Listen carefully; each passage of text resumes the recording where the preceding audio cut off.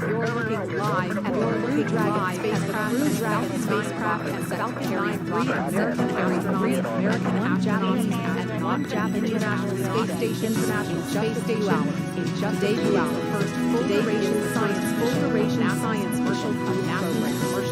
Good afternoon and good afternoon. Kennedy Space Center in Florida. Kennedy Space Center in Florida. With NASA Public Affairs. With NASA Public Affairs. Senior Certification Engineer live at the Crew Dragon spacecraft and Falcon 9 rockets that will carry 3 American astronauts and one Japanese astronaut to the International Space Station in just a few hours. Today begins the first full. Absolutely one of my favorite places on the planet. And ours too. Absolutely.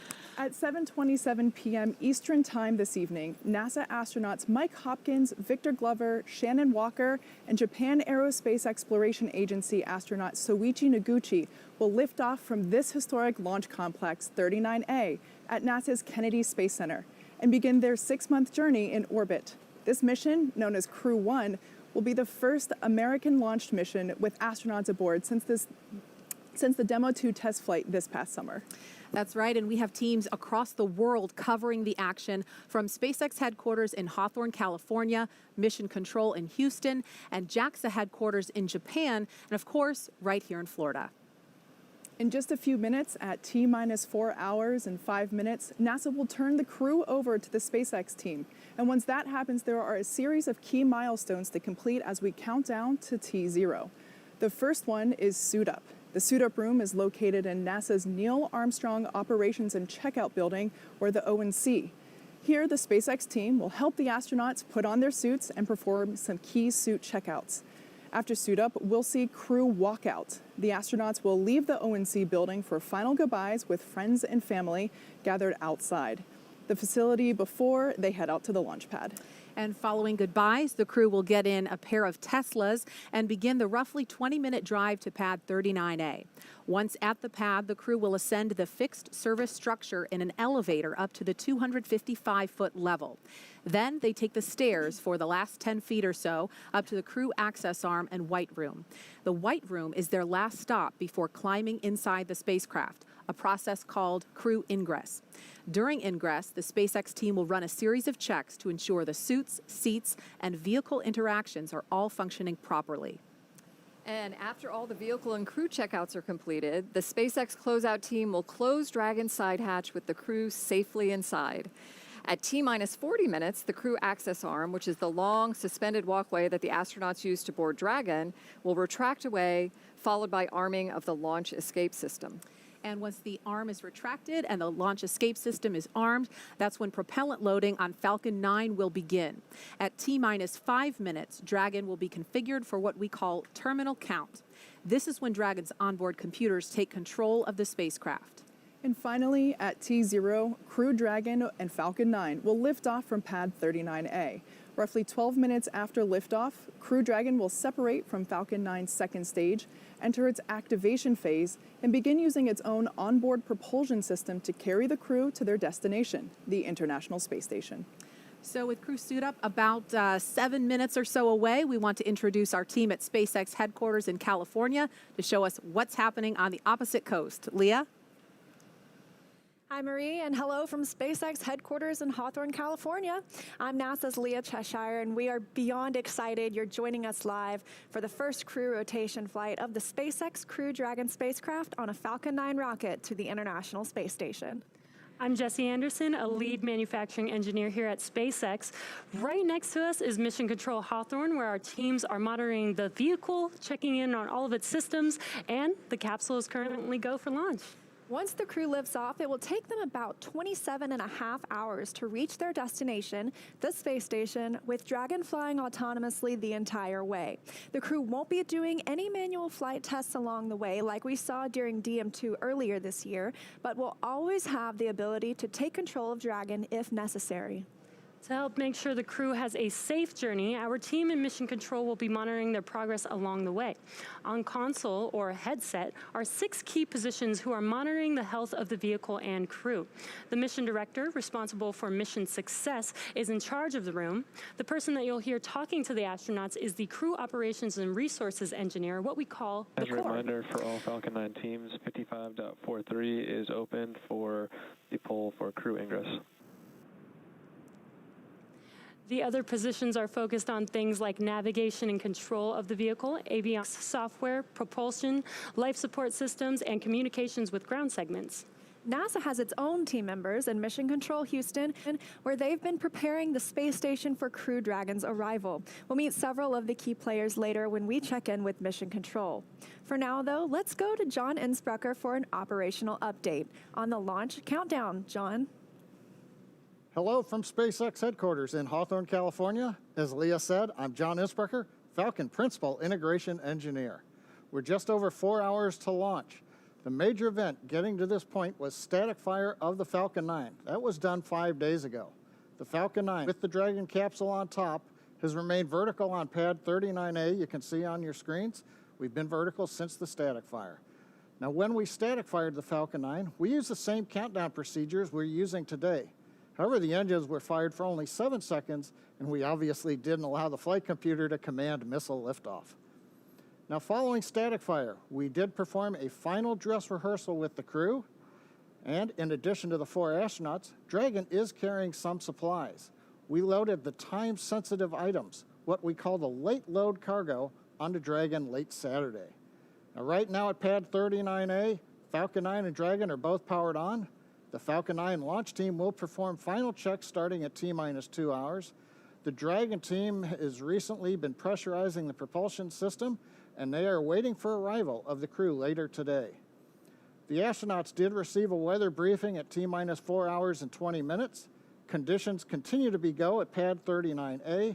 The weather officer predicts a 50% chance that rain in the flight path, thick clouds, possibly static electricity at ground level might be an issue, but they're actually sounding a little optimistic that the weather boundary we've seen coming towards us may not make it and will stay away long enough for a launch today. Also around the world, splashdown locations in case of a contingency are go. Now, in the event of an off-nominal scenario, such as an abort, SpaceX and NASA are coordinating with the U.S. Coast Guard to ensure crew safety upon splashdown. This includes extra ships and air assets to patrol the 10 nautical mile keep-out zone. This is to help mitigate safety concerns for any boaters approaching the landing area. Now, as usual for Dragon flights, we have an instantaneous launch window. That means we can't move the launch time. We have to go right on the planned minute and second. So if we need to delay, there is a backup launch opportunity on Wednesday, a little under 3 days from now. Now, with everything go at pad 39A, let's head over to Houston, where Shaniqua Vereen is standing by. Welcome to the International Space Station Flight Control Room in Houston, Texas at NASA's Johnson Space Center. I'm Shaniqua Vereen. Mission Control Houston is essentially the nerve center for operating the International Space Station, working in tandem with our partner agencies and providers around the globe. Together, we've ensured that station is ready to welcome Crew-1. Leading the team inside the room right now is Flight Director Anthony Varia. There's a noticeably smaller team to see in the room tomorrow. There's noticeably smaller group in the room right now because their crew is currently asleep. Tomorrow we'll see a larger group for docking. A few hours before Dragon arrives at station, NASA's Anthony Varia will again take the flight director's chair to lead the team through Dragon's approach and docking. He'll lead the joint NASA SpaceX Go No Go polls once we're in integrated operations with mission control crews here in Houston and at SpaceX in Hawthorne, working in sync to bring Crew Dragon to its new home in space. A little bit later, I'll go through all the work we've been doing in space and on the ground to prepare the station for Crew-1's arrival. Until then, we'll keep an eye on today's countdown to launch, and we'll check back in with you soon. Let's head back over to Kennedy Space Center. Marie? All right. Thank you, Shaniqua. The astronauts will begin suiting up in just a few minutes. And one of the NASA traditions they've continued is designing the patch for their mission. So take a look. Crew-1 marks the beginning of sustained government commercial partnership missions to the space station. And this Crew Dragon spacecraft is the focus of the patch here. The spacecraft is flying from the bottom left toward the top right, representing ascent and insertion into orbital flight. And the Crew Dragon is superimposed on a background of stars and completes the outline of a dragon's head. The letter C borders the patch, which together with the number 1 in the foreground represent the mission shadows of the legacy human spaceflight programs are along the border. Of course, that's Shuttle, Apollo, Mercury, and Gemini to honor and recognize their contributions to the Crew Dragon capsule. The outline of the space station is also on the border to acknowledge Crew Dragon's destination and its contribution to maintaining a human presence in low Earth orbit for the United States and our international partners. You might notice that there are no individual names or flags on the border because the patch honors not just the crew members on board, but all of the NASA and SpaceX employees who have worked together to make this sleek and elegant spacecraft. This patch honors their vision, service, and support. The Crew-1 astronauts dedicate this patch to their families.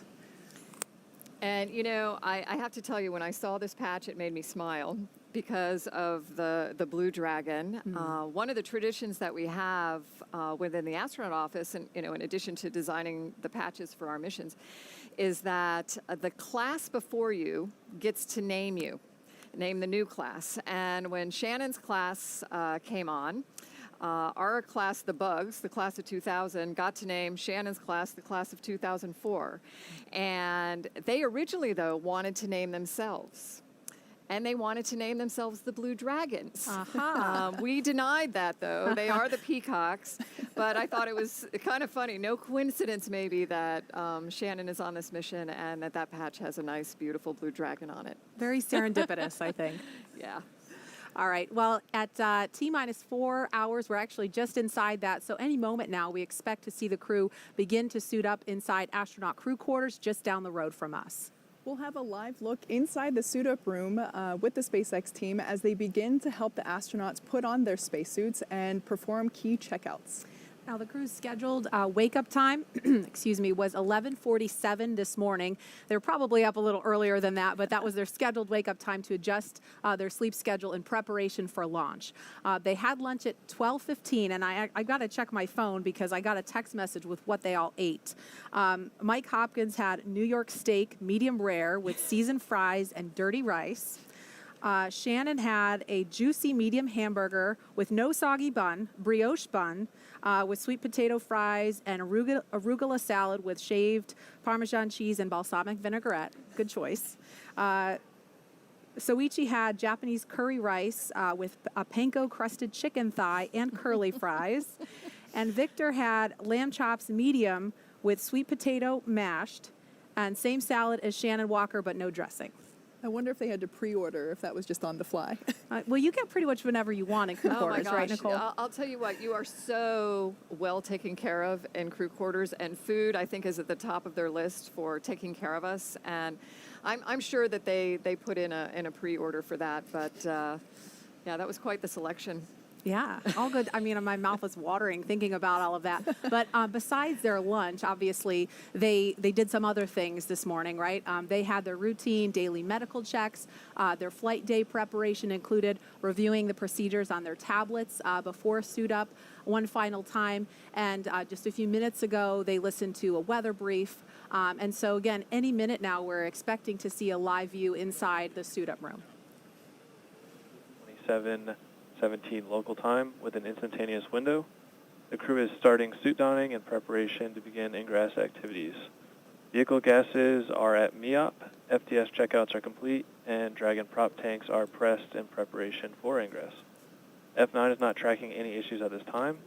Upper level, ground level, and pad escape winds remain go at this time. Launch weather will be a watch item this evening with cumulus clouds, flight through precip, and surface electric field rules as the primary concern. In the event of a scrub, the next available launch attempt will be Wednesday, November 18th. As a reminder, the launch escape system will be armed prior to propellant load today. Procedure 52.911 is open in the event of any crew emergency for crew ingress through launch. Firing 4 will go into lockdown at T-minus 45 minutes and last until spacecraft separation or after the launch escape system is disarmed. All personnel requested to stay in their locations until lockdown is complete. CE, any report on Falcon 9 health? Falcon 9 is healthy and good to go. Copy. CE, MD, any comments?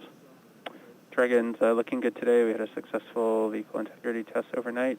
Dragon prop press just a bit earlier, as you mentioned, and we're not tracking any issues. We're ready for crew ingress.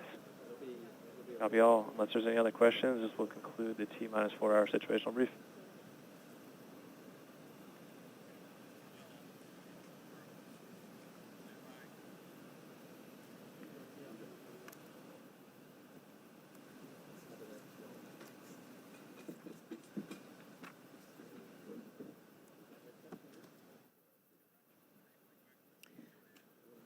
Okay, so we're expecting to go to have a live view inside the suit-up room momentarily. You just heard a live brief. It sounds like there's no issues with Falcon 9. The primary concern at this point is weather. That's a watch item around the launch pad. The downrange weather actually looks pretty good, so we're just going to keep an eye on the weather around the pad. And here's our first live look inside the suit-up room. Wow, it is so exciting to see this, isn't it? All 4 of them. Yeah, it's just, okay, so there's a look at Commander, that looks like Mike Hopkins. Yeah. So Kate, walk us through what are they doing in these seats? And obviously they're getting some checkouts, making sure the fit is good. Walk us through what is happening, the mechanics of what's going on in the room. Yeah, so each astronaut has an assigned crew team member to make sure they're part of our suit-up team. And that suit-up lead or assigned crew member is essentially responsible for communicating any feedback, making sure that we're getting thumbs up, verbal goes, that everything is fitting well and is comfortable. So these suit techs, like I said, they're all assigned to each astronaut, and it's to make sure that each astronaut is undergoing the same defined, basically checkout list to make sure that we can proceed into the next steps. And they're also doing stuff, this would have happened before the suits came on, but those the suit-up technicians were also doing maybe things that we might consider smaller in detail, but they were also checking to make sure that the astronauts weren't wearing any uncleared personal items, so making sure that they didn't have any jewelry, rings, earrings. The only thing that they're really allowed to wear is the NASA-provided watch, if they choose to wear one. So making sure that those smaller things are off before the suit gets put on.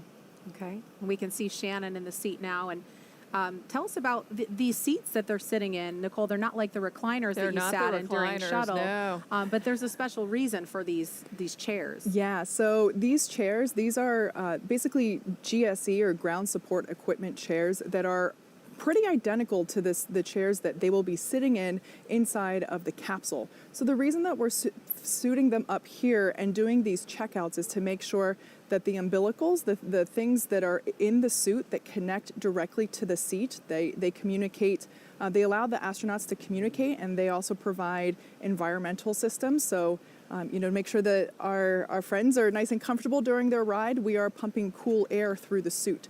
So they're basically sitting in these chairs that are duplications of the chairs inside of the capsule to make sure that all of those umbilicals will get hooked up properly. Now, those recliners that Nicole is so fond of, they are in the room. I promise they're still there. You might even be able to see them in the background in some of these shots. But essentially, these chairs allow us to make the essential checkouts prior to exiting the ONC. And Nicole, this must bring back a lot of fond memories for you. You did this twice before. Yeah, it really does. And, I don't know, I'm kind of living vicariously, feeling some level of excitement that they might be at this point. It's just really nice to see all 4 of them in there, snug in their seats and getting ready to go launch to space today. Absolutely. And this first long-duration crew to fly on a commercial spacecraft has a diverse collection of experiences they bring to this mission today. Crew Dragon Commander Mike Hopkins was born in Lebanon, Missouri, but grew up outside Richland, Missouri. He was selected as an astronaut by NASA in 2009. Hopkins is a colonel in the United States Air Force and holds degrees in aerospace engineering. He flew on the Russian Soyuz to the ISS as a member of the Expedition 3738 crew, logging 166 days in space. And Hopkins performed 2 spacewalks totaling almost 13 hours to change out a degraded pump module on the space station. His military experience includes testing C-17 and C-130 aircraft. Pilot Victor Glover is a native of Pomona, California. He was selected as an astronaut by NASA in 2013. Glover is a commander in the United States Navy and holds degrees in general engineering, flight test engineering, systems engineering, and military operational art and science. While this will be Glover's first space flight, he has extensive military test flight experience. He was a test pilot for the FA-18 Hornet, the Super Hornet, and the EA-18G Growler. He's accumulated 3,000 flight hours in more than 40 aircraft, over 400 carrier-arrested landings, and 24 combat missions. And mission specialist Shannon Walker is from Houston, Texas. She was selected as an astronaut by NASA in 2004. She is a doctor of philosophy in space physics. Walker flew on the Russian Soyuz as a flight engineer for expeditions 24-25 on board the ISS in space for 163 days. And during that mission, she was the robotics operator supporting 3 contingency spacewalks. The advanced team has arrived at the crew arm on schedule. To remove and replace a failed pump module on the space station, Shannon is also one of only a few dozen people to be both an astronaut and an aquanaut, having spent 13 days underwater during NASA's Extreme Environments Mission Operations 15, aptly called NEMO 15. And during the mission, she lived inside the world's only underwater research station, Aquarius, which sits 60 feet beneath the ocean surface and just down the road off the coast of Key Largo. And having been blessed with this experience myself, I can attest that the NEMO missions are absolutely the best analog to living and working in space. Mission specialist Soichi Noguchi is from Yokohama, Kanagawa, Japan. He was selected as an astronaut by Japan in 1996. He has degrees in aeronautical engineering and is a doctor of philosophy in advanced interdisciplinary studies. Noguchi has logged a total of 177 days in space, having flown on STS-114 on the Space Shuttle Discovery and on the Russian Soyuz as a member of the Expedition 22-23 crew. While on STS-114, he became the first Japanese astronaut to perform spacewalks on the International Space Station, completing 3 of those spacewalks, totaling 20 hours. Each of these 4 crew members will serve as flight engineers for Expedition 64 once they arrive at the International Space Station. And we will continue to give you a close look at each of them as we continue to approach our T0 time. You know, it's interesting, I think, as we introduce the crew members, kind of all these little small world brings it back kind of connections. And yes, Soichi was on STS-114, which was a return to flight, first shuttle flight after Columbia. And one of his crewmates on STS-114 is Shannon's husband, Andy Thomas, who is also an astronaut. It's a small world. Yeah. For sure. Yeah. And, we heard a lot about their individual experiences. Nicole, how important is it to have a group of astronauts on a mission together that do have who have been through so many different things? And of course, this will be Victor's first space flight. Yeah. I mean, what's your perspective on that? Well, I think it just in general we've seen across many different industries, but certainly NASA, I think, kind of exemplifies this. Fact that when we bring different backgrounds together, we have a more successful mission, and we can look at solving problems in different ways. And the International Space Station program, without even looking at the crew members here today, has brought together, 15 different countries, 5 international space agencies, all working peacefully, successfully for this last 20 years. I think it's a perfect example of how when we bring these different experiences together, we have real success. Yeah, continued proof. It's also worth noting that even though this is the second crew to suit up for a Crew Dragon spaceflight, they will accomplish several firsts. This will be the first 4-person crew ever on any capsule and on a commercial spacecraft at that. Walker will be the first woman on a commercial orbital spaceflight. Noguchi is the first international partner crew member on Crew Dragon. He will also be the first international partner astronaut to fly aboard 3 different types of orbital spacecraft, those being the U.S. Space Shuttle, the Russian Soyuz, and now third, the SpaceX Crew-Dragon. Glover will be the first black astronaut to fly on a commercial spacecraft and the first black long-duration crew member to live aboard the International Space Station. Hopkins will be the first flight test engineer to command an American spacecraft. So making history on many fronts today. Yeah, so just checking back in with the crew there, we see them lifting the visor. What they were doing just before, they were actually pressurizing the suit to make sure that everything was fitting properly, making sure all the seals were in place, making sure, so the spacesuits are custom fitted for each astronaut. They are specially designed to fit their specific bodies. So there's absolutely no chance that you can put someone else's on and you can't mix them up. The same goes for their seat assignments inside the capsule as well. Those are also assigned. But these suits utilize zippers in certain places to help make sure. And so some of what we saw before was making sure those zippers are fully closed in place and making sure that we can apply pressure within the suit for, again, environmental controls. And it also allows us to maintain environment in the unlikely event of cabin depressurization. So it's safe to say that this mission certainly represents a lot that has been accomplished this year. It's kind of crazy to think that Demo 2 lifted off and splashed down just earlier. Years of cooperation with the cargo program, the cargo resupply program with NASA going to the International Space Station, then developing this crew system that we see here. We had 22 trips to station so far to date, and 9 of those have actually been completed on a reused Dragon, so that's pretty exciting. Like I mentioned, we've had a lot of progress this year. The in-flight abort test was completed in January, and then, like I said, Demo 2 back in May, lifted off in May and splashed down in August. And Nicole, were you able to follow along with that? Yeah, absolutely. I think, just because you retire from the astronaut office doesn't mean you completely separate yourself, Sure. And, I made a point of following along, a lot of living vicariously through Bob and Doug for sure, just like today is watching these 4.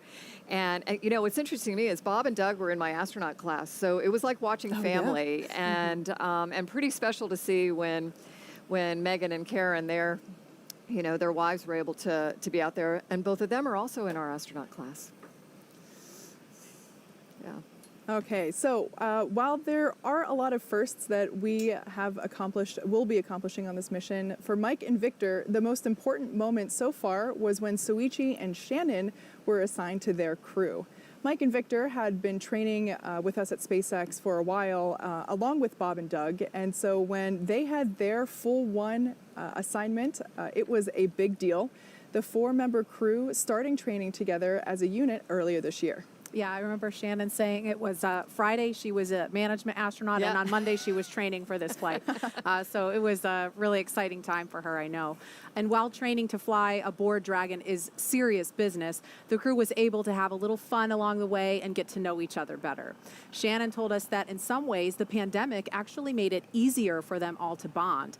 Once COVID hit, NASA and SpaceX had to find ways to make it safe for the crew to travel. And you can hear the helo flying above us as they get ready to depart the building and ride out to the pad.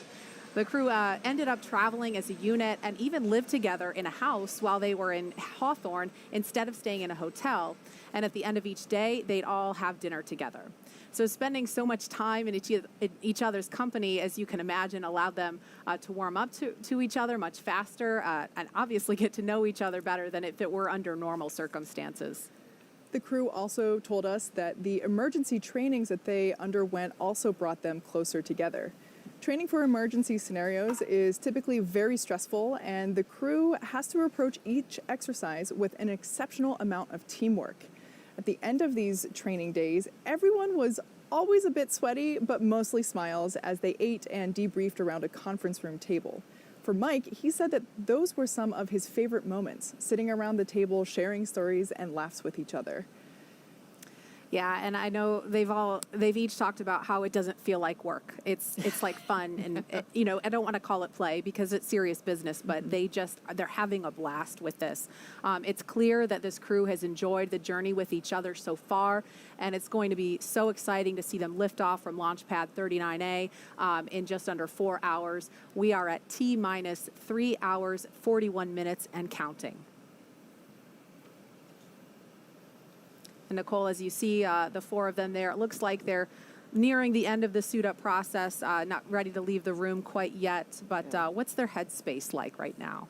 Well, I think it's probably, a little bit of a balance between, holy moly, I'm really here, about to go, walk to a launch pad to go to space today, and then thinking about what they are complete on schedule. And then thinking about what they need to do as they get strapped into the spacecraft. But Victor with his first flight, I imagine there's a little bit of a hypersensitivity too. You coming into this room. This is a historic room itself, the suit up room. Mm-hmm. There's like an aura. There's this awe about it, and I imagine he's trying to take everything he possibly can in and. To remember it. He'll be thankful for the pictures and videos, like we all are. Oh, for sure. But yeah.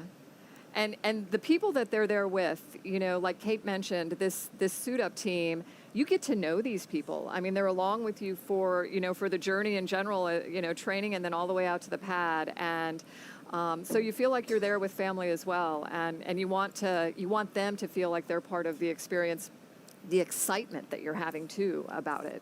Sure. Thanks, Nicole. We've got about 15 minutes approximately until the crew leaves this suit-up room. So let's check in with John Innsbrucker for another operation update. John? Thanks, Marie. We're coming up on T-minus 3 hours and 40 minutes, and all continues to go well for tonight's launch as we wait for the crew to walk out of the building. Now, the area around Pad 39A was cleared of personnel at T-minus 8 hours. The only people remaining on the pad right now are the ones needed for ingress of the astronauts. Now, we'll be covering crew arrival at the pad and entry into the spacecraft. Now, on the launch pad, as you can see, Falcon 9 is powered on. Engine and stage checkouts were performed several hours ago. We're currently monitoring telemetry and pressurizing gas storage vessels. The good news is the launch director and the chief engineer reported in the T-minus 4 hour briefing, there's nothing significant to report on the rocket. Now, on top of the Falcon 9 in your picture, at the very top, the Dragon spacecraft. That capsule is ready for the crew. Functional checkouts were performed in preparation for the crew's arrival. Most recently, the Dragon propellant system was pressurized to final flight pressure about 40 minutes ago. And also, as the mission director reported, all spacecraft systems are go. Good news is the launch range is ready to support. They're green and go, working no issues at this time. And finally, on the weather, we're getting ready to release the first of several weather balloons in the last 3.5 hours of the countdown. So while we're waiting for those results to give us a better idea on the upper altitude winds, we are still anticipating acceptable weather for launch. So things are looking good with both Falcon and Dragon, and the weather is cooperating right now as we count down to liftoff. As we get ready for the crew to walk out, let's go back to our team at Kennedy Space Center. All right, thank you, John. Looking back live inside the room, again, helos flying overhead. Everybody is getting ready for this crew to make their way just behind us on their way out to the launch pad. It is now T-minus 3 hours and 38 minutes here at Kennedy Space Center in Florida. The crew ate lunch at about 12:15 and listened to a weather brief. Again, the main watch item right now is weather around the launch pad. We just watched the suit techs from SpaceX fit each crew member into their own custom spacesuit inside the crew quarters. And in just a few minutes, at T-minus 3 hours and 25 minutes, give or take, the crew will be making their way out of this famed suit-up room, down the hallway, into an elevator, down to the first floor, and then finally they will make that famous walk outside to see their families and a small group of well-wishers before they head out to the launch pad.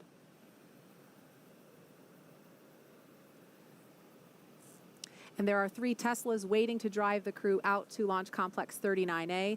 Riding in the first car will be suit techs and the closeout lead.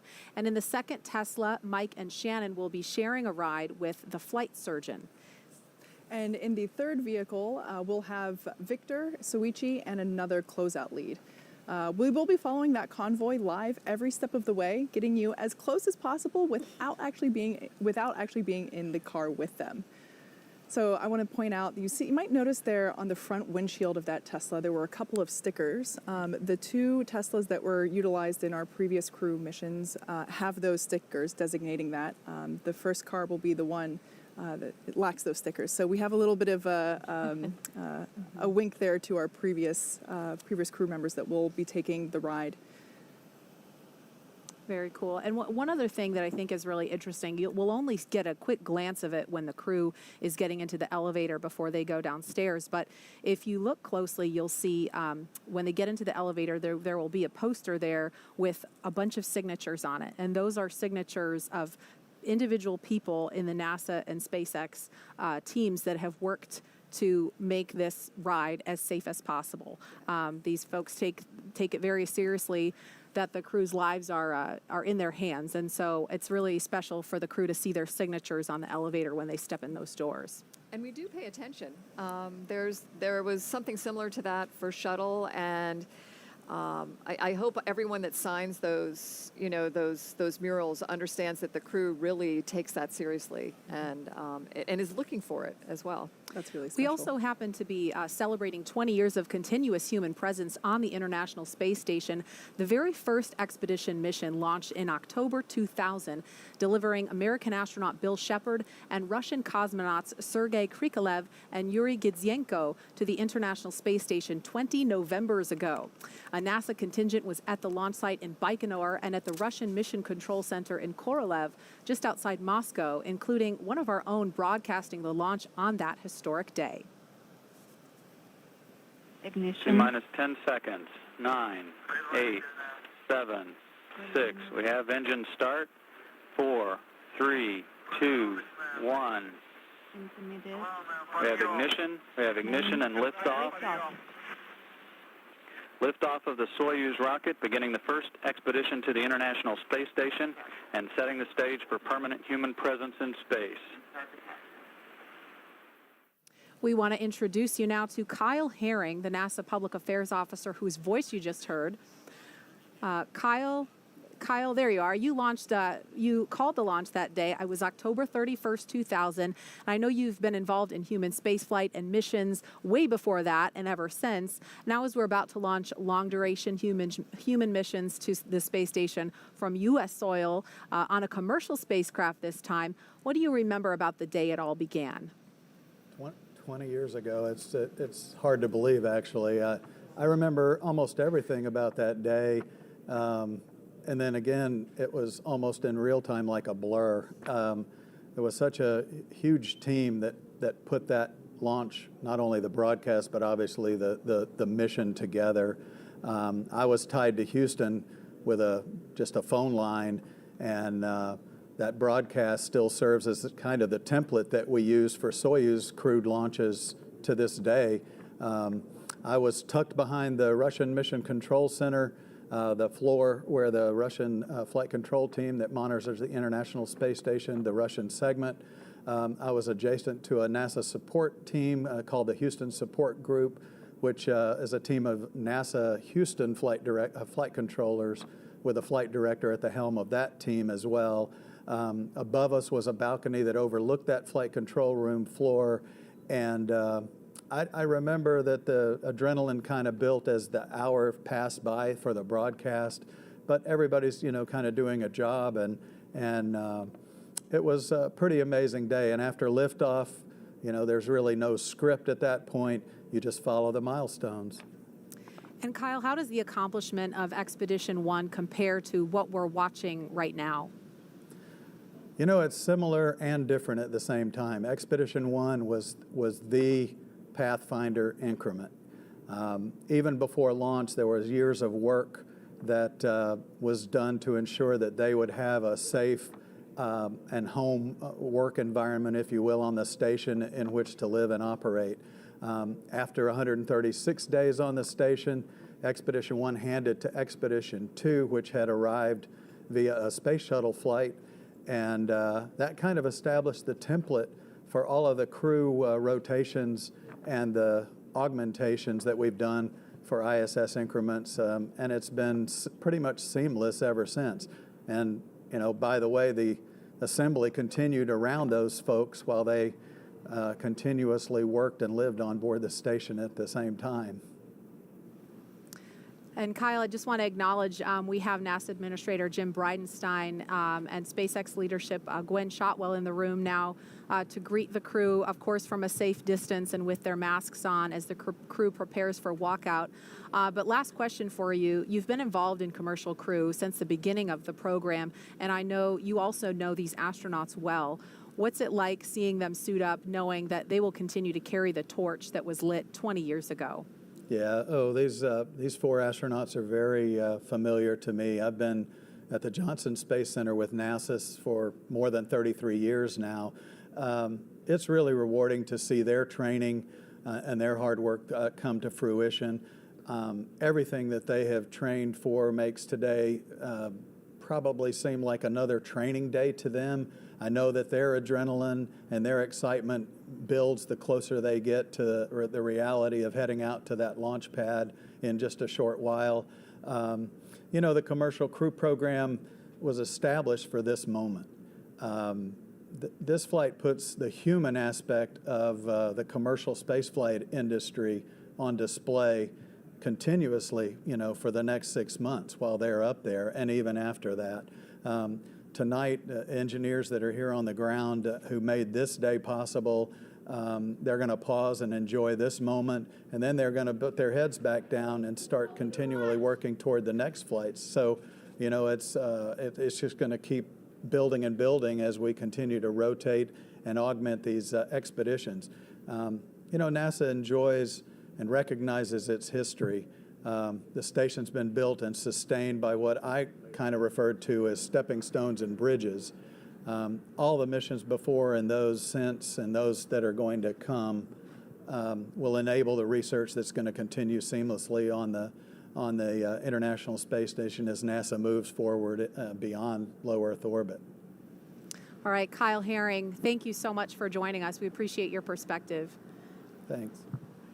We're going to turn our attention back to the room. We could see the NASA Administrator and Gwen Shotwell of SpaceX. They're taking selfies with the crew in there. Nicole, I know you probably weren't taking selfies in the shuttle days. Technology's come a long way since Not then. that old.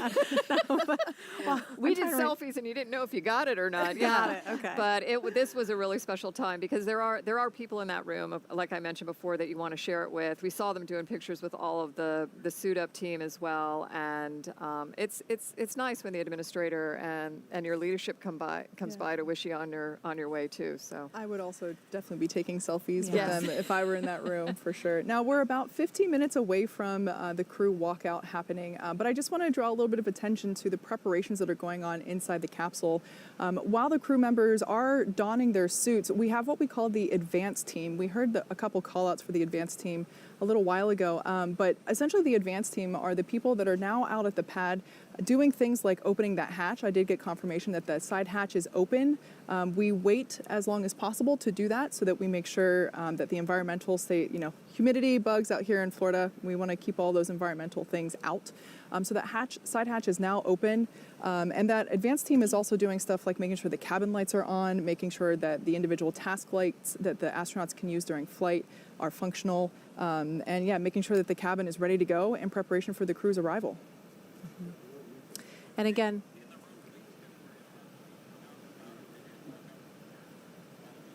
so like I mentioned, there's a shot of Falcon 9 live from the pad at 39A now. Like I said, that side hatch is open. The advanced team is making the final preparations inside the cabin, getting ready for the crew to begin their journey out to the pad. and launch weather today is 50% go. That was the weather at last check. It's actually looking really good downrange, so things look a little iffy around the pad as we get closer to T0 of 727 this evening. But if we can make it past the immediate area, it looks very good for abort conditions. Yeah.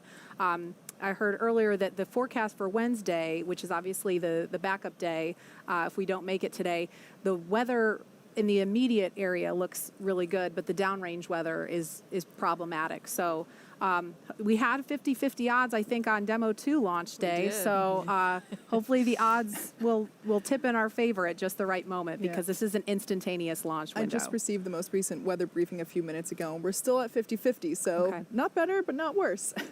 Okay. And again, it should be just a couple of minutes before the crew departs that room, and I think we're going to get another look inside there. Again, we do have, if we could, I don't know if we could take a look outside the operations and checkout building, but we have a convoy stationed out there ready to take the crew. There is a look. And again, there are 3 Teslas. The crew will be split up 2 and 2 in the second and third Tesla. Is that right, Kate? Exactly. Yeah, that first Tesla will have one of our closeout leads as well as 2 suit technicians. So we ensure that the whole suit-up crew also transports out to the pad along with our astronauts. Car 2 will have Commander Mike Hopkins as well as Mission Specialist Shannon Walker, as well as our flight surgeon. And then Car 3 will have Pilot Victor Glover and Mission Specialist Soichi Noguchi, as well as the second closeout lead. So yeah, quite the cohort that'll be making the ride out to the pad. There's also something else special that we want to mention. There's a mural. You might have caught a glimpse of it in that earlier shot. But there is a special mural that was commissioned in honor of the Crew-1 astronauts. I'm not sure if we could get a look at that again. There it is. The mural is titled Aspirants. The kids represent the range of ethnicities across the United States and the world, and that they look toward the future that the Crew-1 mission might bring. The artist, Brent DeHono, hinted that the dragon represents an immense prehistoric animal that evokes awe and wonder. Shannon will be happy. Yeah, and Nicole, I know you've got a special appreciation for art. Yeah, when I look at something like this, I think it's so special because it allows us to communicate with other audiences, right? To bring a little more of that awe and wonder into the whole space exploration thing through something like a mural where we're looking out to space and towards our future.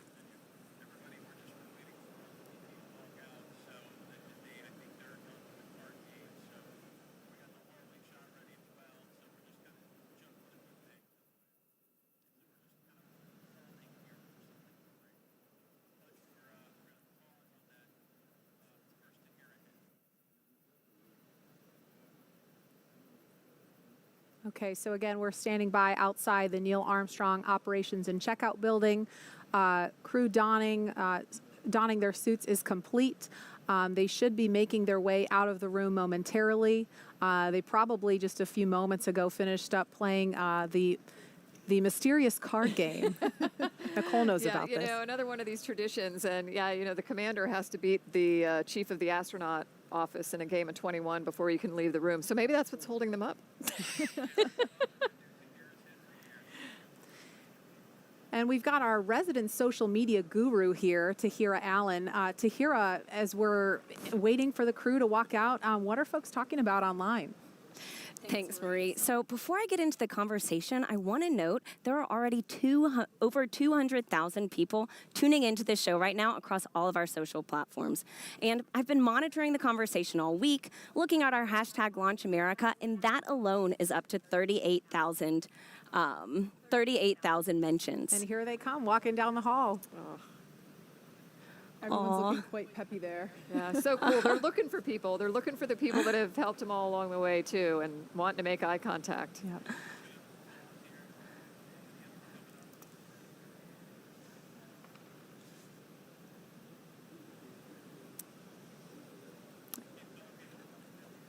And behind them is that the banner that I talked about. That you couldn't really see it that well, but that banner behind them in the elevator holds the signatures of many of the team members who worked so hard to make sure that this spacecraft and rocket is as safe as possible for this crew. Okay, so we're just moments away from seeing the first multinational Crew Dragon crew exit the operations and checkout building outside here. But before we do, we will pause for America's national anthem performed by country music singer Travis Tritt.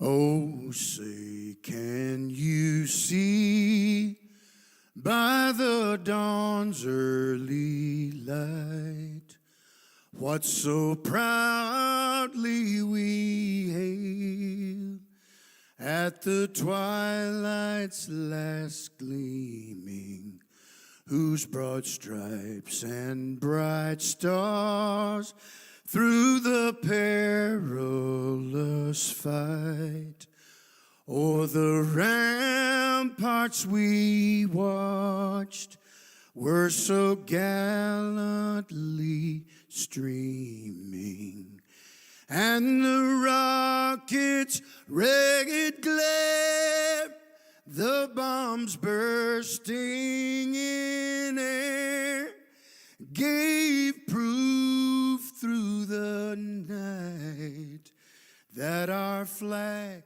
was still there. Oh, say does that star-spangled banner yet wave o'er the land of the free and the home of the brave? Special thanks to Travis Tripp for that beautiful rendition of America's national anthem. We are now just standing by. This is a view outside the Neil Armstrong Operations and Checkout Building. Inside here is the historic astronaut crew quarters and suit-up room. There's a look at the doors that the crew will be walking out of any moment now. And you'll see stickers around that door. I think the crew actually did put their mission sticker up They over did. the NASA patch over the door the other day.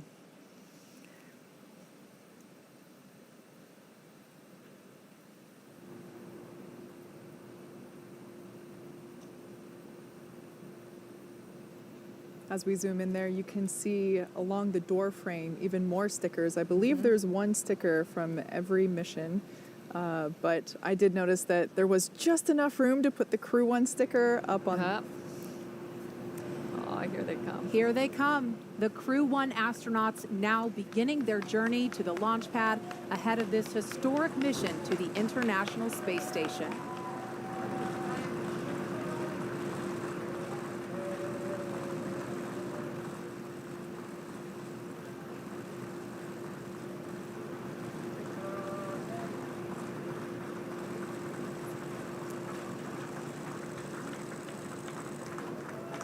Outside the ONC building, we have friends and family gathered there for final goodbyes prior to liftoff with our astronauts. And that's a very different thing to the shuttle days. The last time we saw our families would have been at what we call the wave across the ditch, the day before launch. And typically for shuttle launches, you would have employees and people that would come out to wish us well. I think it's a very special thing that the crew's families get that up close and personal right before they get into the crew transport vehicles to the pad. You notice everyone keeping is a safe distance here, but that distance would be enforced regardless of whether COVID-19 was a factor in what's going on. That distance is maintained regardless. Like I mentioned before, there are 3 Teslas that will be taking our crew out. In the first car, we will have a closeout lead as well as a couple of suit technicians. The second car will be Mike Hopkins and Shannon Walker, as well as our flight surgeon. And then the last car, we will have Victor Glover and Soichi Noguchi, as well as one of our other closeout leads. So like I mentioned before, the suits are assigned, the seats in the capsule are assigned, as well as the seats in the Teslas. There's no fire drills happening here today.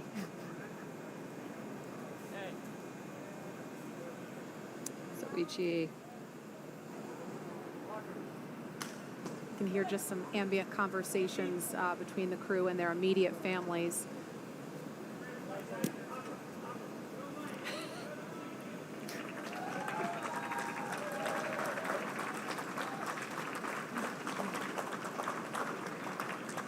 Such a special moment for them to have. Very.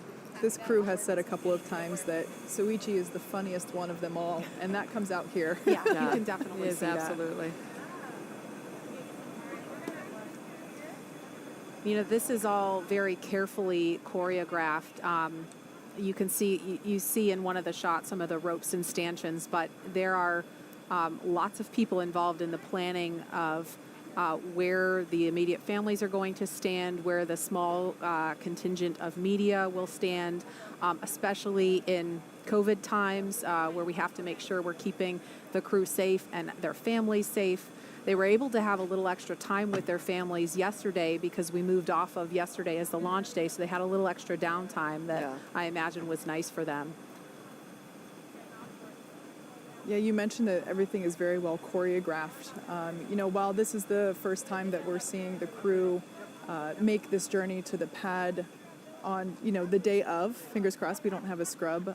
They have performed this a number of times, including a dry dress earlier this week. But everything that this crew does is rehearsed many, many times, whether it's putting the suits on or taking them off, or even the operations and activities that they have going on during the mission. Everything is rehearsed and practiced.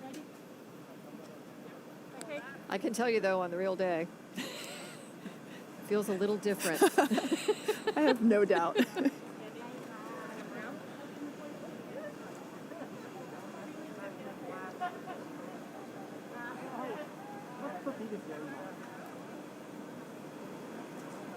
Immediate family members getting a chance to have another moment with the crew before they leave.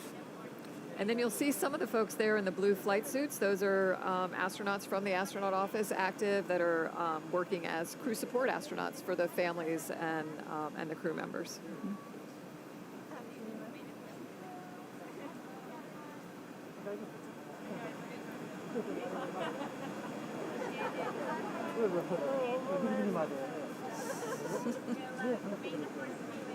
That's so awesome.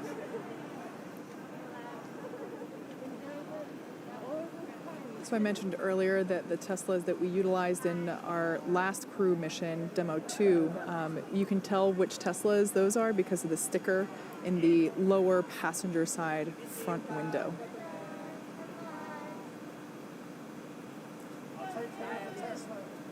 I can't get a good read at the license plate this time, but I remember for Demo 2 they said ISS bound. Yeah, that's good. I think another one might say later Earth. This is Core on countdown 1 for timeline. The crew is departing for the pad on schedule.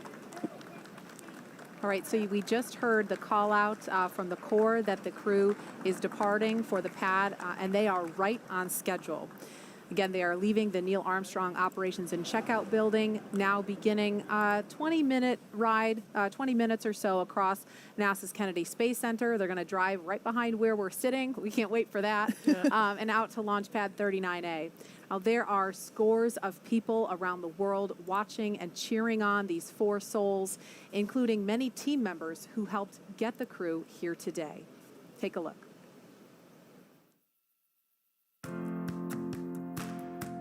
This is Stephanie Duncan and the Duncan family from the Commercial Crew program at the Johnson Space Center. NASA, SpaceX, Shannon, Victor, Mike, and our Nemo man, Soichi, you're all an inspiration to us adults and kids around the globe. From Texas to you, Godspeed, and let's launch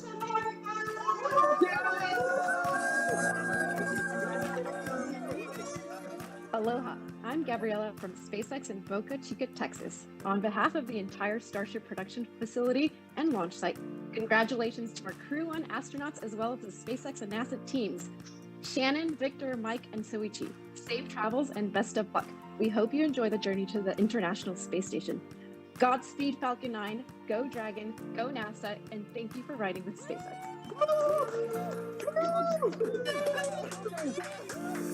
いつも一番難しいミッションが回ってきて挑戦をやめない野口さん、頑張ってください。日本中が応援してます。JAXA フライトディレクターの島村です。日本人初民間有人宇宙船に搭乗ということで、全国民が熱い思いで打ち上げの瞬間を待っています。野口さん、頑張ってください。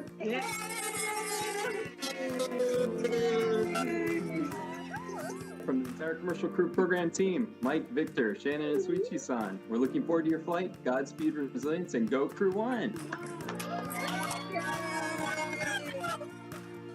This is Mark Welch from the Commercial Crew Program in Houston.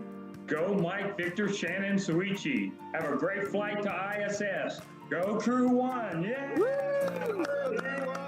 Yeah!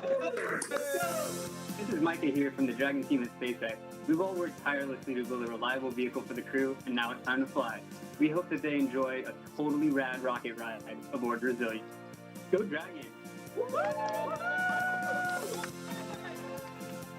Hey Mike, Shannon, Victor, and Soichi. This is Amber Jacobson from NASA's Space Communications and Navigation Program, better known as SCAN. We're all so excited for your launch, and we'll be working hard down here, making sure you stay connected with Earth. Stay safe, and let's launch America. Hi, I'm Arden Robertson from NASA's Johnson Space Center in Houston, Texas. Congratulations on the first commercial crew rotation mission to the International Space Station. Godspeed and good luck to Mike, Victor, Shannon, and Soichi. Go Crew-1!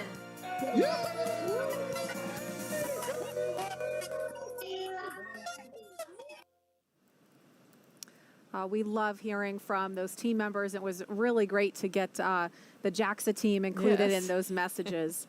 Again, we are following the convoy out to launch pad 39A. And we understand that the crew has a ride-out playlist. We tried and tried, could not find out what that playlist was, so I think that's top secret. But we had some conversation amongst ourselves about what they might be listening to. My personal pick would be something from Queen. And I told you I'm going to steal that because we need to have Don't Stop Me Now going right here. Yes, that is the perfect going to space song. Mine would definitely be something by Daft Punk, you know, with the spacesuits looking like futuristic robot aliens. Yeah, I just have to go with Daft Punk for sure. And as we're watching the crew, this is from we're calling it our chase car. The road is shut down in either direction for the convoy, so we are on the opposite side of the road with a camera, literally, so you can be along with the crew every step of the way. Tahira, I know we had to cut things short earlier, but I imagine there's been a lot of reaction to the things folks are seeing, and I'm sure you've got some thoughts on a playlist as well. Yeah, oh my goodness. So, I mean, the top sentiments that we're seeing online are just a lot of patriotism and well wishes for the crew. And that ride-out playlist question is so fun. I think if I'm awesome enough to be an astronaut, I would definitely be playing Feeling Myself. But I think that's something that we should even pose to the public. So for those of you watching right now, head on over to NASA's Twitter, and we're going to get a question out to ask, what's one song you would absolutely have to have on your ride-out playlist to the launch pad?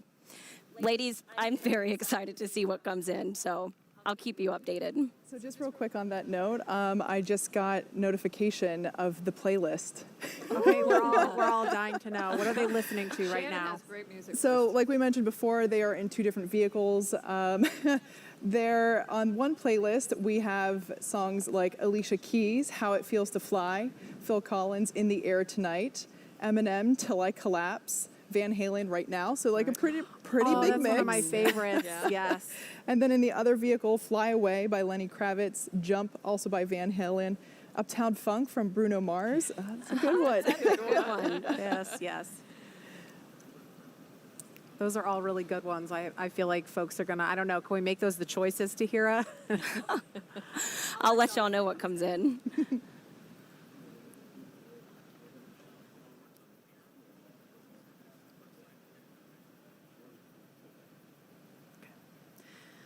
So Nicole, obviously they're in a pair of Teslas. This is a little different than your ride-out experience. Can you kind of compare, contrast for us? Well, we rode out in something called the Astrovan, which I thought was really cool too. You know, the silver sleek vehicle that was heading out to the pad. But I don't know. There's something about this ride. You're again. The word surreal comes to mind a lot. You know, you're thinking like, I'm in a vehicle that's driving to a launch pad to take me to space, and it's difficult to believe that could be happening. So I wonder did it feel any different the first time versus the second time? Because Victor is the first timer here, and the others, it's their second or even third. And there goes the helo that's leading the way. So that's our cue that the convoy is going to be passing by us pretty shortly. Looks like they're turning right now on NASA Causeway. Yep. Yeah, it's, I think just like launch, on your second time you think, ooh, been there, done that. You're gonna, but I'll tell you what, the adrenaline, the feeling is equally as excited on the second time too. Okay, I know you're all watching the convoy, and so are we. We're Yeah. turning around in our chairs because it looks like, is that the first car? That's probably the lead vehicle there. I think we see the lead car going by, so we're all turned around in our seats so we can watch them in person. Yeah. So something that's really cool, well, I think, we can see in the background there, they're passing the Vehicle Assembly Building, or the VAB, a very famous building here at NASA. And I just think it's so cool that they're literally driving down the road where the shuttle and the Saturns used to come down on the crawler, down there on Crawler Causeway. And there we see them in front of the VAB now. Woohoo! Yeah.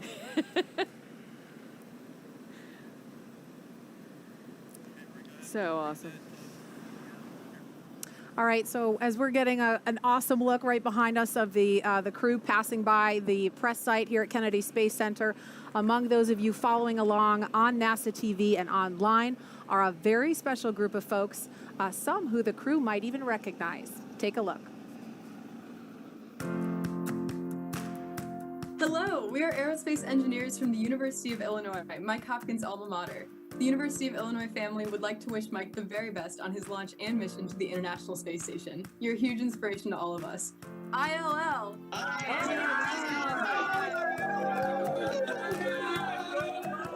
What's up, everyone? My name is Aman Asfal from Cal Poly San Luis Obispo, Victor Glover's alma mater. I and my fellow students from Cal Poly want to wish Victor and all of Crew-1 a safe launch and wonderful mission to the International Space Station. You're an inspiration to us all, and thank you for representing Cal Poly well.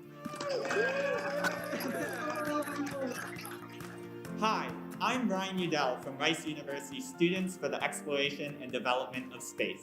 And I am Fanny Pandiao with Rice's Society of Women in Space Exploration.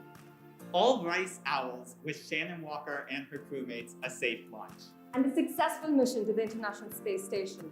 Fly high, Shannon! Hi, this is Fuyuki Matsubara from the University of Tokyo School of Engineering. Soichi, you are a huge inspiration to us all.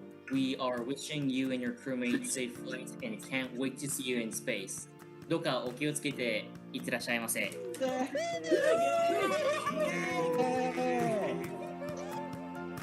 guys, it's me Ryan from Philadelphia, and today I'm going to say have a safe trip.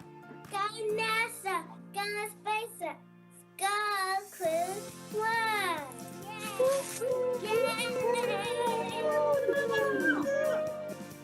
Hi, this is Rob Blevins at the Discovery Center in Springfield, Missouri. We want to thank Mike, Shannon, Victor, and Soichi for helping inspire the next generation of scientists and astronauts to go make history like you're going to do today. Go NASA, go SpaceX, go make history!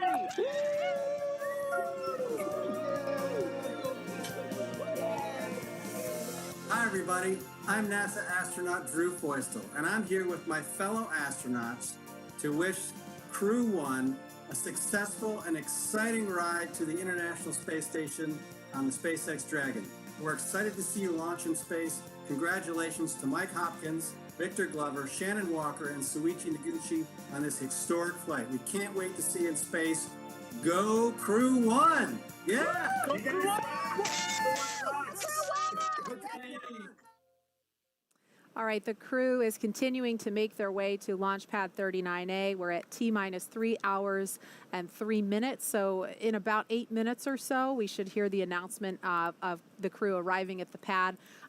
Loved hearing those shout outs from those folks. I think that little girl was my favorite. But Nicole, I know the first time you saw that video, you got to see a lot of familiar faces from the astronaut corps. Yeah, it's fun, the other words I'll use a lot today are living vicariously. I can tell you every single one of the people in that picture it's pretty cool.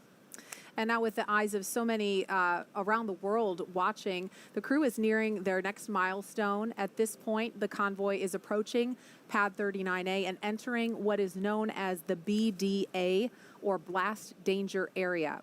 Before any pad technicians, engineers, or astronauts enter this area around the launch pad, the SpaceX and NASA teams have to do internal go, no-go polls to make sure everything is clear and it's safe to approach. This view that we have now, I just love it. This is the pad where humans went to the moon. This is pad 39A, and originally built in the 1960s to support the Saturn V for the Apollo program. It was then upgraded to support the shuttle program. SpaceX signed the lease for it in 2014, made some upgrades ourselves. It might look a little different. We did remove the rotating service structure, but the heart, the bones of the fixed service structure from the shuttle days is still there. We made some modifications and safety improvements. The salty air here can be quite corrosive, but as something that is also a little different, the hangar that is built there allows us to do the integration much closer to the pad itself than in the shuttle and the Saturn V Apollo days. So it's really neat to see them. They're approaching now, driving up onto the pad, and I just love thinking about everything that has happened here and appreciate that we have the opportunity to continue human spaceflight from such a historic location. Yeah, it really strikes me that the last time we saw this happening was, back in the spring with Bob Behnken and Doug Hurley making this approach onto the pad, and we saw them kind of lean back after they got out of the cars, looking up to try to just take in the height and the grandeur of the pad, knowing that they were about to get on a rocket that was going to come to life. And now we have a full crew of 4, and it's just spectacular to know what is just around the corner for them. Mm-hmm.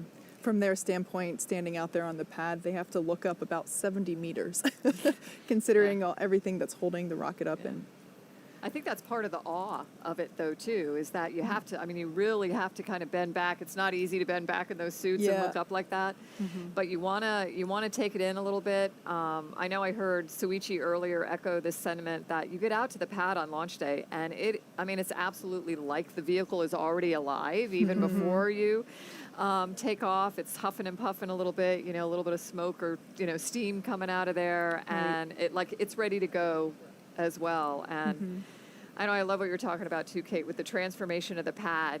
I think I was very fortunate to fly both times out of 39A on Discovery, and I don't know, on the one side you want the pad just to stay the way it was, when you went, but absolutely that as it's changing, that new opportunities are opening up. It's allowing us to get back to space on a new vehicle and, look to the future of space exploration. Yeah. The pad has to change just like everything else does. Absolutely. Yeah. The shuttle program was the spaceflight program of my childhood, and there's absolutely nostalgia associated with that service structure. And but to see the transformation take place and to see all of the upgrades that have been incorporated, not only to allow Falcon 9 to fly from here, but also Falcon Heavy, it's really mind-blowing in many ways. Yeah. And for folks that may be wondering, the reason why we don't see the crew right now, we saw them pull up to the base of the pad. They have an opportunity for a bio break before they get into the elevator. That's something you can't overlook, important stop you have to make. So we're giving them a chance to do that. And then we will probably hear the official call out that the crew has arrived at the pad at T-minus 2:55. So that's coming up in about 3 minutes or so. And one other thing, Kate, for folks that maybe aren't familiar with the operational timeline for Falcon 9, there's no fuel in the rocket yet, right? That process hasn't started yet. For Crew Dragon, it's a little bit different. But can you explain that process for folks who might not be familiar with it? Yeah, absolutely. So in order to make sure that the 9 Merlin engines have the best performance possible, we wait as long as we can to begin. Core on countdown 1 for timeline. All personnel have arrived at the pad on schedule. All right, good call there, confirming that we are on schedule. So as I was saying, we want to make sure that the 9 Merlin engines have the best performance possible, and in order to do that, we use super densified, super chilled liquid oxygen. So the colder you get the liquid oxygen, the more of those oxygen molecules you can pack in. So we get better performance by having more oxidizer, and so we basically wait in the larger timeline of things, it seems like last minute, but it's around the T minus 35 minute mark that we will begin that prop loading on first and second stages with liquid oxygen and RP1, which is our rocket grade kerosene, basically. And Crew Dragon, though, has already been fueled. Oh, yeah, I'm sorry. Yeah, the capsule itself, yeah. Right. So the Dragon capsule use hypergolic fuels that are instantaneously combustible. So that's why they're great for a spacecraft, because you don't need an ignition source. You just put the two together, the fuel and the oxidizer, and they combust. So yeah, those hypergolic fuels were loaded onto the capsule earlier in the week. Actually, it might have been last week. I'm losing track of the days at this point. I know. But yeah, that is all done prior to integration. That's all done in an area called Dragonland down the street. And then, yeah, so the capsule then gets integrated onto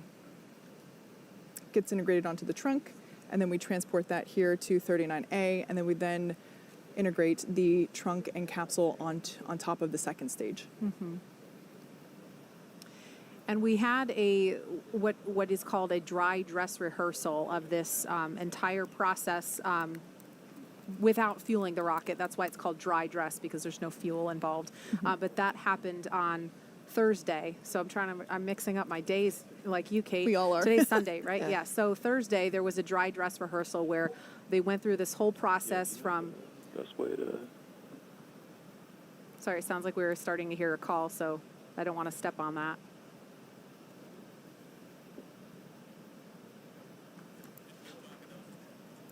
Okay, so to recap, we had a dry dress rehearsal on Thursday where the teams went through the entire process, starting in the suit up room of suit up, right up to the pad. They ingressed Dragon, closed the hatch, and then they simulated a scrub an hour or so before the simulated launch time. So that is the last opportunity. I think, Nicole, during shuttle days, they called it the TCDT. Yep. And I can't remember what that stands for. Terminal countdown test. Yeah. There you go. Dry run. And how important is that final opportunity to do that before the real thing? I think it's really important, and over time we found it was so that we are continuing it now, right? There's something about having the team in that, really in that launch mode. Real vehicle at the pad, shortly before the actual time is going to come to run through these things, and to give the crew an opportunity, like you said, at about an hour before, to run through what it would be like if they needed to scrub, and kind of that final countdown, and get to their escape baskets or down to the base of the pad and out of harm's way. So just get your head kind of in the right place. Yep. And we actually had a scrub with Bob Benkin and Doug Hurley. The first launch attempt for Demo 2 was May 27th. We ended up not going until May 30th. But that first day, scrub happened at all the way down to, it was like T minus 17 minutes. Yeah. And so Falcon 9 was still, was well into the fueling process, and the crew can't egress from the capsule until the vehicle is offloaded. Right. We've got to offload all that fuel. So hopefully we won't be in a situation like that today, 50-50.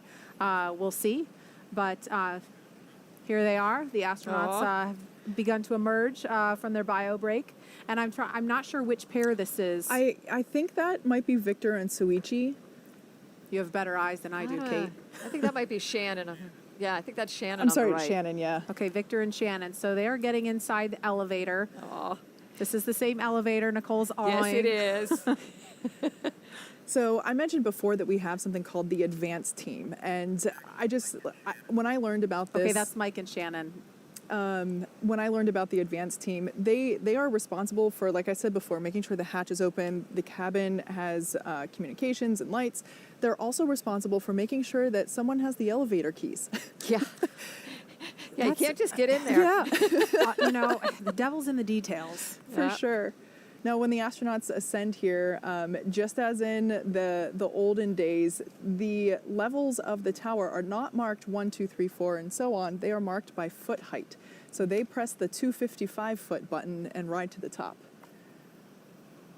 Okay, and here's our first look at that level where they come out of the elevator. Now, they're going to make their way around because they have a handful of stairs to climb to get up to the level where the crew access arm is. That's that long suspended walkway. So here they go up the steps. Got to work for it. Yeah, right. Well, they've made it this far. What's a couple more steps? Oh, look how beautiful. It's been a long time since I've had the privilege of being up there and seeing that view up in person, but it is just, words don't do it justice. Yeah. Okay, so here's a view. You can see the NASA worm, and on the far end, that is where the phone is. Nicole, can you talk about the significance of the phone there? Yeah, and I think they've maintained the same original phone, like Yes. the big handset, and it was one last opportunity to, call your family before loading up into the vehicle.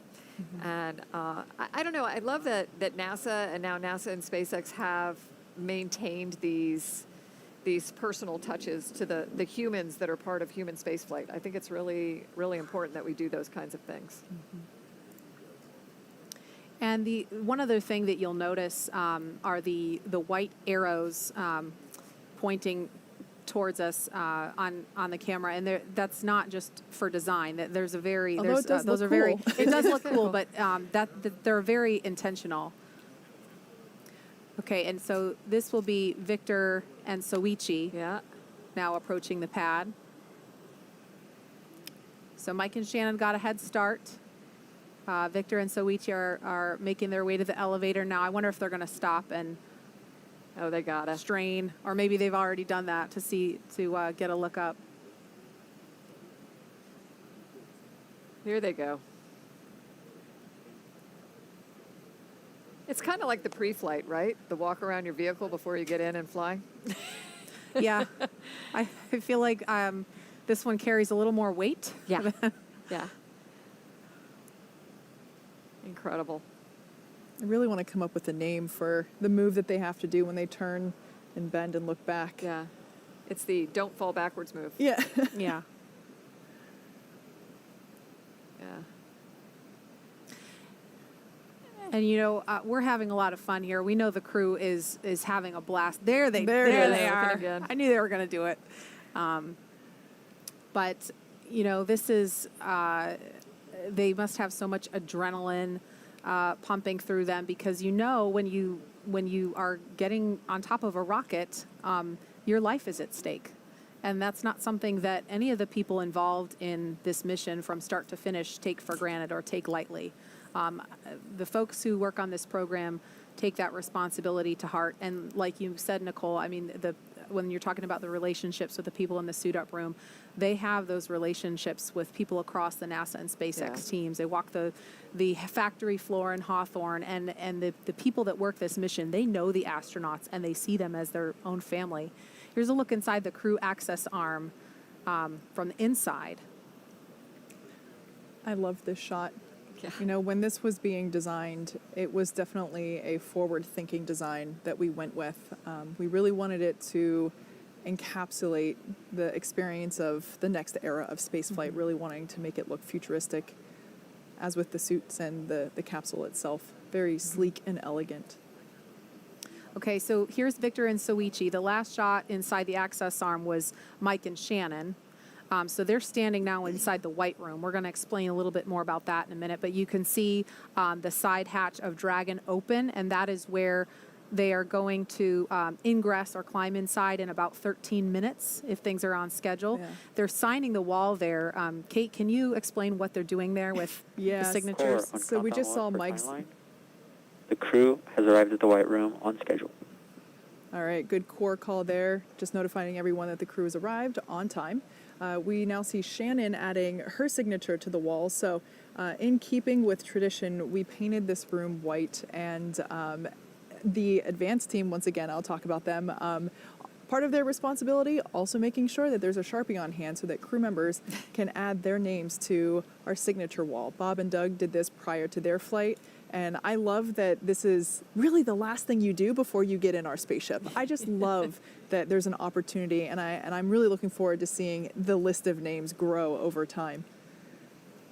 It's going to be spectacular to see. Well, you know, if everything goes as planned, we'll have the next group of 4 signing their names there in the spring with Crew 2. Mm-hmm. And on Crew 2, one of your crew members will be, you know, Megan MacArthur Bankin, wife of Bob, who flew DM2. You know, they are my definition of a power couple, and I'm here for it. I love it. I'm really excited to see what the seat assignments will be, because it'd be really cool if she was sitting in the same position as he was inside the capsule for her mission. Oh, there's a wave. Yeah.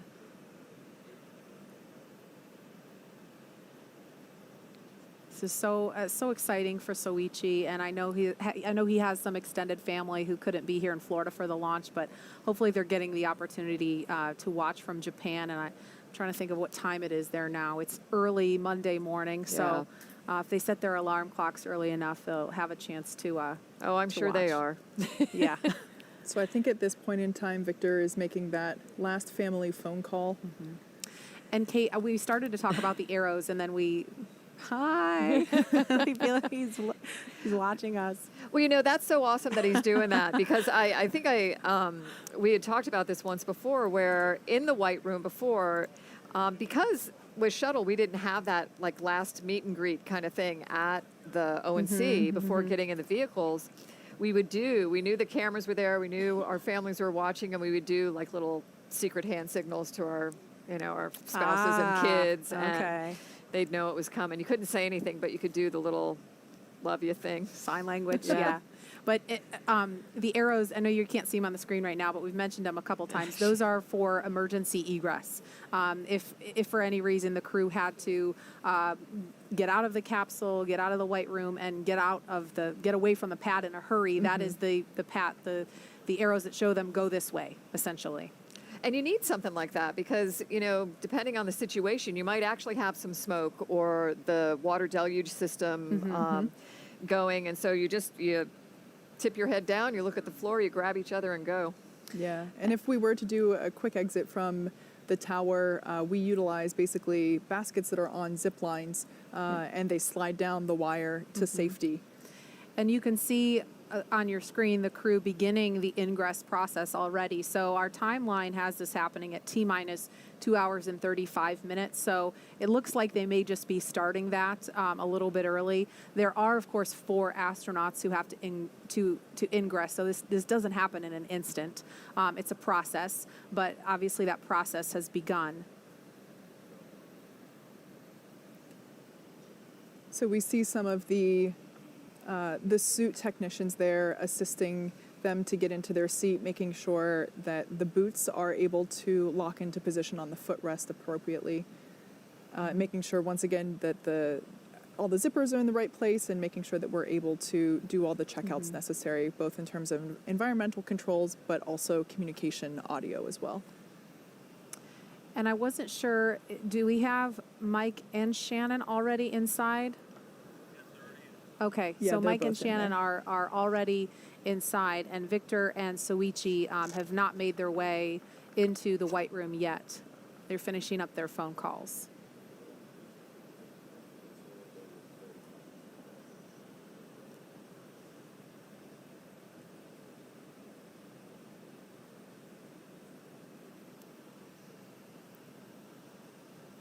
And so again, crew ingress is just a space-like term for getting inside the spacecraft. So Mike Hopkins and Shannon Walker have ingressed Crew Dragon. You can see the bottom of one of their legs inside the open hatch there. And Victor Glover and Soichi Noguchi looks like are now making their way. They're starting to move. They will be walking down the crew access arm. There's the outside of it, so they're making their way down that hallway as we speak, and they'll be stopping in the White Room in just a moment. You know, it's hard to see in that shot, but I'm very happy to say that we got blue skies and a couple of puffy white clouds working with us. So while it might look a little overcast on the screen, we're pretty happy with what we've got at the moment. And you can see the little shadows of them moving along through the windows into the White Room. Mm-hmm. Almost there.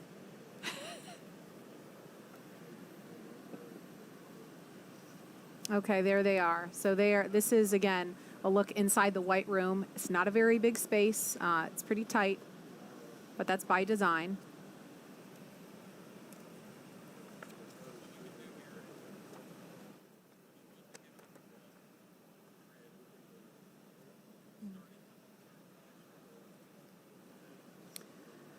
Okay, so while Victor and Soichi are getting a chance to sign their names to the inside of the White Room, we want to recap just a little bit. If you're just joining us, you're watching live coverage of NASA's SpaceX Crew-1 mission, today sending 4 astronauts into orbit on a mission to the International Space Station. NASA astronauts Victor Glover, Mike Hopkins, Shannon Walker, and Soichi Noguchi are flying on a 6-month mission to the International Space Station. Good afternoon and welcome to Kennedy Space Center in Florida. I'm Marie Lewis, Public Affairs Officer for NASA. And I'm Kate Tice, Senior Certification Engineer at SpaceX. Happy to be bringing you live coverage of the Crew-1 mission from Kennedy Space Center. Joining us is retired NASA astronaut Nicole Stott, who has flown twice on the shuttle, so pretty exciting to have you here with us. Thank you. Yeah, absolutely. Very nice to be here today with you ladies. And again, the crew has already arrived at Pad 39A, where a Falcon 9 will lift off from 7:27 p.m. Eastern, and Victor Glover and Soichi Noguchi are standing inside the White Room. Mike Hopkins and Shannon Walker are already inside Crew Dragon.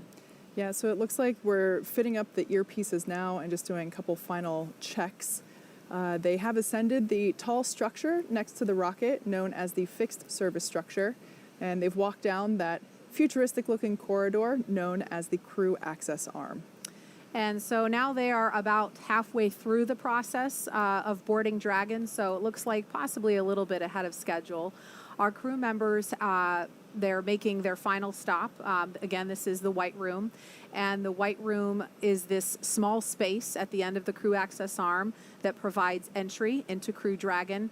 And as Kate mentioned earlier, this is the last place the crew will be on Earth before stepping into the spacecraft for their ride to the International Space Station.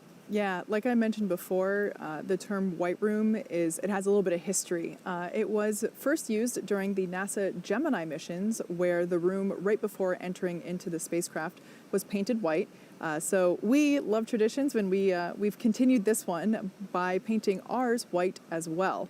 Like Marie said, it is a pretty small area, and it has just enough room for the crew and a couple of ground support members to allow them to complete late cargo load at T-minus 24 hours. And then, of course, what we were just witnessing, crew ingress, running a little bit ahead of schedule at T-minus 39 minutes, 2 hours and 39 minutes. And ingress is how we refer to boarding on top of Crew Dragon. Now, inside the White Room where we're looking, there is a movable platform that gets extended out to the capsule, and that helps bridge the gap between the crew access arm and the Dragon side hatch. And this allows for easy entry into the spacecraft. As you might expect, it's environmentally controlled so that the Dragon side hatch can be opened while at the same time keeping dust, dirt, that nasty Florida humidity out of the capsule to make sure it is just in pristine condition for the crew. There is also a large seal that gets inflated and compressed against the capsule to make sure that we can maintain these clean environments. Yeah, so this is all really exciting to watch. Like I mentioned, you saw them take part in that tradition that we've mentioned a couple of times and it began with our Demo 2 crew of NASA astronauts Bob Behnken and Doug Hurley. They signed the wall of the room to mark that they are now part of the select few who will have launched after leaving this room. So the White Room also has lots of other tools that are utilized in order to open the side hatch and complete crew ingress, as well as allowing them to prepare for any contingency or emergency that might be encountered. So, as we're waiting for our last crew member to hop inside Crew Dragon, let's check back in with Jesse and Leah back at SpaceX headquarters in Hawthorne, California. How's it going over there, Jesse?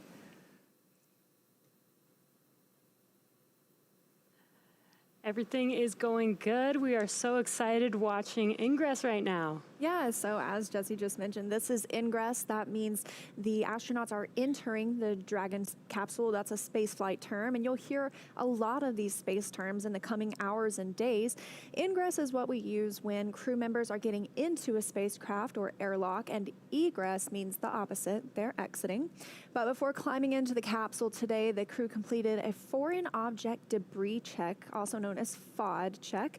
That means they themselves have to be inspected for any substance or debris that isn't supposed to be on them or their suits, which could potentially cause damage to Dragon. To help protect against debris, the crew has covers on their boots as well as their umbilical port on their suits that need to be removed before they ingress. So they've been doing that. Victor is up next or last, completing that FOD check. And once the FOD check is complete, Mike Hopkins, our commander, first ingressed, and then Shannon Walker, Soichi Noguchi, and now we are waiting for Victor Glover, actually watching him enter the vehicle right now. And they are now getting buckled in and attaching their umbilicals to their suits. The suit techs are there helping if as needed. The umbilicals allow the crew to have comms through their suit, air to help keep them cool, as well as delivers nitrox for suit pressurization. And as we mentioned earlier in the broadcast, the suit's primary function is to protect the crew in the event of a cabin depressurization. I love this view inside Crew Dragon, and as you saw, there are 4 seats configured right now, and they're numbered 1 to 4 from right to left when you're looking at the seats. Mike Hopkins is in seat 2, that's the commander's seat, and then Victor Glover will be beside him in seat 3. That for Crew Dragon is the pilot seat. Soichi Noguchi is in seat 1, and Shannon Walker is in seat 4.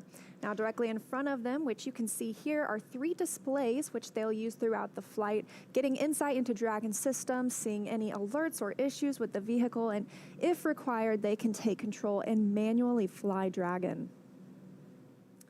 And coming up, the crew will do a comm check to make sure that they can hear mission control, and then their seats will be rotated into position for launch. But right now, they are finishing getting buckled in and getting their suits connected to those custom seats. Some of those things to listen for when we're doing those comm checks. They'll be doing comm checks through multiple paths to Dragon. They'll do some through TDRS, that's our tracking data and relay satellite system. We also use that for communications with the International Space Station.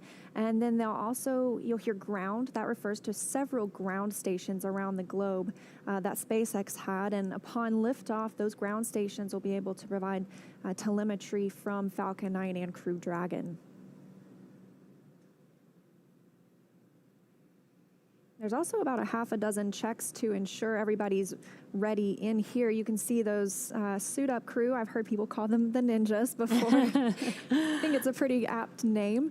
But they are checking to make sure the suits are ready. They're helping them connect the umbilicals. They're buckling them in. They're also assisting with those leak and comm checks. So they each have a very individual and specific role. And we just stepped through this a couple of days ago for the dry dress. Every single detail, we stepped through it, from buckling up to connecting the umbilicals, even the comm checks. So it's kind of like run 2, right? But really day 1. Little deja vu, but it's all very, very organized. Doing the practice runs helps make sure. This helps make sure that everything goes smoothly. On the day of launch, like today. It looks like almost everybody's all buckled in, just finishing up with Victor.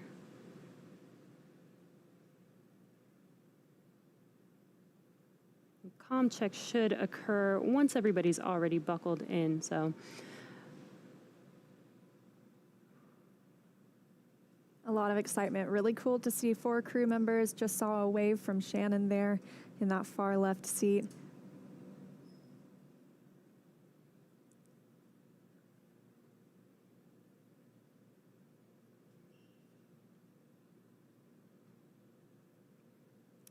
All right, well, let's check in with John Innsbrucker for the latest with the health of both vehicles. What's the update so far, John? Well, we've got just over 2.5 hours remaining in the countdown for the launch of Falcon 9 with Dragon on the Crew-1 mission to the space station. Right now, the Dragon launch ops team has completed their major activities to prepare the spacecraft for the astronauts. Checkouts of major systems are complete, including the escape system. And as you can see, ingress of the astronauts is well underway, getting Victor strapped in right now. No issues are in work. And right now, we're listening, waiting for comm checks with the crew and the ground coming up here shortly. On the launch vehicle, the Falcon 9 team is located in Firing Room 4 in the Launch Control Center at KSC. They're settling in for final checkouts and propellant loading and launch. They'll be doing comm checks with the crew, and that'll happen at about T-minus 2 hours. Currently, all systems are go on the Falcon 9 launch vehicle. The range continues to report no problems. The weather forecast continues to be acceptable. We're watching the upper altitude rain showers if they're in the trajectory of the vehicle. Also watching thick cloud rule and keeping the fingers crossed. We're also looking at weather around the world. We need to make sure conditions are acceptable if Dragon has to splash down in the Atlantic in case of an escape. And we're also monitoring contingency splashdown locations if the crew had to come back to Earth before docking with the space station. Now, if this were to happen, SpaceX and NASA are coordinating with the U.S. Coast Guard to ensure crew safety upon splashdown. And that includes extra ships and air assets to patrol a 10 nautical mile keep-out zone. This will help mitigate safety concerns for any boaters who are approaching the launch area. As the clock continues to count down, all systems are go at T-minus 2 hours, 31 minutes. And let's head back over to Jesse and Leah, who are also here in Hawthorne, as we wait for the comm checks with the crew. Thanks, John. Sounds like everything is looking good so far. We're getting really excited here. And the astronauts are still wrapping up, buckling in, and getting their suits connected to their seats. Definitely ahead of schedule today, though, so that's a good sign.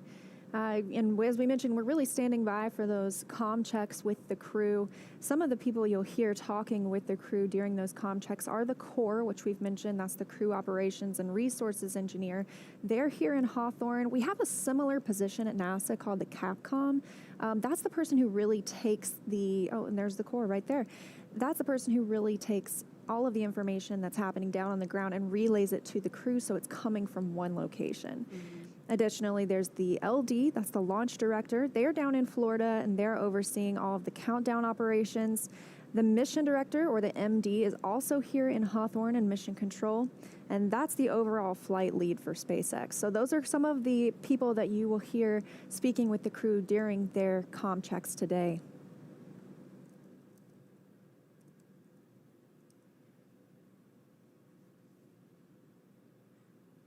Once they're all finished getting buckled in, those seats will also rotate into launch position. Right now, it does look like they're a little further away from those display panels, but once they rotate backwards, those display panels will be right in front of them and easy to access.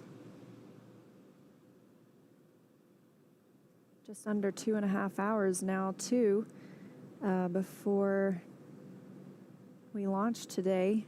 As John and I mentioned, weather's still looking good. Just a little bit about the vehicle they're on itself. Crew Dragon and its trunk are about 27 feet tall. That's from the tip of the nose cone to the base of the trunk. Under that nose cone, we have bulkhead thrusters. Those will be used for some of the burns after the crew are already on orbit. And once they launch today, as we mentioned, it's going to take about 27.5 hours until they arrive at their destination on the space station. That allows them to get a little bit of a sleep period, because at some point, obviously, you get a little too tired. We want to make sure our astronauts are cognizant and fully focused on the mission. And so after a really long day today, they're going to get to sleep for about 8 hours tonight before waking up tomorrow, continuing on with the mission, and then docking with the International Space Station.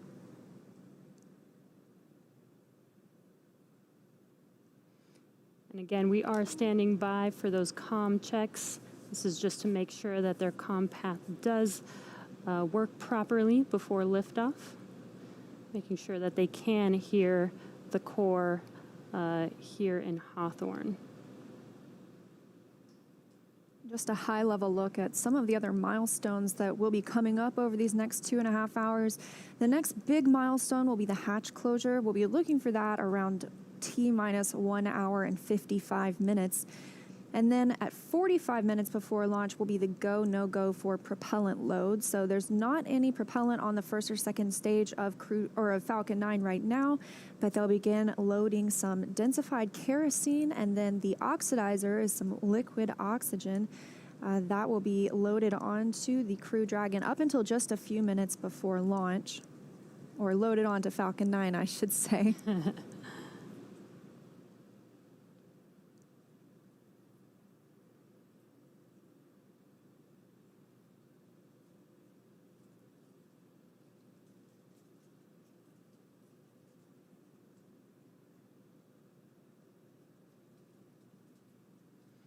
And again, we are still waiting for those comm checks.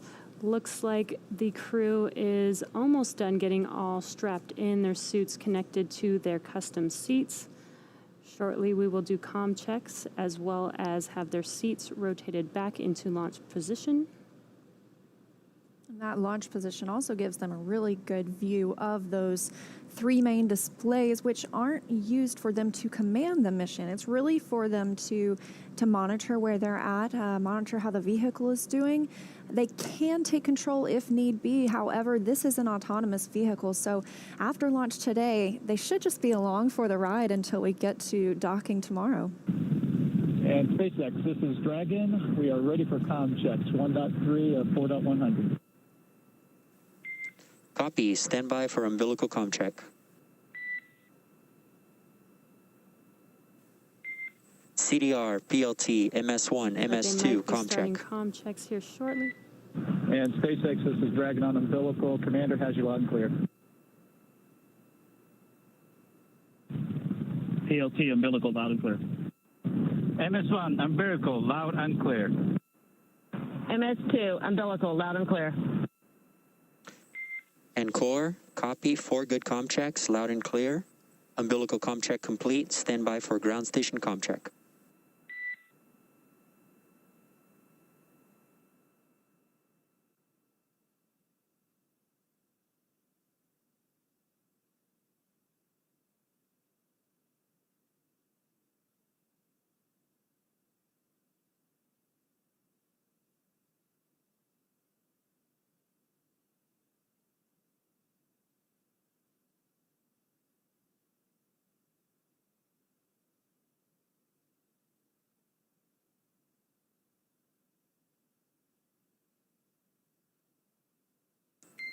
Dragon, SpaceX, comm check over ground stations.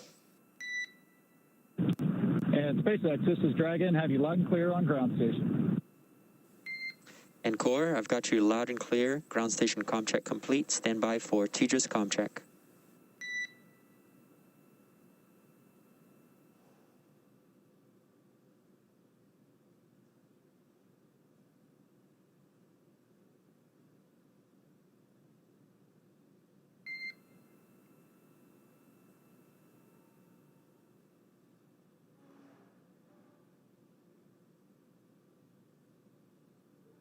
Dragon, SpaceX, comm check over TDRS. And SpaceX, this is Dragon. Have you loud and clear over TDRS. Copy, have you loud and clear as well. TDRS comm check complete. Stand by for comm checks with MD and LD in the launch configuration.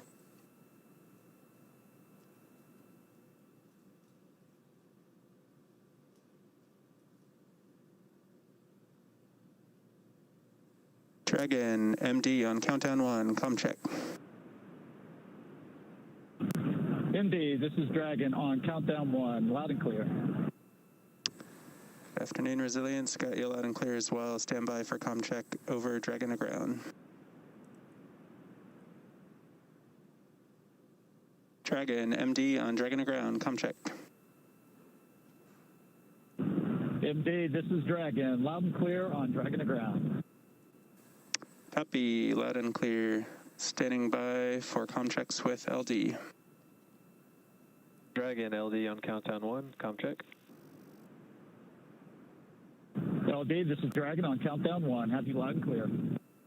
LD, loud and clear. Stand by for comm checks over Dragon to ground.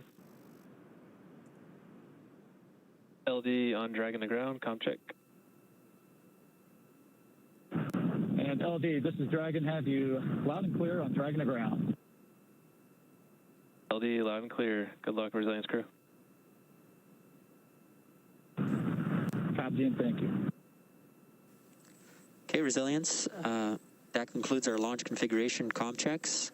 Please report when you are ready for seat rotation per Section 2 of 4.100. Dragon copies and inward.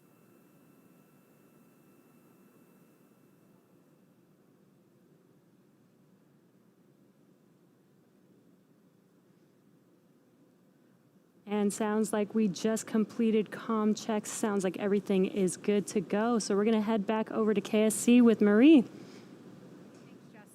We are now getting an up-close look at a full-scale mock-up of Crew Dragon. And Kate, the astronauts are sitting inside a Crew Dragon that's very much like this one. Can you kind of give us a layout of what we're looking at here? Yeah. So this is an exact replica, a 1-to-1 scale of Crew Dragon. So you can kind of see size-wise the amount of room that our four crew members have to move around.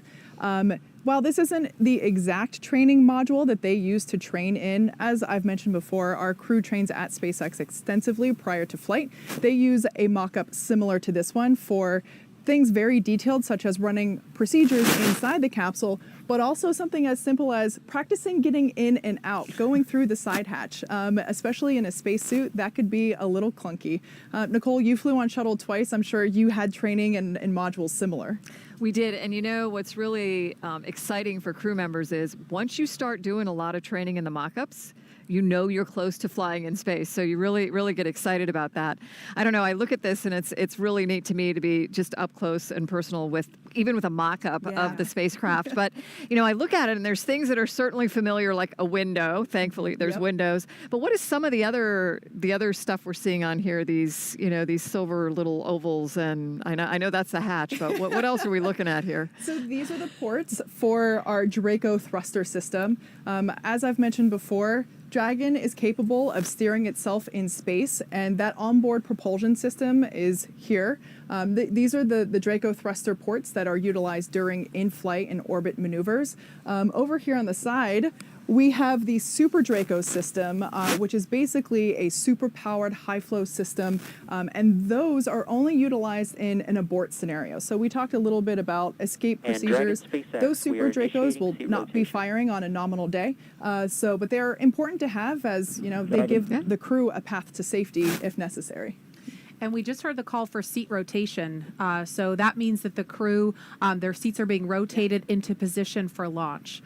So we are going to send it over to NASA's Daryl Nail. He is at the OSB-2 viewing location with Kennedy Center Director Bob Cabana. Daryl?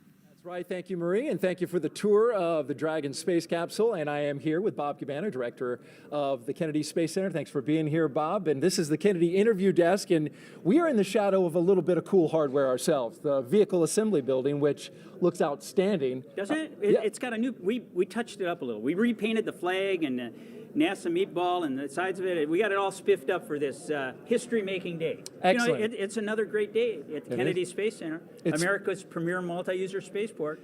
We're making history. You like to talk about that.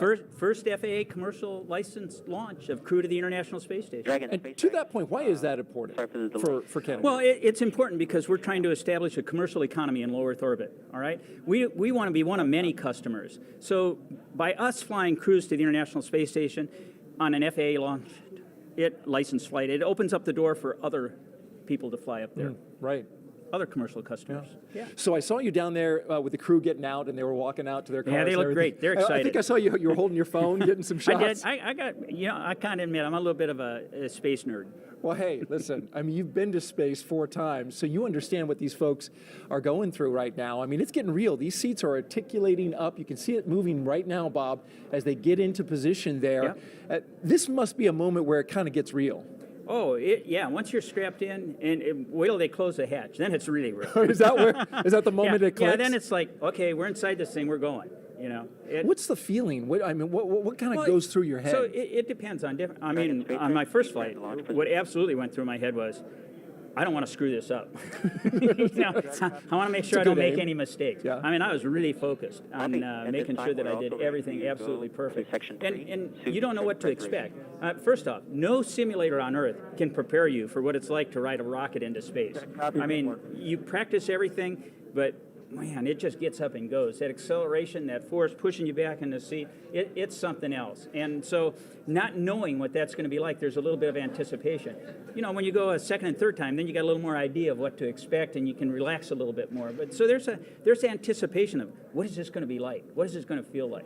And you would think there's some nerves there, right, just naturally in this moment. But these 4 astronauts, they also ate extremely well. So I hope that the nerves don't get them too much. They ate well because they were at the astronaut crew quarters. You've been hosting them for the past week. Sure. And tell me about what they got to eat. Like anything they wanted.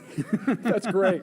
On the menu, whatever you want. I heard like New York strip steak, basmati rice. Yeah, whatever. There was some dressing thrown in.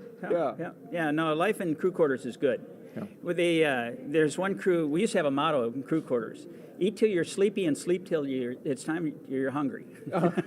That's a good way to leave. I'm surprised you can get them out there to get on the rocket with that kind of living. So that's why you don't want to spend too much time in crew quarters. No, but we do a great job protecting our astronauts from keeping them healthy. But it's not about it's just amazing what we do. I would trade places with any one of them in a heartbeat. I'm really proud of these guys, and I'm proud of what we've accomplished as a nation to have this commercial crew program. Kathy Leaders and her team have just done an outstanding job getting Bob and Doug Hurley up there and home safely, paving the way for this first flight under contract with SpaceX. This is the future, and we want to get Boeing flying too. They're right over here building the CST-100. We got to have them have a successful flight so that we have dissimilar redundancy so that we can get crews to and from the International Space Station. Their test launch right around the corner next year in 2021. Bob Cabana, thanks so much for being here. Appreciate your insight as always. Bob Thanks for having me, Daryl. Flew into space 4 times, folks. So between me and him, we have 4 flights into space. There you go. We'll send it back to you guys. Tahira. Hey, Daryl, thank you so much. So right now, we've got about 300,000 people tuning in across all of our social channels. That's about 100,000 more from when we last checked in. And ladies, I am seeing some great comments coming in online, and I've got a few I want to show you. So this first one is, she says, I've always heard NASA astronauts talk about steak and eggs for breakfast, but this is the first time I've heard of curry rice. Love this. And just a huge thank you to astronaut Soichi for sharing this tradition with us. And let's take a look at another one. So we've got this user saying this is like watching Apollo 11. This will make history, and a private company sending humans to space with a reusable rocket. The future is now. So, and again, Marie, people have been super curious about what the zero gravity indicator is going to be on today's flight. I was wondering if you could maybe give us a hint. Okay, so I know what it's going to be. Nicole knows. I think Kate might know. We're not allowed to say yet, but I can tell you to keep your eye out. It will make an appearance at some point, but it's a surprise. It's special. Even be better. great. Have to tune in. So, and ladies, we're hearing about the larger crew size in the capsule today, and I think that's super fun to think about of those at home. So I think we're going to pose the question to the public to see how big is their dream space crew, and we'll make this a poll. And so I'll share the results with you later on in the show. But Nicole, you're the only one up here that's actually been to space and on a few different crew sizes. Do you have a preferred number? Well, 6 seemed to be the number for me, and I think if I could add my family members on top of that, that would be outstanding. Oh, I agree. And room for pets. Yeah. Oh, yes. So, ladies, over the past month, we've also been asking users on social media to show us how they're getting excited for today's launch, and we've received some amazing submissions from around the world. Take a look at these. 3, 2, 1, 0. Ignition. Liftoff.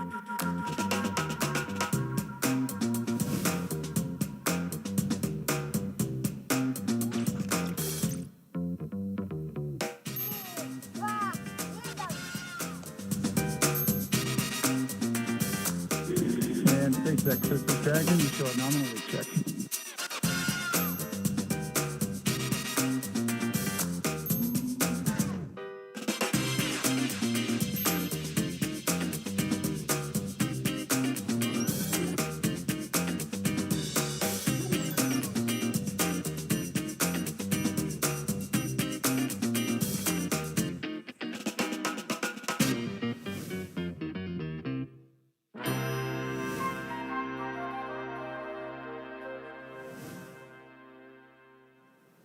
I mean, there you have it. People from around the world are just engaged with this launch. All right, thanks to Hira, and thanks to all of you following along. Keep sending us your submissions, how you're watching. We love seeing those. So we had seat rotation and comm checks, and we want to learn a little bit more about the crew before we get into hatch closure. This will be the second space flight. Dragon 5.2 of 4.100. We are ready for Dragon hatch closure. Okay, so we just heard the call. I'll be ready for hatch closure, and we'll keep you posted as that progresses. Okay, so we heard the call that they're ready for hatch closure. So we're going to pause for just a moment.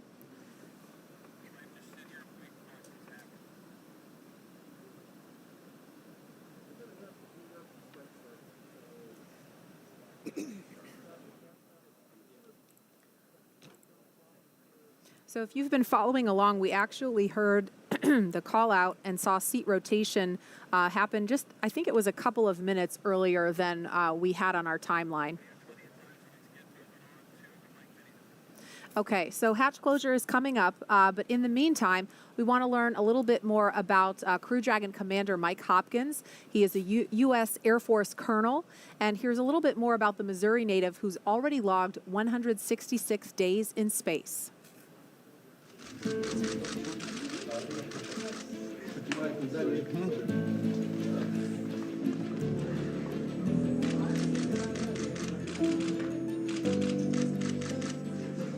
Sitting on the launch pad is definitely a moment that you're always thinking about, right? That's one of the more critical phases of the flight, as you can imagine. You're very focused in, right? It can be a very emotional time. You're kind of pinching yourself because it's hard to believe that you're finally there. Born in Lebanon, Missouri, he is an Air Force colonel and a flight test engineer. He was selected as an astronaut in 2009. He spent 166 days on the International Space Station, introducing NASA astronaut Mike Hopkins.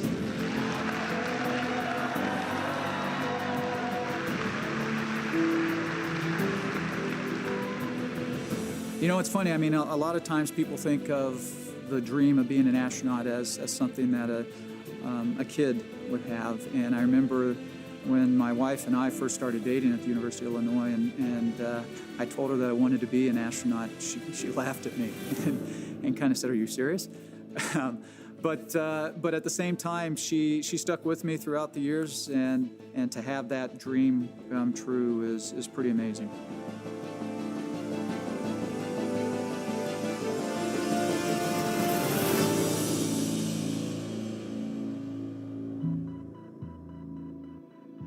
My role on the Crew Dragon itself, as part of Crew-1, is the commander of the vehicle. We'll be launching to the International Space Station, and we're going to be doing a long-duration mission, a standard long-duration mission. One of the nice things about being on board the International Space Station is you have a lot of connectivity, believe it or not, with your family. And so I was able to call just about every day. My family means everything to me. It is the most important part of my life. My wife Julie, my son Ryan, my son Lucas, they are just such a huge part of this whole endeavor. You know, without family, it just wouldn't be as meaningful. The partnership that we have right now with SpaceX, it's pretty powerful. They bring a lot to the table. NASA brings a lot to the table. We've got a ton of experience in human spaceflight. When you're out there on a day-to-day basis and you're interacting with their engineers and you're interacting with their trainers and you're interacting with the people that are actually building the rockets and building the capsule itself, you really get to establish the relationships, the personal relationships. It's not just about the astronauts that are on board, but it's about the entire team at NASA and SpaceX that it's taken to launch this Crew-1 vehicle, and we couldn't do our job without them.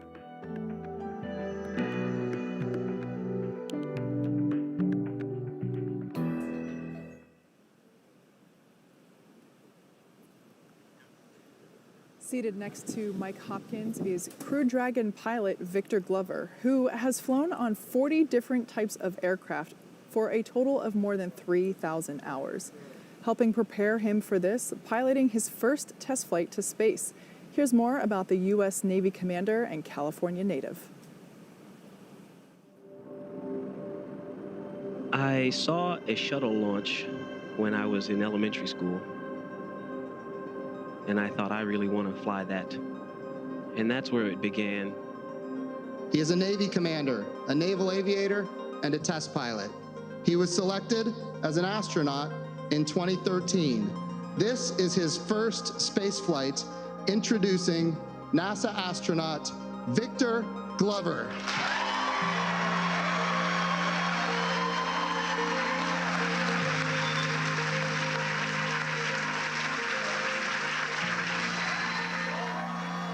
First and foremost, I'm just grateful to God and to my family. To work and live in space is just a humbling and amazing blessing in and of itself. This is a test pilot's dream. Flying has been such an important part of my professional life, and I love to do it. 64,000 feet, that's the highest up I've ever been above the ground. And so to get to a point beyond that, that'll be a little special moment. I'm a rookie astronaut. I'm the pilot and going to be learning the ropes from a very experienced crew. Trying to balance that, enjoying and living in the moment, but also managing the responsibilities to make sure that we get to space safely. I'm looking forward to that juxtaposition of emotion, I think. Tell me about how you ended up here. I think for every astronaut, that's kind of a different story. Ooh, wow, that goes way back. So high school athlete, loved being a part of a small high-performing team, wrestling and football. Was fortunate to wrestle in college while pursuing my engineering education. I actually originally wanted to be a Navy SEAL. That's what started my journey in the Navy, and I wound up deciding to go into aviation and learn to fly. The love of flying and being a part of a small, very specialized, high-performing team that gets to do things in really interesting and challenging environments. The astronaut corps is the epitome of that. This is truly an exciting time for human spaceflight in our nation. And believe me, it's only going to get better as we charge off into the future. We've been working with our partner SpaceX for years. It's just been amazing to learn about the vehicle and to just spend time getting to know their flight control team and their trainers. It's creating sort of a new culture that is some kind of a balance between the two. The fact that it takes thousands of people all over the world to get us ready, it's humbling and overwhelming, and I want to do my best because I represent them. So thank you for your support and for your love, and know that you're flying with us on Crew-1.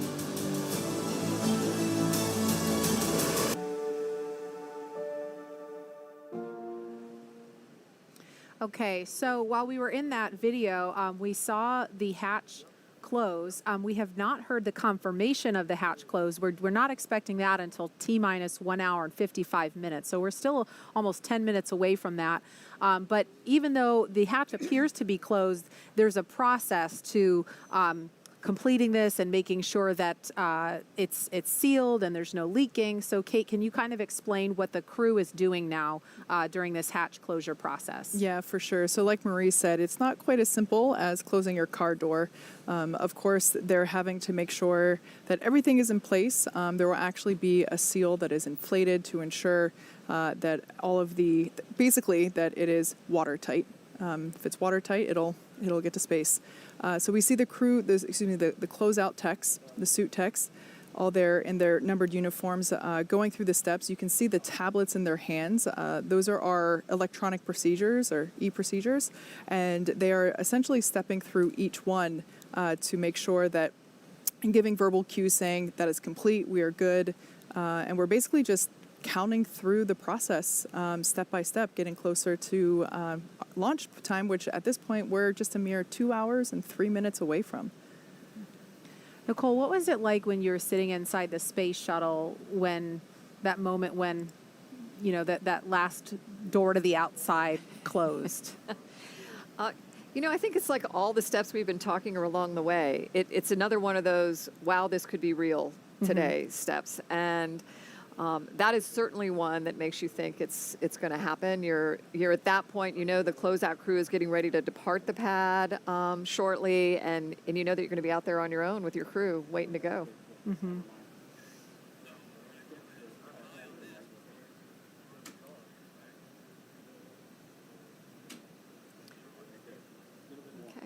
All right, and in seat number 1 today is Crew-1 mission specialist Shannon Walker, who flew previously on the Russian Soyuz to the International Space Station, spending 163 days in space. Here's more on Dr. Walker, who will be the first woman to fly on a commercial orbital spacecraft. I always wanted to be an astronaut. I just turned 4 when we first landed on the moon. And I have very distinct memory of my parents taking me and my older sister out into the backyard, and the moon was rising over our house, and they pointed up there and said, "We have people there." And even at 4, I thought that just sounded like the best idea ever. We have been given the scientific knowledge, the technical ability, and the materials to pursue the exploration of the universe. To ignore these great resources would be a corruption of a God-given ability. I had seen a new class of astronauts that had been hired for the space shuttle, and I was reading in the newspaper what their qualifications were, and just going through some of them, I realized I can do that, and that was a big turning point. I'm Dr. Shannon Walker, NASA astronaut, and I am getting ready to fly on the Crew-1 mission to the International Space Station. Crew-1 is the first operational mission of the Crew Dragon vehicle to the International Space Station. I was not expecting the call to be assigned, and so anytime you get a flight assignment, it's tremendously exciting.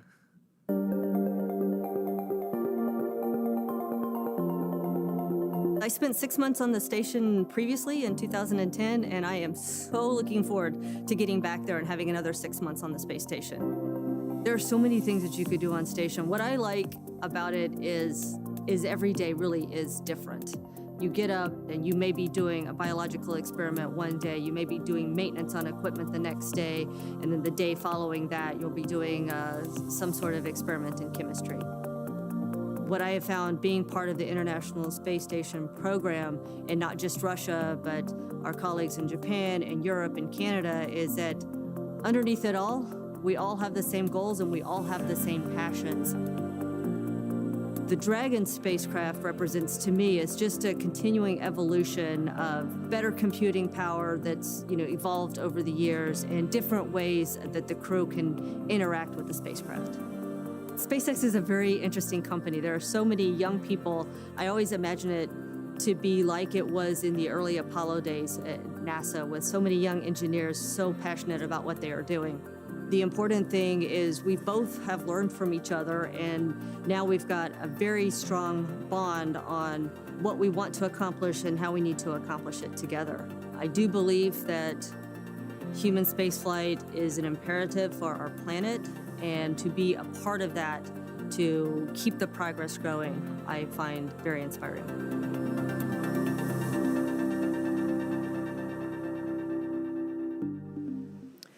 Crew-1 mission specialist Soichi Noguchi has spent 177 days in space, and this will be his 3rd mission in an orbital spacecraft. Here's more on the first international partner to fly aboard Crew Dragon. Soichi appears to be a very quiet person, and yet he comes out with some fantastic one-liners. Soichi is probably the quietest, but he is probably the funniest as well. Earlier, I used the word dignified to describe him, but his humor is very dry and subtle, but it is extremely witty, and it just makes it that much more funny. Konnichiwa. My name is Soichi Noguchi. I am Mission Specialist 1 on Crew-1 mission to International Space Station. Well, my mission will be help support commander and pilot on Crew Dragon. And of course, once I arrive on the space station, I'll be a board engineer and do lots of science and maintenance and spacewalks, robotics, all kinds of work. I'm really fortunate enough to have a good crew member. And obviously, we have a lot of a different background, and the diversity definitely gives us a great rigidity to our crew. I wanted to be an astronaut for a long time. High school days, I watched the shuttle launch. I studied aerodynamics and aerospace engineering. When I turned 30, Japanese Space Agency started recruiting another astronaut class. I was fortunate enough to be selected and sent immediately to Johnson Space Center. My first flight was 2005. That was on the Space Shuttle Discovery, STS-114. And the next flight was 2009. That was on the Russian Soyuz. The vehicle is definitely like living creature. All the pipes, all the pipelines are alive. I really remember the morning of the launch day, arrive at the pad. Hey, this vehicle is alive and waiting to go out. And liftoff of Space Shuttle Discovery, beginning America's new journey to the moon, Mars, and beyond. I'm really looking forward to go back to that launch day. The Crew-1 is the first operational spaceflight after the certification given by NASA. Important thing is this is brand new, designed from scratch, 21st century spacecraft, and this is a new design. And obviously the SpaceX did a very nice job. The spacecraft of this century is not just for America, but this is an international corporation, and all the other people around the world have a chance to ride on this Crew Dragon. So this is a new era.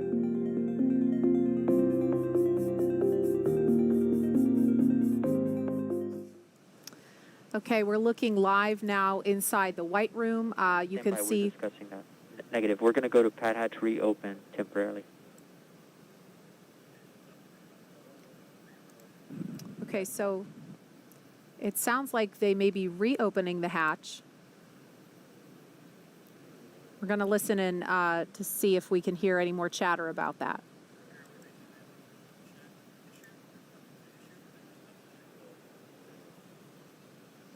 Okay, so it sounds like they want to double check a leak check.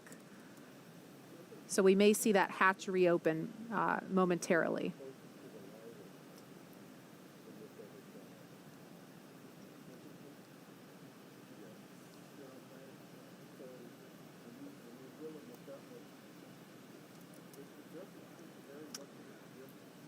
Nominally, we would expect right about now to hear a call out for hatch close right at T-minus 1 hour and 55 minutes. So we haven't heard that just yet, but we did hear that the teams are looking at reopening the hatch to double check some leaks. So what I'm hearing is that the closeout team saw a little bit of a pressure drop during those leak checks. So like I mentioned before, it's not like closing a door, right? Or it's not closing the door to your car. The door closes. They check the environments inside the capsule, make sure we're good. Then they perform a leak check again, essentially making sure that the cabin and the door are able to maintain pressure and environments. So something like this, if they have to reopen it, it might just be they have to reposition a seal. So we're considered a minor issue at the moment, but it might be as simple as allowing us to open the hatch, check the seals and the latch mechanism, and then able to reclose it.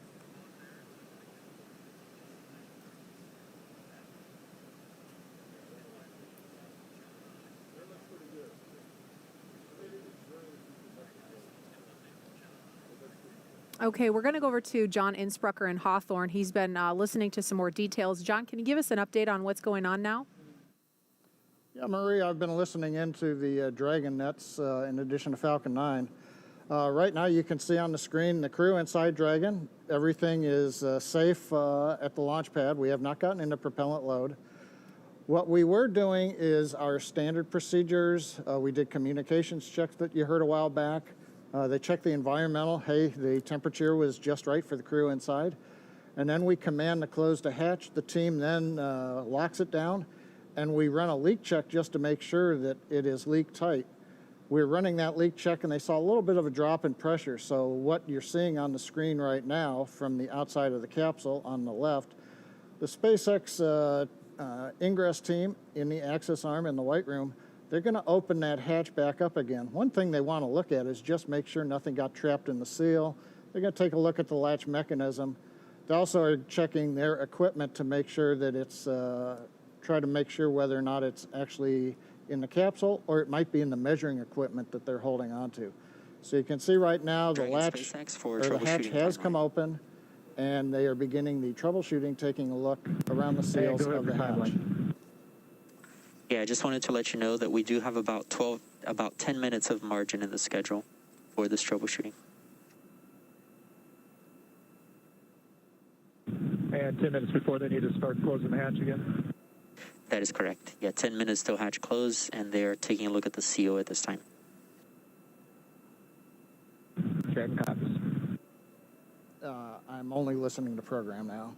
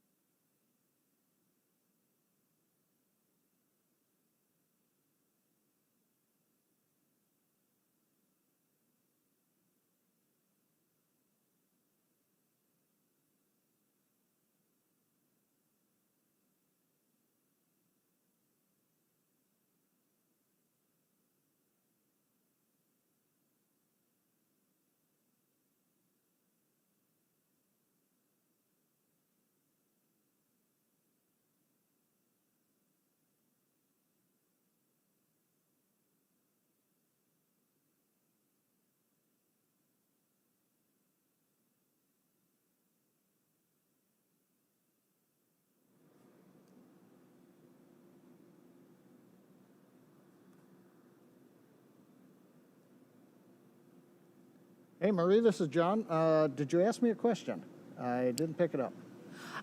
Yeah, I wanted to first just acknowledge that we heard on the call-outs that they said that they had about 10 minutes of margin in the schedule, so not necessarily going to throw the timeline off track. But is this something, I know that people that are watching this live have got to be wondering, is this something that can cause a scrub, or how significant is this issue right now? Well, I'd say from a crew safety standpoint, which is what we're always looking out for, if we could not resolve the issue, if we thought we were actually measuring a leak, then that would be a probable scrub issue for today. However, it's premature to say that. They're doing the first round of troubleshooting. And yeah, I also heard the comment, we've got about 10 minutes, but as a reminder, the SpaceX team doesn't actually leave the crew access arm until T-minus 60 minutes. So while we've got standard margin, they may be able to compress other activities since there's still 50 minutes before the crew that you see there in the black pad access uniforms actually has to get out of the area. Sure.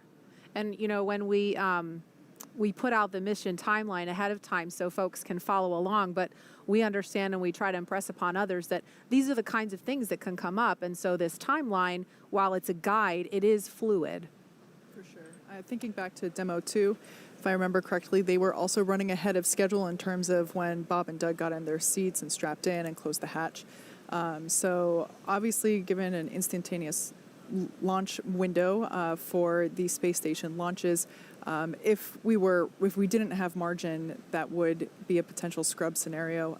But like we heard at the call out earlier, we're about 10 minutes ahead of schedule. So glad to have that flexibility. Yeah, and just to add on to what Kate was saying, looking back over my notes, when we did the first Demo 2 launch, it wasn't until about right now in the countdown that the first hatch leak check completed. So by that schedule, which we were ready to support launch right on time until the weather got us, we're still looking good, I think, in the countdown. Something I want to point out, you heard me mention earlier that the team is working off of tablets following along with the procedures. This is considered the kind of contingency procedure that is written into the procedures. So what we're seeing them go through on screen now, while they are troubleshooting live, we do have a procedure written for this type of contingency. So it's a matter of working through those side steps, essentially. Nicole, I wonder, did you have any issues that had to be worked through real time on either of your shuttle missions that might have been similar to something like this? Yeah, I think in both cases, actually, and it's really amazing how the team just comes together and works those procedures like Kate mentioned, where, we've tried our best to think about what could go wrong in these different scenarios, and then put those procedures in place to work it. And as a crew inside, unless there's something that we can actively participate in, we're just following along to make sure that, everything is picking back up onto the timeline, and then waiting in case there is some switch to throw or, communication to have to help with the procedure.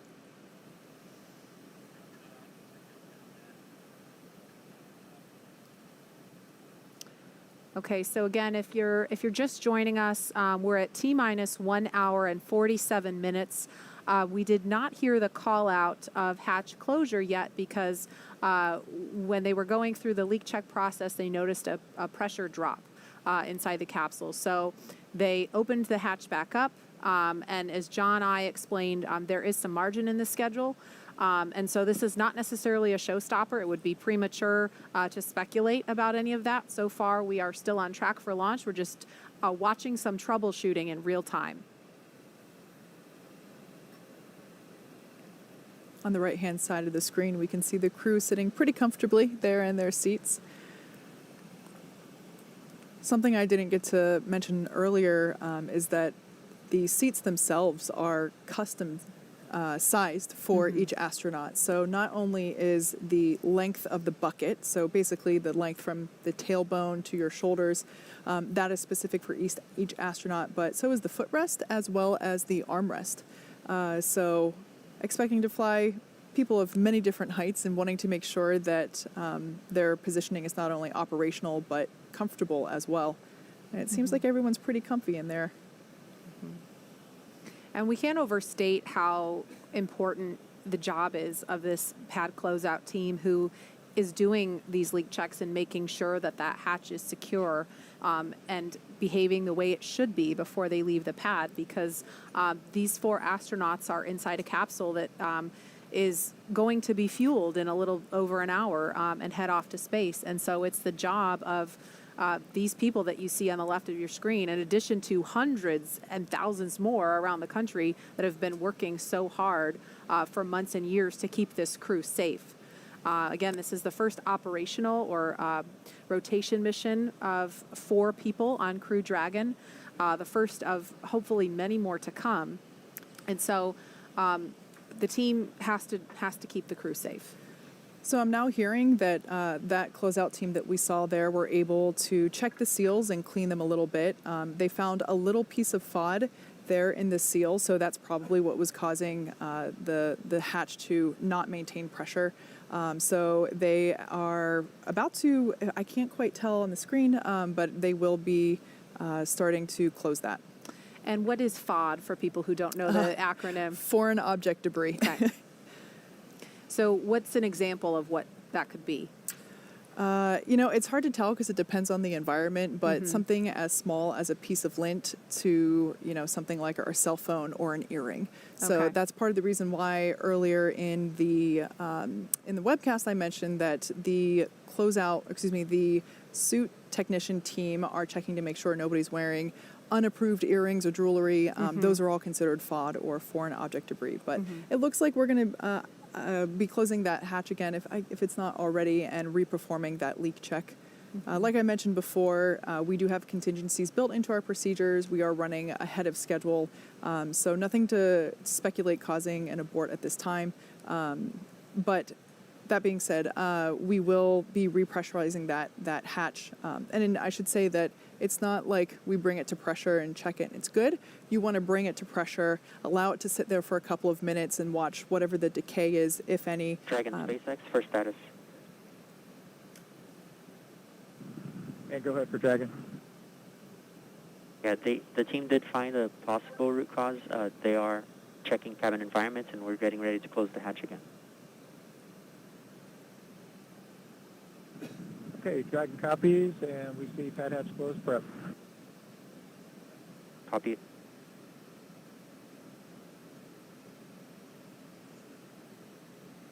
So just the ground crew core communicating to the crew inside Dragon, giving them a status update, letting them know that potential root cause has been found and that they will be closing that hatch and beginning the leak check once again.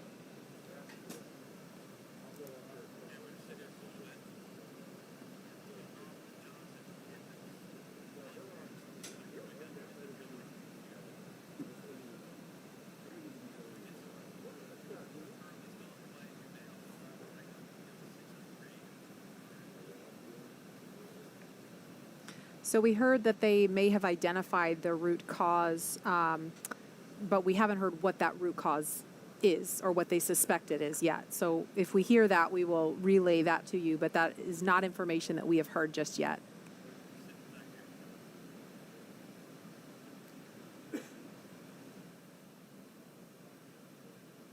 And Dragon SpaceX hatch is closed. Dragon copy, see the same.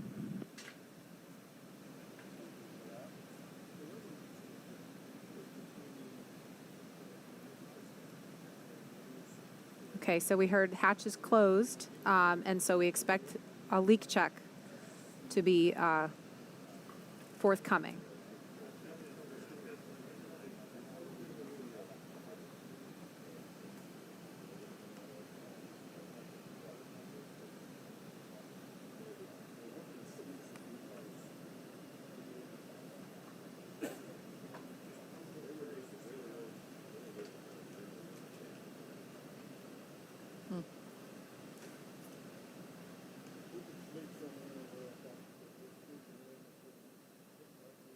Again, we've got the pad closeout team on the left of your screen, closing the Dragon side hatch for the second time, getting ready to do another leak check. And the crew is sitting tight on the right-hand side of the screen. So we see them performing the mechanical sealing of the hatch. After this is complete, we'll begin the leak check.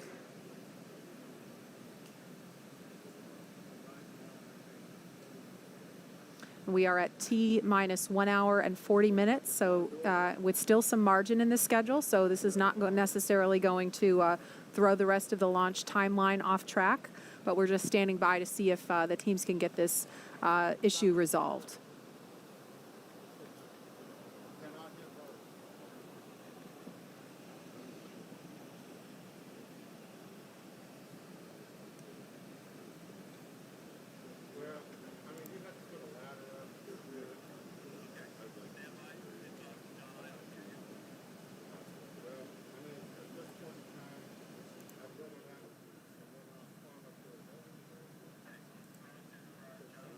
Okay, it sounds like we've got an update from John Innsbrucker in Hawthorne. John, what can you tell us?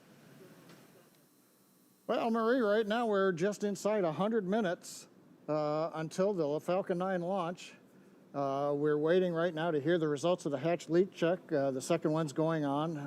As we've mentioned, we think we found a little bit of debris in the seal, and fingers crossed that we're going to do that. We're also waiting to hear the com checks between the Dragon crew and the Falcon 9 launch team, the responsible engineers down in the firing Dragon room. SpaceX for status. To catch up right now, as I mentioned, we're just inside of 100 minutes. And go ahead for Dragon. Okay, the leak check hardware is connected and we're holding pressure now. Still in progress.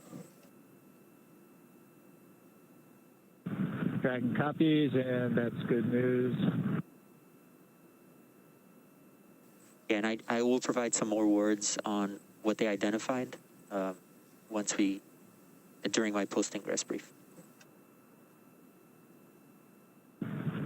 Okay, Dragon copies, and I assume we still have some more time on the leak check. That's affirmed. Yeah, they're still performing it. Dragon.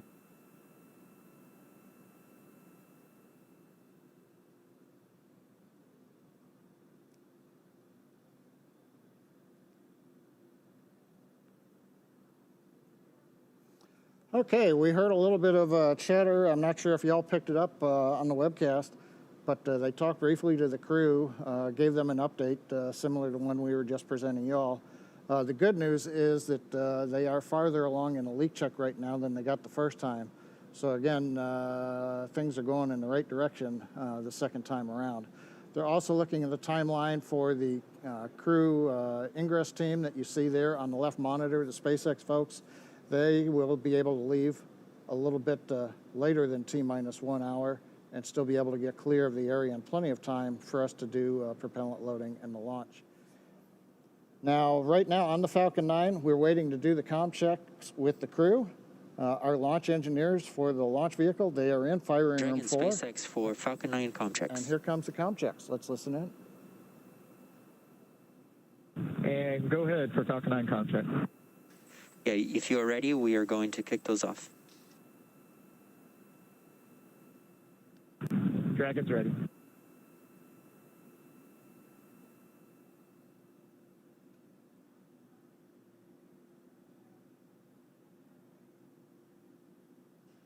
Dragon GNC on countdown 1, comm check. And GNC, this is Dragon on countdown 1. Have you loud and clear. GNC loud and clear. Stand by for comm check by propulsion.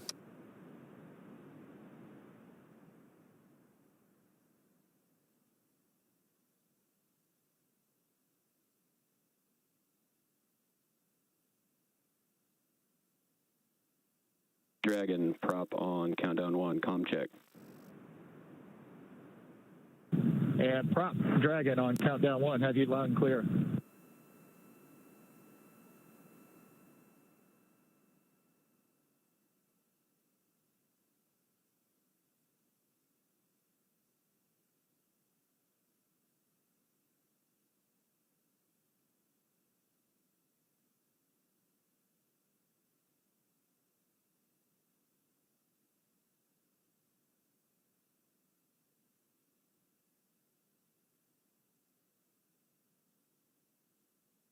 Prop loud and clear. Stand by for comm check with avionics engineer. Dragon, avionics on countdown 1, comm check. Avionics, this is Dragon on countdown 1. I have you loud and clear. Avionics loud and clear. Stand by for comm check by the ground segment engineer. Dragon, ground segment on countdown 1, comm check. Ground segment, this is Dragon on countdown 1. We have you loud and clear. Ground segment loud and clear. Stand by for comm check by launch control. Dragon, launch control on countdown 1, comm check. Launch control, this is Dragon on countdown 1. Loud and clear. Launch control, loud and clear. Stand by for comm check by the chief engineer. Dragon, see you on countdown. Comm check. CE, this is Dragon. Hans, we have you loud and clear on countdown. CE, loud and clear. This completes the Falcon 9 responsible engineer comm checks. Safe flight. Correct.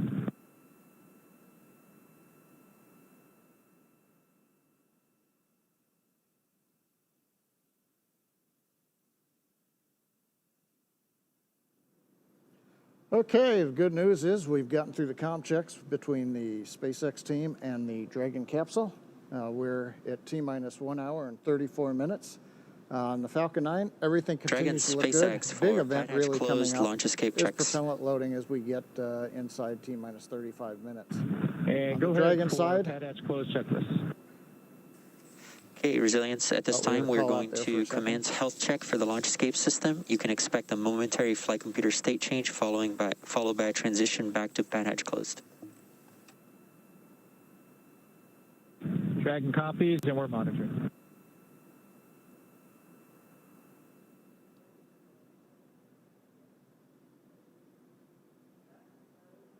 Okay, I think we've got a moment now listening to them talk to the crew. On Dragon, other than the side hatch leak check that's been going underway, everything else has been looking good. On the weather front, the good news is that while we've been watching for rain showers in the trajectory of the Falcon 9, we've been watching for heavy rain or thick clouds. Currently, everything does continue to cooperate as we were hoping. The frontal boundary was slowing down and may not reach Kennedy Space Center by the time of launch. And right now that continues to look like it's going to happen. So the local conditions are good. upper altitude winds. We're looking at the balloons we've been releasing, and those show us that conditions in the upper altitude for stability are good. So we ought to go for launch in about 92 minutes if the weather cooperates, and of course the range is ready to go. So right now we're going to throw it back to Daryl while we wait for follow-on discussions. John, thank you very much for that update. And we're here at the Kennedy Space Center, of course, and I can confirm for you, John, weather is looking good right here. Just a thin layer of clouds overhead right here at the launch complex. I'm joined now by Deputy Administrator Jim Morhard for NASA here, and we appreciate him coming to talk a little bit about licensing of these launches. And that's a new thing around here, Jim, because previously that's not something that we heard a lot about. But we understand that this launch is the first commercially licensed launch by the FAA. So explain to me why that is and how that works. You know, Daryl, it has just been certified for the first time. We license a lot of launches. We had 29 launches that were licensed in 2020, and we're expecting another 56 in 2021. So it's going exponential, and we're excited about that. We've really collaborated with the Federal Aviation Administration, which is part of the Department of Transportation. Steve Dixon is the administrator. He's here right now. He's been with us through the week, working with us, which is just tremendous. There's a great collaboration between the two agencies. So help the public kind of understand what this means. I think, generally speaking, we all understand that we get aboard a commercial aircraft. That carrier is FAA licensed. So now we're licensing space flight, launches, commercial ones with people on board. So what does that, what does the public take away from that? You think about it, we have the most complex airspace in the world over the United States. And now we're going to expand it even more into space. And so we're really integrating both our aeronautics, our aircraft that we fly, enjoy every day, with space operations. So we're going to have both those things happening at the same time with human space flight. And that's what we're doing here today at the Kennedy Space Center. That's impressive. And just when you mentioned the airspace in flight, right? Very crowded place. Space just getting started, and as you mentioned, growing. Where do you see this, when you just kind of dream a little bit, where do you see this going one day? Daryl, you think about it.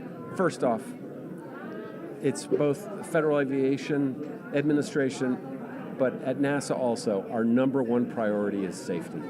That's what we're focused on. But in the meantime, we're commercializing low Earth orbit.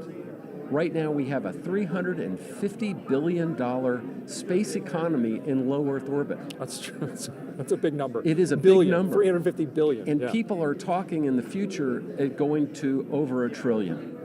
And so it is just, we're starting the dawn of a new space age. And quickly, I think you were telling me that this also increases our ability to do science on the International Space Station, right? With these 4 great astronauts, and Jim Bridenstine and I met with them yesterday, and they want to fly, and we want to make sure they fly safely. But with that, when they get to the space station, we've got 1 astronaut there right now. It's going to increase our research efforts up there by 300%. And we really believe that demand is going to grow. And the hope is ultimately that we'll have commercial space stations that are built by our space industry in the United States. And so, because there's so much research to be done. All right. Well, very good. Illuminating information about the licensing of spaceports. Appreciate your efforts and all your work in getting these government agencies to work together and talk to each other and come together with some consensus there. That's good stuff. It's my honor, but this is about safety, and we're going to keep doing it. Excellent. Keep up the good work. Thank you, Jim. Jim Morhard, Deputy Administrator with NASA. And we are now at T-minus 1 hour and 28 minutes. We'll toss it back to John I. in Hawthorne, California. John? Well, maybe not John. We'll go to Marie, right here across the way at KSC. All right, thanks, Daryl. I've got a brother named John, so I'll answer to either. We are standing by for a post-ingress briefing to the crew. Dragon SpaceX for side hatch leak check. And go ahead for the side hatch leak check. Okay, good news. The leak check has passed, and we saw consistent readings to what we saw on dry dress. So it looks good. That's great news, SpaceX.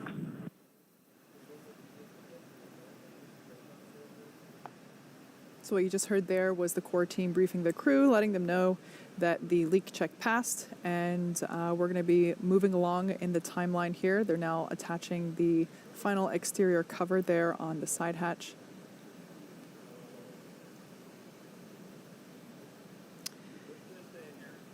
Mm-hmm.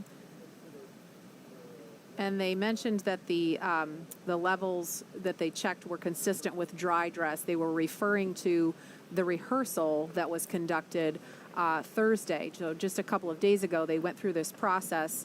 It's called the dry dress rehearsal because they do everything except fuel up the rocket and, of course, launch. So when they did the checks that day, obviously things were nominal. The first time they closed the side hatch, they noticed a drop in pressure when they did the leak check. So they opened the hatch back up, discovered some foreign object debris, or what we call FOD, cleared that out. We don't know what exactly it was yet. We might hear about that in the post-ingress briefing. But they closed the hatch back up, did another leak check. Everything looks nominal, and that's what we just heard confirmation of. So that they said that was great news. So it sounds like we're getting back on track now. So it looked like that closeout team member just took the final closeout photo there, or one of final, and we are moving along. If you look closely on the right-hand side, you might be able to make out some signatures there on the wall of our white room.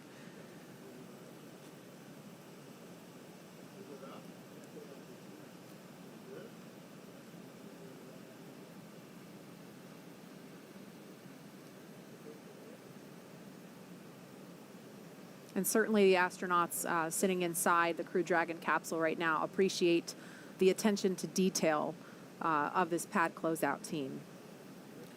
Yeah, I'll tell you, Marie, it's interesting. I think one of the things we definitely appreciate is that the team that works here with us on these spacecraft absolutely believe that the care and feeding of those spacecraft is their responsibility. And we know that. You can tell as they're working with you and hear them outside the hatch and on the radio as well.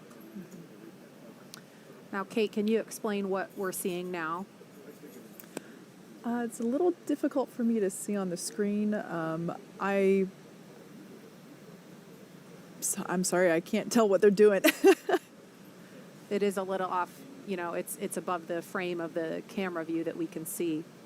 Are there things they have to remove before the seal with the hatch can pull back? No, there's nothing necessarily attached to the capsule, but I would like to point out, again, we're not only taking into consideration the safety of the crew, but the safety of our team members as well. You can see the straps there. I believe what they're doing is they're basically allowing, so there's a mechanism there on the crew access arm. There's kind of like an airplane door. It doesn't, the metallic pieces don't go anywhere near close to the airplane, but there's a little bit of a seal there to try and control the environment. Again, dealing with humidity and rain and bugs here in Florida, trying to keep all of that out and keep the environment stable and under control there.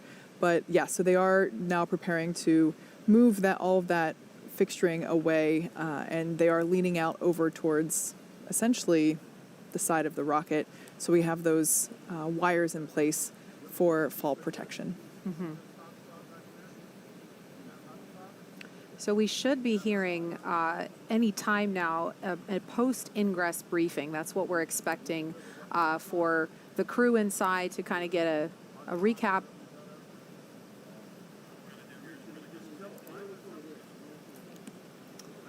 Okay, so maybe a couple more minutes before we hear that briefing. So we're going to move on temporarily. We've made mention of the first crew to launch in Crew Dragon a little earlier this year. And you may remember them as the Space Dads, as they are affectionately known by the NASA and SpaceX teams who work with them.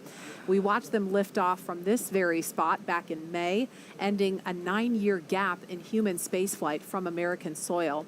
And we want to honor the courage of NASA astronauts Bob Behnken and Doug Hurley with a look at their historic Demo 2 test flight.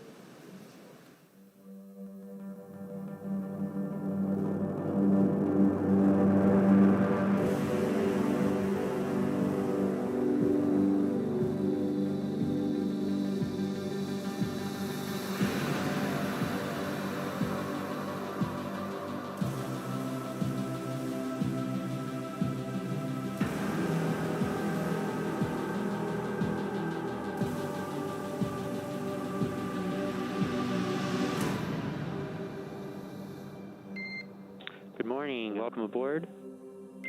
Dragon, SpaceX, ComCheck, ground stations. SpaceX Dragon, we're go for launch. Let's light this candle. 3, 2, 1. Ignition. Liftoff of the Falcon 9 and Crew Dragon. Go NASA, go SpaceX, Godspeed, Bob and Doug.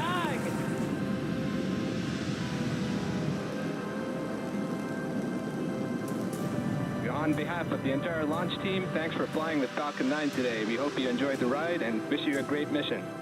We would like to welcome you aboard Capsule Endeavour. We do have a friend on board with us, Trimmer, the Apatosaurus. I think I was requested to do a backflip. Good night, Megan and Theo. And Karen and Jack.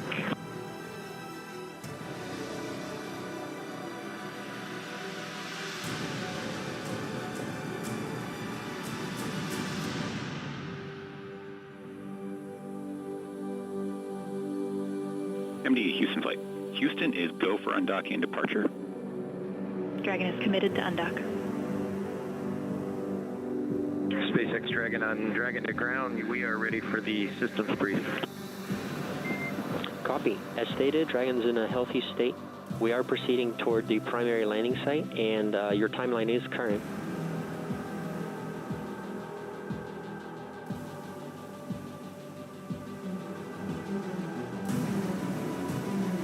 Visual, 2 drogues out. 300 meters.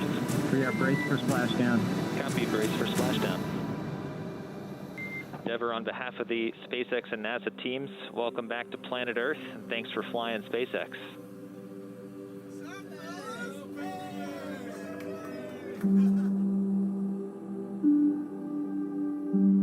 It's a humbling experience to be a part of what was accomplished. It's great to see how excited everybody was. We hope it brings a little bit of brightness to a pretty tough 2020. Wow. I don't know about you guys, but that gives me goosebumps watching that recap. Yeah, absolutely. My family and I made a point to drive over here to the East Coast to watch launch from just down the road in Cocoa Beach with our dear friends, the Honeycutts, a name that's familiar to the Kennedy Space Center family. And I'll tell you, it was a real joy to watch Bob and Doug in space and then to have them safely back on the planet with us. And now, special treat, we're going to hear from my dear friends and fellow bugs, AKA the Space Dads themselves. Daryl is standing by to talk with them. Daryl. That's right, Nicole. We have Bob Behnken and Doug Hurley, the Space Dads, with us live from Houston, Texas. Gentlemen, thank you so much for joining us on yet another historic day here at the Kennedy Space Center.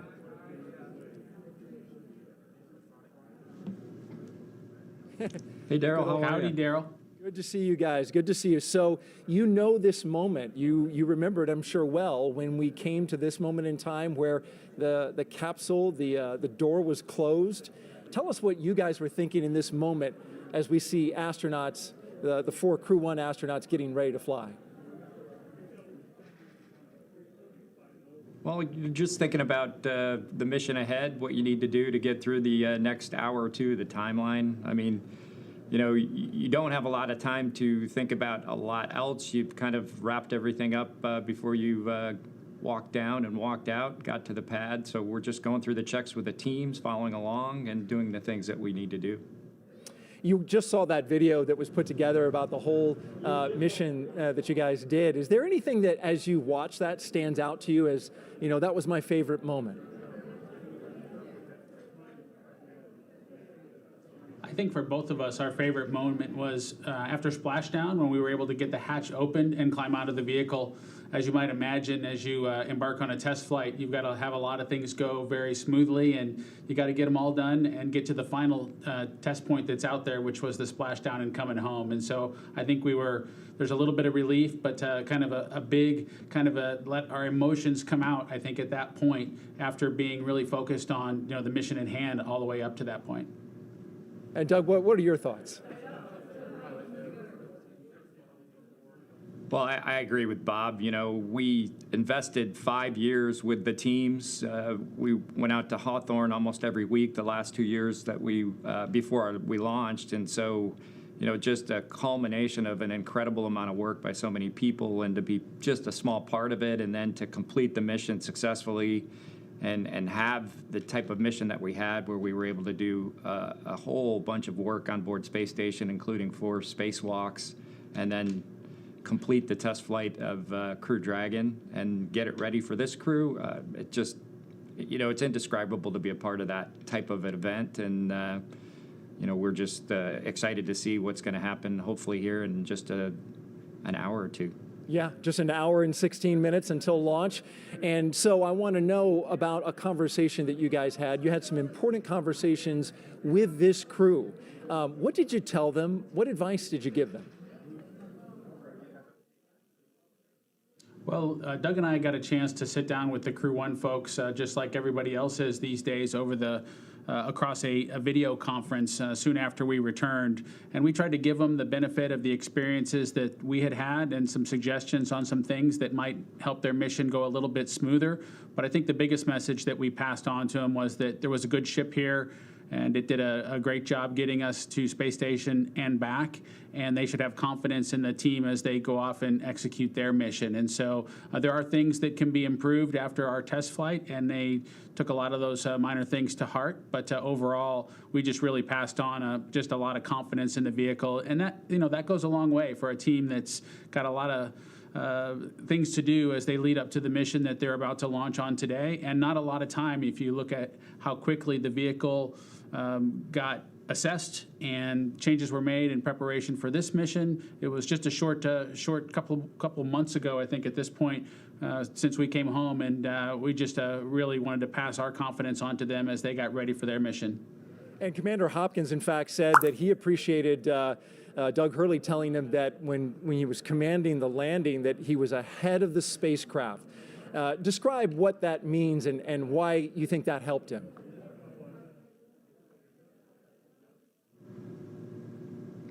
Well, it was a little bit drawn on my experience as a shuttle pilot. My first flight, I just felt like I had to work really hard to keep up with the shuttle as we were re-entering. And, it's a little bit of how you operate on orbit, and then the quickness of the events that you deal with on re-entry. Everything happens pretty fast. So just mentally knowing that was coming, I tried to enforce that with Hopper and just say, hey, look, it's, you're going to be in orbit for a while. Your brain slows down in a sense.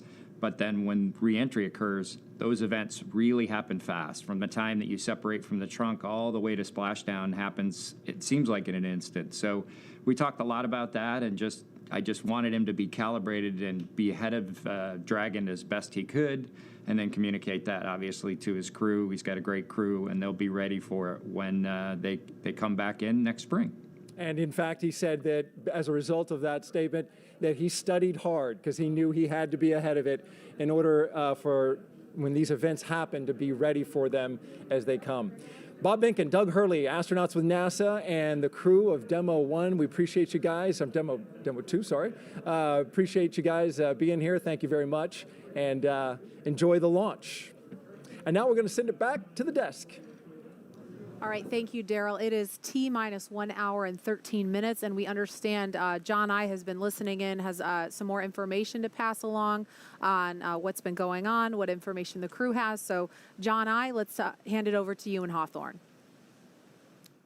Thank you, Marie. It's, as she said, T-minus 1 hour, 13 minutes, 24 seconds. The good news is we are on the timeline. While we were interviewing Bob and Doug, we did hear some discussion with the crew over the SpaceX to Dragon CrewNet.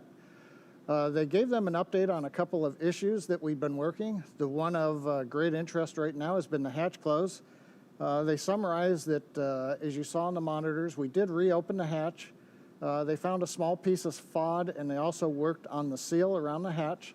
They also did add a little bit of lubricant. They closed the hatch and then reran the 5-minute leak check, and they got a good result. So the crew heard that, and they are supportive, and that issue is now resolved and behind us.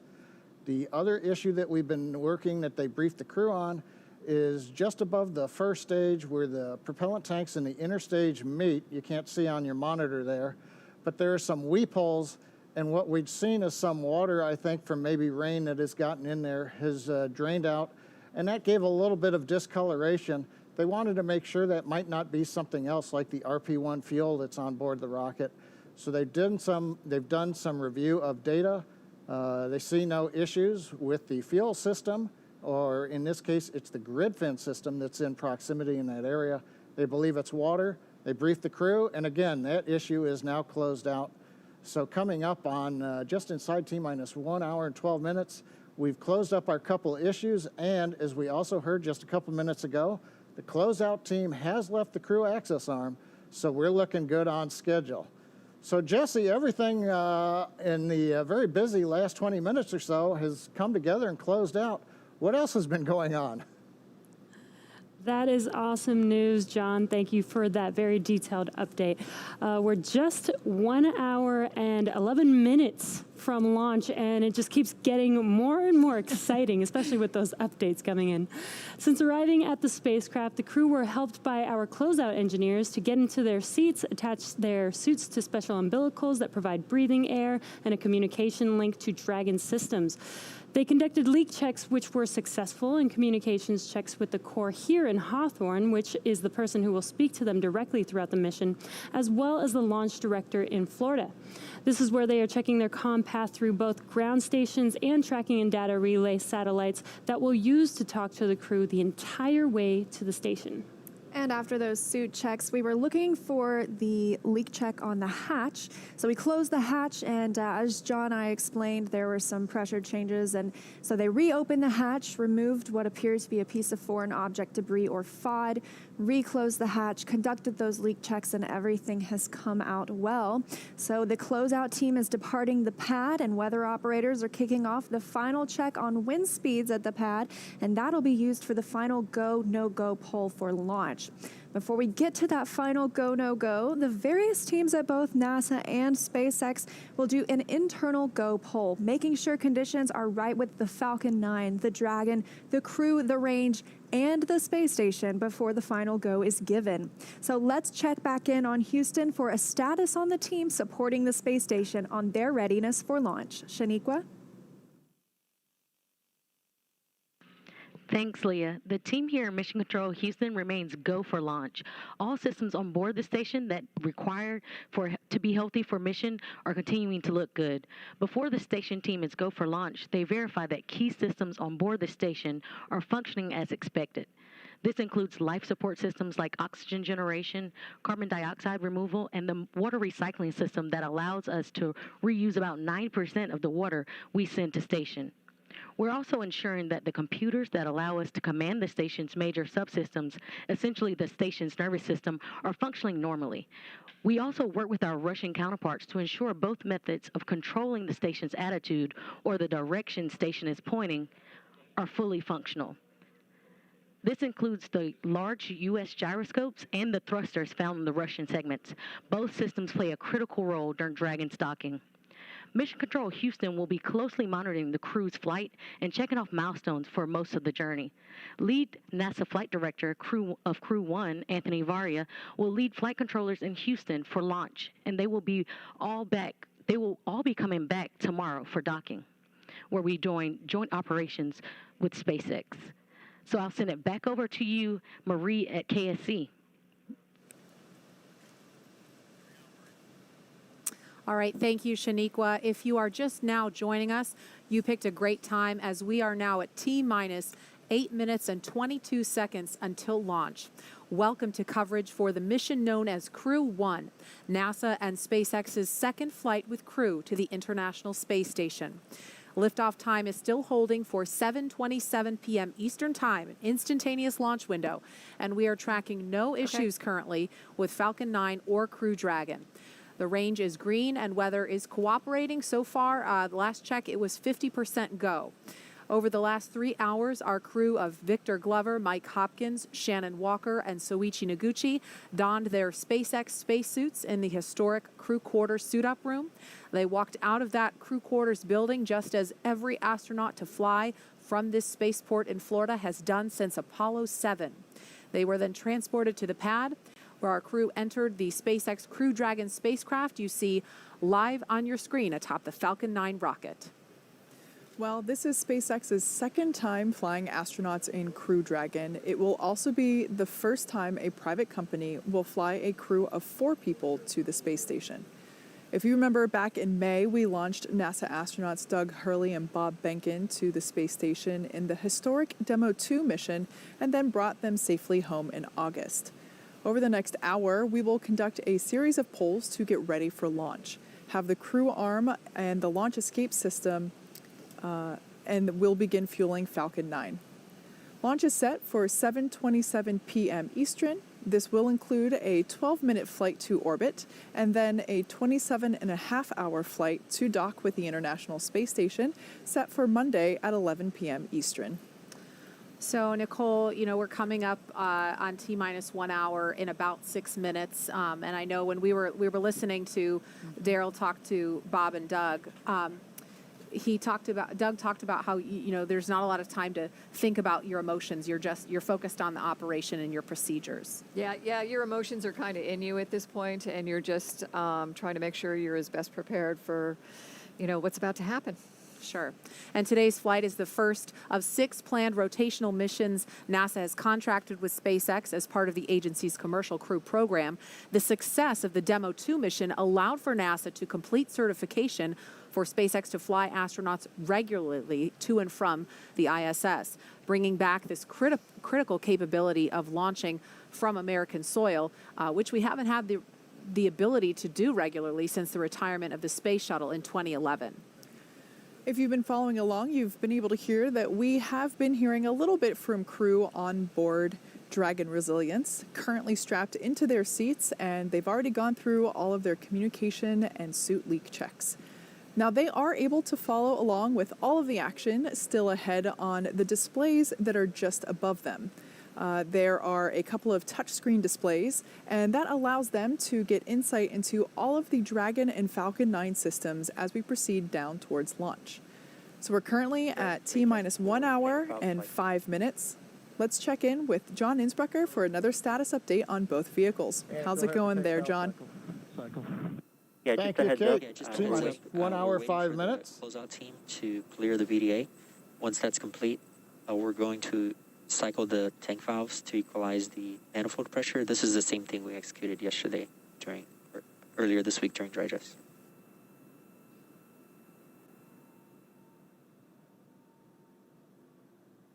Okay, we copy that, and Jay, your call's coming in a little bit soft, and we're losing you kind of at the end of them. Copy all on that call, and I'll let you know when we're ready for that tank valve cycling. Okay, Dragon copies, and that was much better. Thank you. Okay, we've just heard a little bit of the dialogue between the crew inside the Dragon capsule Resilience and the SpaceX Dragon team. Looks like they're going to be cycling a little bit of pressure, giving the crew a heads up. Probably hear some of that noise. Now, as I've mentioned, we're T-minus 1 hour and 4 minutes, counting down. Good news is, as you heard a few minutes ago, we've resolved a couple issues we were working earlier in the count. And while the pace was busy before, now it's going to begin to pick up again. Falcon 9 is into its checkouts of first and second stage propulsion systems and engines. That's in preparation for propellant loading. We're going to hear polls between T-minus 47, T-minus 45 minutes on readiness for propellant loading and then on to launch. And then at T-minus 35 minutes, propellant loading will begin. Now on Dragon, we've done our checkouts. Everything is looking good. The astronauts are currently inside Dragon. The hatch is closed, and the leak check is successfully complete. The SpaceX folks have left the access area and I believe are now clear of the blast area. So we'll have two major events coming up on Dragon. Between T-minus 45 and T-minus 42 minutes, we're going to see that crew access arm currently alongside Dragon. That's going to retract away from the capsule. And then we'll follow that pretty much immediately by arming of the Dragon launch escape system. That needs to be armed prior to loading propellant onto the Falcon 9. We're launching out of historic pad 39A from the Eastern Range. The range is green and go to support launch, not only here, also the worldwide network of ground stations and the on-orbit tracking and data relay satellites are ready to support Dragon as it heads to orbit. And the good news, weather continues to be acceptable, both at ground level and the upper altitude. Dragon SpaceX, we are cycling the orbit tank isolation valves to equalize pressure. Heard the call out from Core. They're cycling the valves to equalize pressure. Now, as a reminder, we have an instantaneous launch window today at 27 minutes, 17 seconds after the hour. So once we get into propellant loading, there's no opportunity to change the T0. Once we get in the propellant loading, and actually right now, we're committed. We can't slow down or add some more margin time. We've got to finish up the last 62 minutes. But the good news, Jesse, at just inside T-minus 62 minutes, we are go for launch. It's great to hear, John. Sounds like everything is going back to normal, is that right? We've got an extensive history now of flying Falcon 9 from the Florida coast, and earlier this year we completed a test run of the mission that we're just an hour away from beginning here today. And the purpose of that mission was to demonstrate Dragon's capability to safely and reliably fly humans to and from the International Space Station. The success of Demo 2 was a truly exciting moment and paved the way for today's mission. And Dragon SpaceX valve cycling is complete. Dragon copies. And good words from Core to the crew. But that mission paved the way for where we are today, sending this full crew for a long-duration expedition aboard the International Space Station. Dragon and Falcon 9 together have years of operational experience, or what we refer to as flight heritage. As Liam mentioned earlier, SpaceX has successfully completed 23 flights of Dragon to and from orbit since 2010, including 22 trips to the International Space Station. Not only have we conducted thousands of hours of testing, we've also enhanced and added a number of safety features to Dragon. Much of what was learned with Cargo Dragon was leveraged in the design of this vehicle. It's fully autonomous, which means it can basically fly itself, but also features full manual override capabilities in case of emergency. Bob Bankin and Doug Hurley tested these capabilities during the Demo 2 mission to the station. Many of the other enhancements help towards SpaceX's goal of reusability and less refurbishment time between missions. So let's take a closer look at some of these advancements. Standing at almost 27 feet tall from bottom of the trunk to top of the nose cone, Crew Dragon is composed of two main elements. SpaceX, just passing T-minus 1 hour. Your go for Section 6. When ready, report go for launch. Dragon copy. Section 6 is in work. T-minus 1 hour, we're getting there. But the capsule that the crew is flying on today is designed to hold crew and pressurized cargo, and it also has an unpressurized section known as the trunk. The nose cone at the top of the capsule protects the docking system and also the guidance navigation control system, or what we call GNC. The nose cone opens for docking and remains attached to the Crew Dragon spacecraft, unlike the previous version of Dragon, and that helps towards our reusability efforts. Opposite the nose cone is the trunk. It provides attachment points for Falcon 9, the Dragon capsule, and cargo. On the outside, one half of the trunk contains a radiator that rejects heat from the active thermal control system to space using SpaceX's new picotiling technology. The other half contains solar cells used to charge the spacecraft's batteries. The spacecraft is designed to accommodate up to 7 crew members with modular seats that can be removed and replaced by additional cargo. And SpaceX, this is Dragon Resilience for 6.4 of 4.100 launch prep. Dragon is go for launch. Copy, go for launch. Yeah, we're looking good on weather, and you can expect the next call to be the C brief at T-minus 45. And very exciting. Copies all. Very exciting. We just got confirmation that Dragon is go for launch. The next call coming up will be from the launch director. So exciting that we are on target for T0 today. Back to what we were talking about, the seats are made of carbon fiber and will be custom sized for any crew members flying on board. That control panel is centered between the pilot and the commander seats. You can see it a little bit here on the right side of your screen. That consists of 3 touchscreen displays, allowing the crew to operate the vehicle and fly it manually. And finally, our Super Draco launch escape system is a key safety feature of Crew Dragon, giving the crew the ability to safely escape from the time of launch all the way to orbit. We are now T-minus 57 minutes from launch. This day is the beginning of regular crew flights to the space station from U.S. soil, NASA having certified SpaceX for these missions after the successful Demo 2 flight test, which launched in May and splashed down safely in August. Today's mission will be Crew Dragon's second mission with astronauts aboard and its first long-duration mission to the International Space Station. It's been an awesome countdown so far. Weather is still looking good. We just on countdown. The technical team has been pulled and is ready to proceed into the propellant load. Thank you.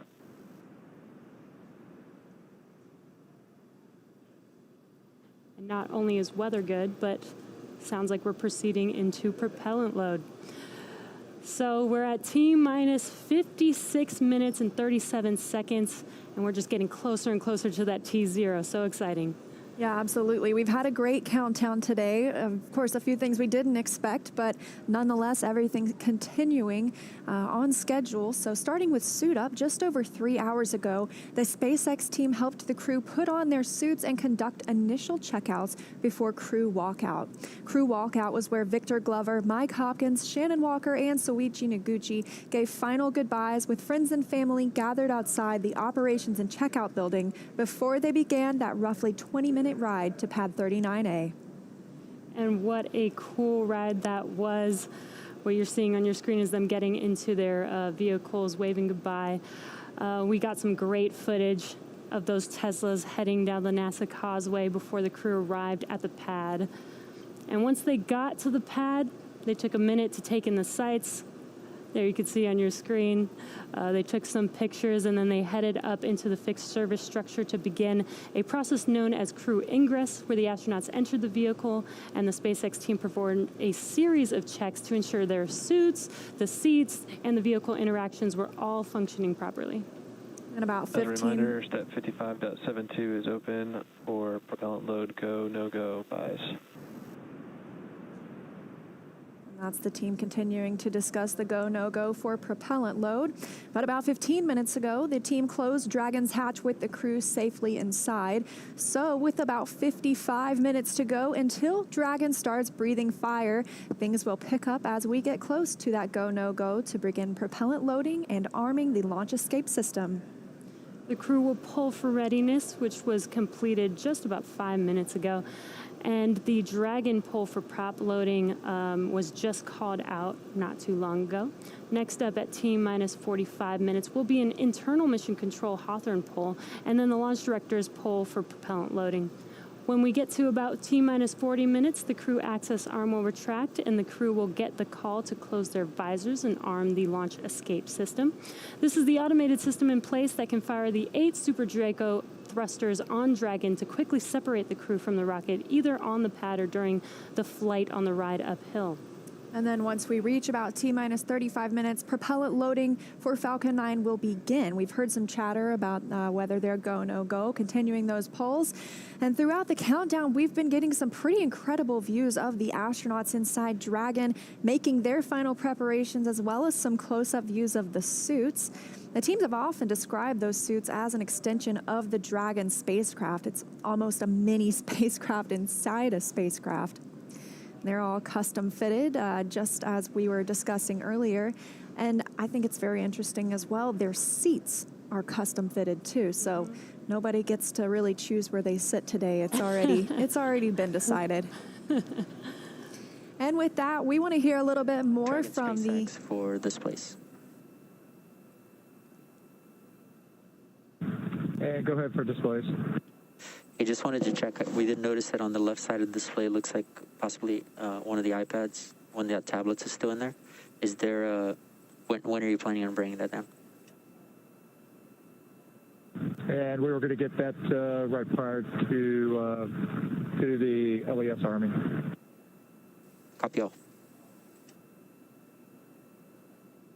That's the core speaking with Dragon. The crew also has some tablets they can use to monitor the milestones of the mission.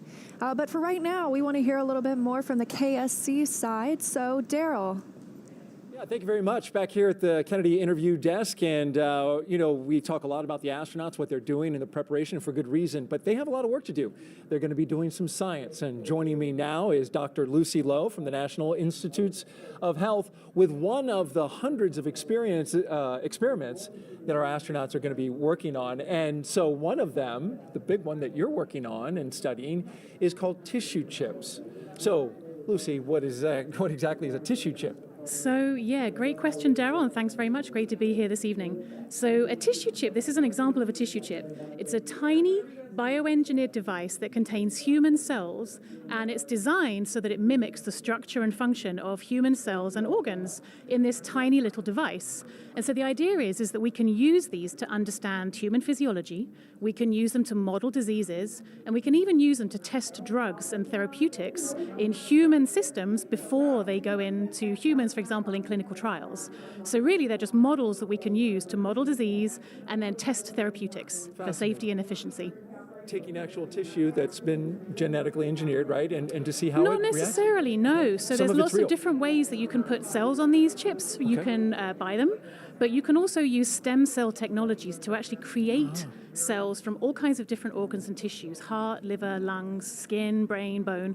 Lots and lots of different kinds of tissues can be created from stem cells, and they can be put onto these tissue chips, and then you can model diseases and all sorts on a little chip like this. Fascinating. We're looking at some video, I believe, of one of these tissue chips being put together. Kind of explain us through what we're seeing. So what you're seeing there is one of our kidney chips that the Tissue Chips in Space program from the National Institutes of Health and the ISS National Lab has been funding. So this chip here is being seeded here. You're seeing that blue fluid coming through in those little triangles, those little squares are cells that are being placed into the chip. And they're put in there with this pink stuff, this extracellular matrix that keeps them alive and keeps them bubbling away, happily chatting to each other over the course of a few weeks. And so what you're seeing there then with the blue fluid coming through is how we feed those cells during that time that they're up on the space station. Got to keep them alive. Exactly. They need all their nutrients. They need all their stuff that keeps them feeling good up there. So what is the benefit of an experiment like this? What can we glean from this and hopefully in the future? Yeah, so that's a great question, Daryl. So when astronauts go up to the space station, they have a lot of changes that they see in their bodies that look very similar to certain kinds of disease states or even aging down here on Earth. So when we put cells onto tissue chips and we send them to the space station, we're able to see the same kinds of changes that might happen to the astronauts, but on a very, very short time scale.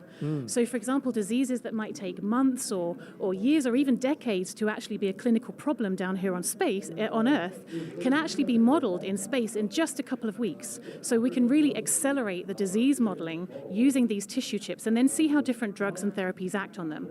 So we're super excited that some of the Crew-1 folks might be doing some research for us. So thanks very much, guys. Fascinating, and thank you very much, Dr. Lucy Lowe, for being with us here from the National Institutes of Health.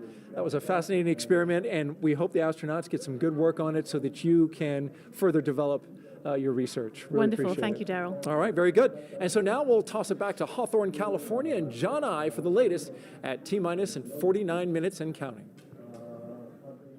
Thank you, Daryl. T-minus 49 minutes, 7 seconds, continuing to count down. Right now, the launch director and launch team are preparing for the readiness for propellant load and launch pole. The SpaceX launch director has checked with the Dragon mission director and the NASA launch manager. They are ready to proceed. Currently, we're doing an electronic poll of the 7 members of the SpaceX launch team for their go to load propellant and then to press on with launch. Now, the Falcon launch crew is located in Firing Room 4 in the Launch Control Center. adjacent to the historic Vehicle Assembly Building on Kennedy Space Center. Key NASA launch members are also located in the firing room.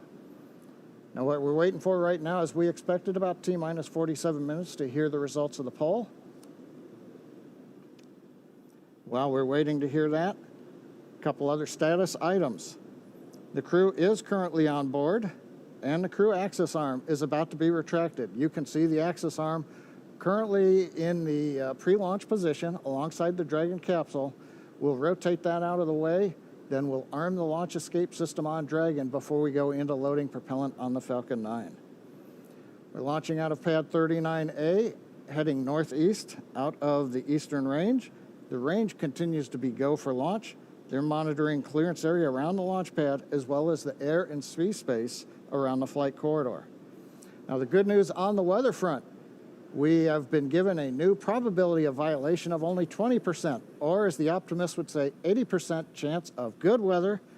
There's a small chance of a shower, but it would have to pop up pretty much right over the pad here at the last minute. They're looking, ground winds are cooperating, upper altitude winds are cooperating.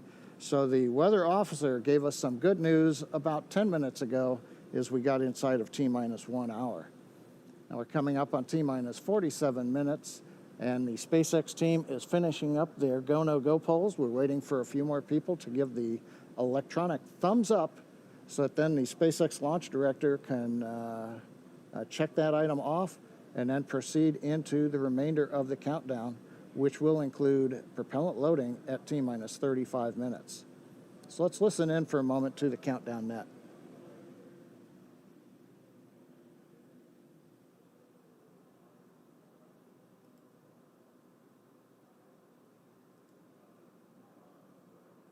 Dragon SpaceX for arm timeline.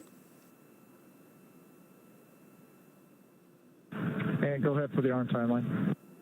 Yeah, we were just talking here about the tablet and how much time you'll have to put it away. Essentially, as soon as the T-minus 45 minute brief occurs, we're going to begin retracting the arm, and we'd like to be ready to arm the launch escape system immediately, as soon as that's complete. And Dragon copies, we will go ahead and take care of that now. Copy all, thank you.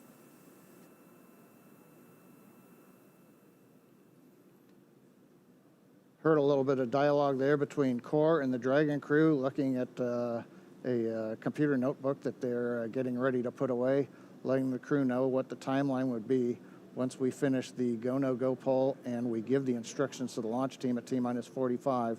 Then we'll proceed into retract of the access arm. You can see it's currently alongside of Dragon, and then we'll go into arming of the escape system, pardon me, years of previous experience. And then finally, we will get into propellant loading.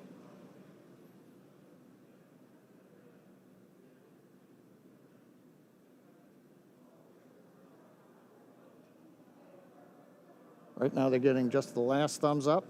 People have been looking at data that we were gathering just outside of T-minus 1 hour as we were doing final checkouts of the Falcon 9 on the propulsion and engine systems before we got into propellant load. Poll is complete, and the team is ready for crew access arm retract, propellant loading, and launch.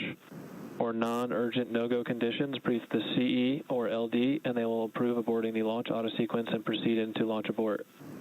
For urgent issues affecting the safety of the operation, operators shall call hold on the countdown net. Launch control will abort the launch auto sequence immediately and proceed into the launch abort auto sequence. Operators advise launch director whether structural breakup or fire is imminent or occurring per Dragon manual escape flight rules. In the event of a fire alarm at firing 4 today, key operators noted below will remain at their post while the alarm is evaluated. In the event that personnel safety is threatened, evacuate to the south-facing emergency exit, which leads directly south. Launch control, you may proceed with arming the crew arm for movement. Copy, arming crew arm.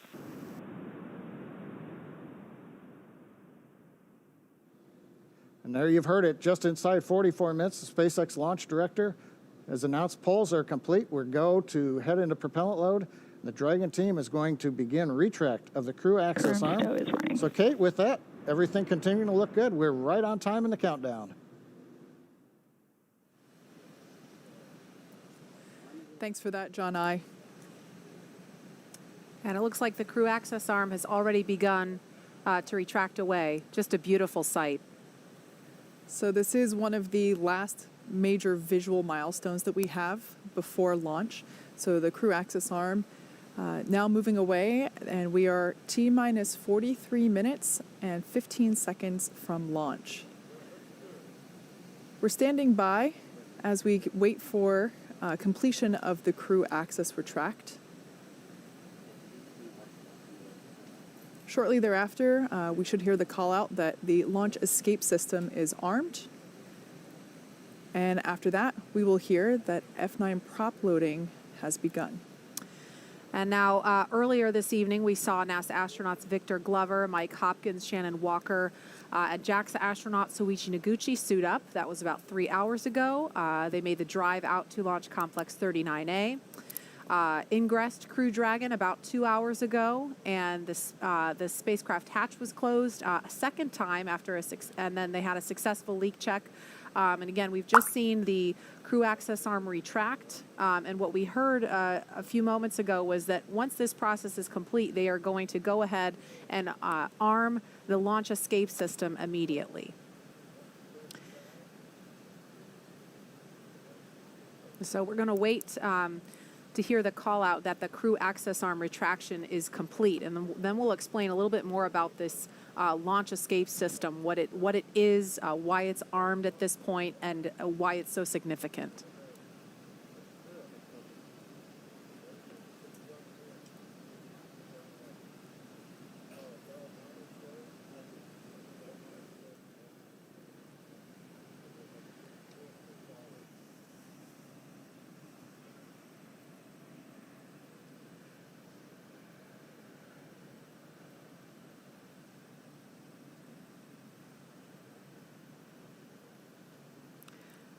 So again, we're at T-minus 41 minutes, 23 seconds and counting. We've just watched the crew access arm retract. That is the suspended walkway that attaches the rotating service structure to fixed service structure. The fixed service structure, excuse me, I'm talking shuttle speak, to the Crew Dragon capsule. So we watched the arm retract away. So now we see Crew Dragon. Crew arm stow is complete. And we heard confirmation that crew arm movement Dragon, is complete. SpaceX, with that call, you are go for Section 7, close visors and arm launch escape system. Okay, Dragon copies, moving to Section 7. So their confirmation from Core telling crew that they are allowed to move on. You hear us mention move on to Section 6, Section 7. That's simply making sure that everyone's on the same page in terms of which procedure we are now working toward.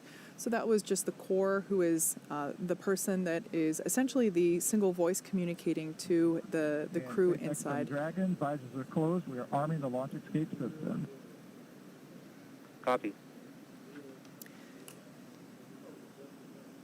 And there we heard Commander Mike Hopkins. Thank you. Commander Mike Hopkins informed that they are now closing their visors and now commanding the launch escape system to be armed.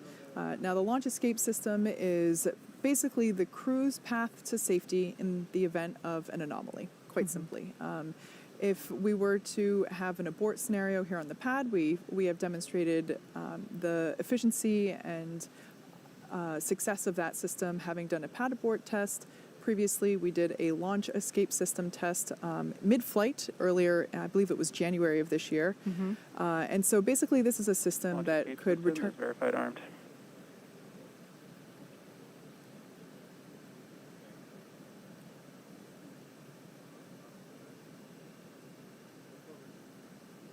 I only caught the tail end of that, but it sounded like the launch escape system is armed. So now the launch escape system is armed. Essentially, this is the system that all the way from now on the pad until they are in orbit, the crew would be able to escape safely in the event of an anomaly. That's why it is so important that we check the weather all around the world, really. It's not just the weather here at the Cape that we're looking at in order to determine if we're go or no go. It is the weather along that entire escape corridor. Right. And as Kate was mentioning, again, the launch escape system is armed. That has to happen before the SpaceX teams will proceed with fueling Falcon 9. And so that propellant loading process is set to begin at T-minus 35 minutes, so just a few minutes from now. And what that looks like, Kate, you talked about the tests that were done. You did a pad abort test back in 2015. You did an in-flight abort test at the beginning of this year. And so what that looks like in action, if it were to happen, a pad abort test, or excuse me, a pad abort would be before liftoff at any point from propellant loading, which begins in just under 3 minutes now, until the moment of liftoff. If something were to go wrong and the crew were in danger, Crew Dragon can kind of act as a rocket on top of a rocket and propel itself off of Falcon 9 using its 8 built-in Super Draco thrusters, right? And so the idea is that if that happens, Crew Dragon would splash down off the coast, and then we would have a rescue scenario. Correct. And so we've rehearsed that ahead of time. We coordinate very closely, the NASA and SpaceX teams, with the Department of Defense Detachment 3 to prepare for a scenario such as that. We're also prepared for if there were to be a need for a launch escape after the point of liftoff, at any point from liftoff until they reach orbit, about roughly 12 minutes after liftoff. At any point in that sequence, Crew Dragon could still launch itself off of the Falcon 9 rocket. And in that scenario, Crew Dragon would splash down at some other location further downrange, farther away from Florida, obviously. And that's why the weather downrange is just as important as the weather around the pad for liftoff, because they're thinking about how are we going to rescue the crew if we get into a scenario like that. Exactly. So it's really complicated, but it is a system that we have spent a lot of time designing and testing, and it's definitely something to consider in terms of that weather criteria that we do look at. And so now at T-minus 36 minutes and 20 seconds, in just over a minute, we should be hearing that Falcon 9 is ready for propellant loading. That'll be with the RP-1, which is rocket-grade kerosene, and then also simultaneously the liquid oxygen loading will begin.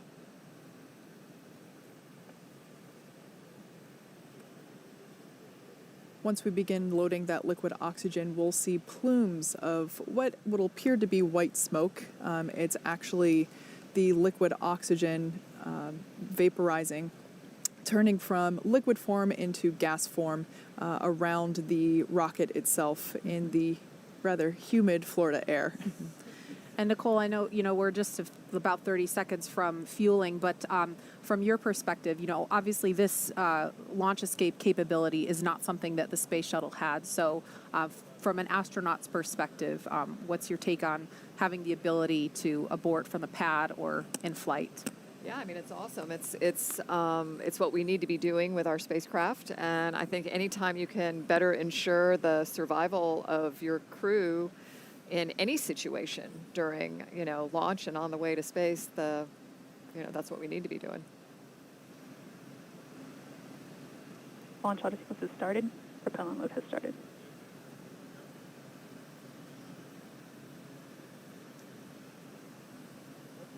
So we just heard that call that propellant load has started. That means fueling of Falcon 9 has begun.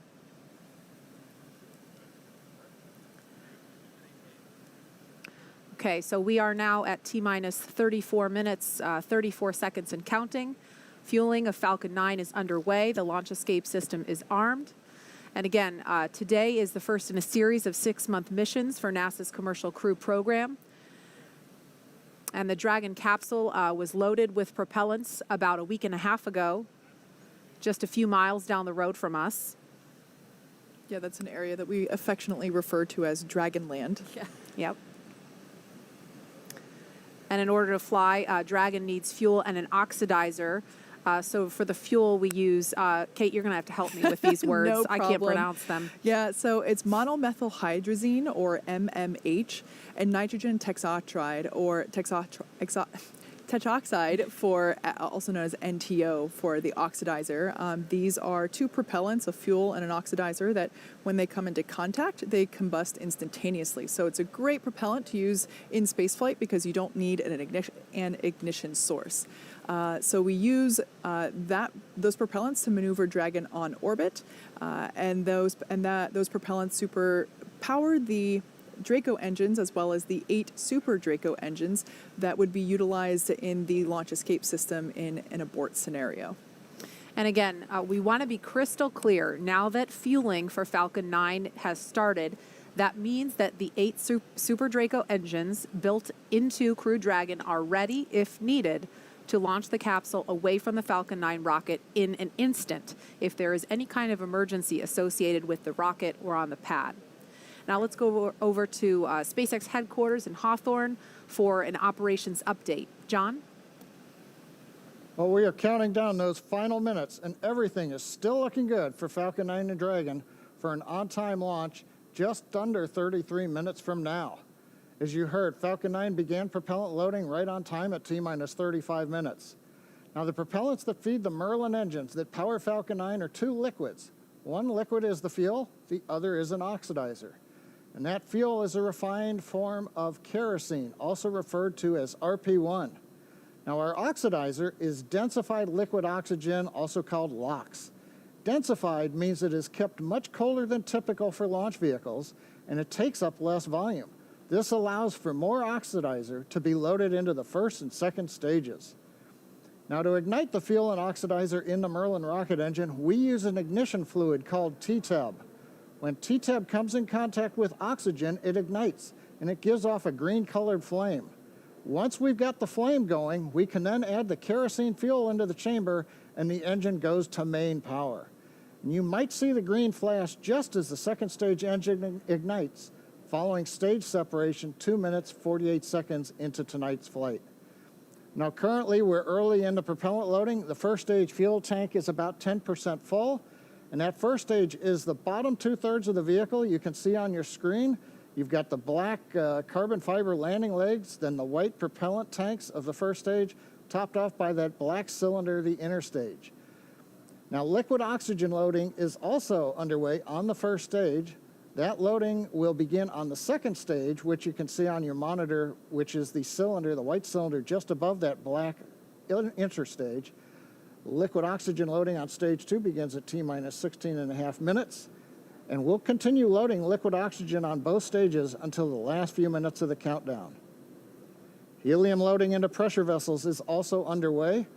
We use that to pressurize the tanks in flight as the propellant is pulled out by the Merlin turbopumps. Now, on board the Dragon spacecraft, the astronauts are monitoring systems while propellant is loaded Helium load. into the Falcon 9. And the call out you just heard, ground loading and the crew know that helium loading is going on the vehicle right now. So as I mentioned, the astronauts are listening to this right now. As part of their training in the simulator, we also can give them the playback of sounds that we've recorded in Dragon capsule during recent flights. Plus, they also had a discussion with Bob and Doug after their flight, who related what their flight experience was like earlier this year. Now, out on the eastern range, we continue to hear they're green, ready to go. There are no problems, and they are go for launch. And finally, the weather, as I mentioned a little while ago, it's actually improved during the day. We're down to 20% probability of violation. The biggest thing we're watching is just in case in these last half hour, if a rain shower might spring up within a mile or 2 of the launch pad. But currently, the rain looks like it's holding off. The upper altitude winds are good, and the ground winds are very light. Now, as a reminder, today we have an instantaneous launch time. So at this point, if we hear a hold for any reason, we'll have to stand down and target our backup launch opportunity just under 3 days from now. But let's turn it over to Jesse and Leah for an overview of events after liftoff. Thanks, John. For Crew-1, the astronauts' flight to station will take about 27.5 hours, and their journey is much longer but fairly similar to the trip NASA astronauts Doug Hurley and Bob Behnken made earlier this year in Crew Dragon's first mission with humans aboard. As we await T0 in just about 29 minutes, the ground operations teams are doing a series of system checks to make sure both Dragon and Falcon 9 are ready for launch.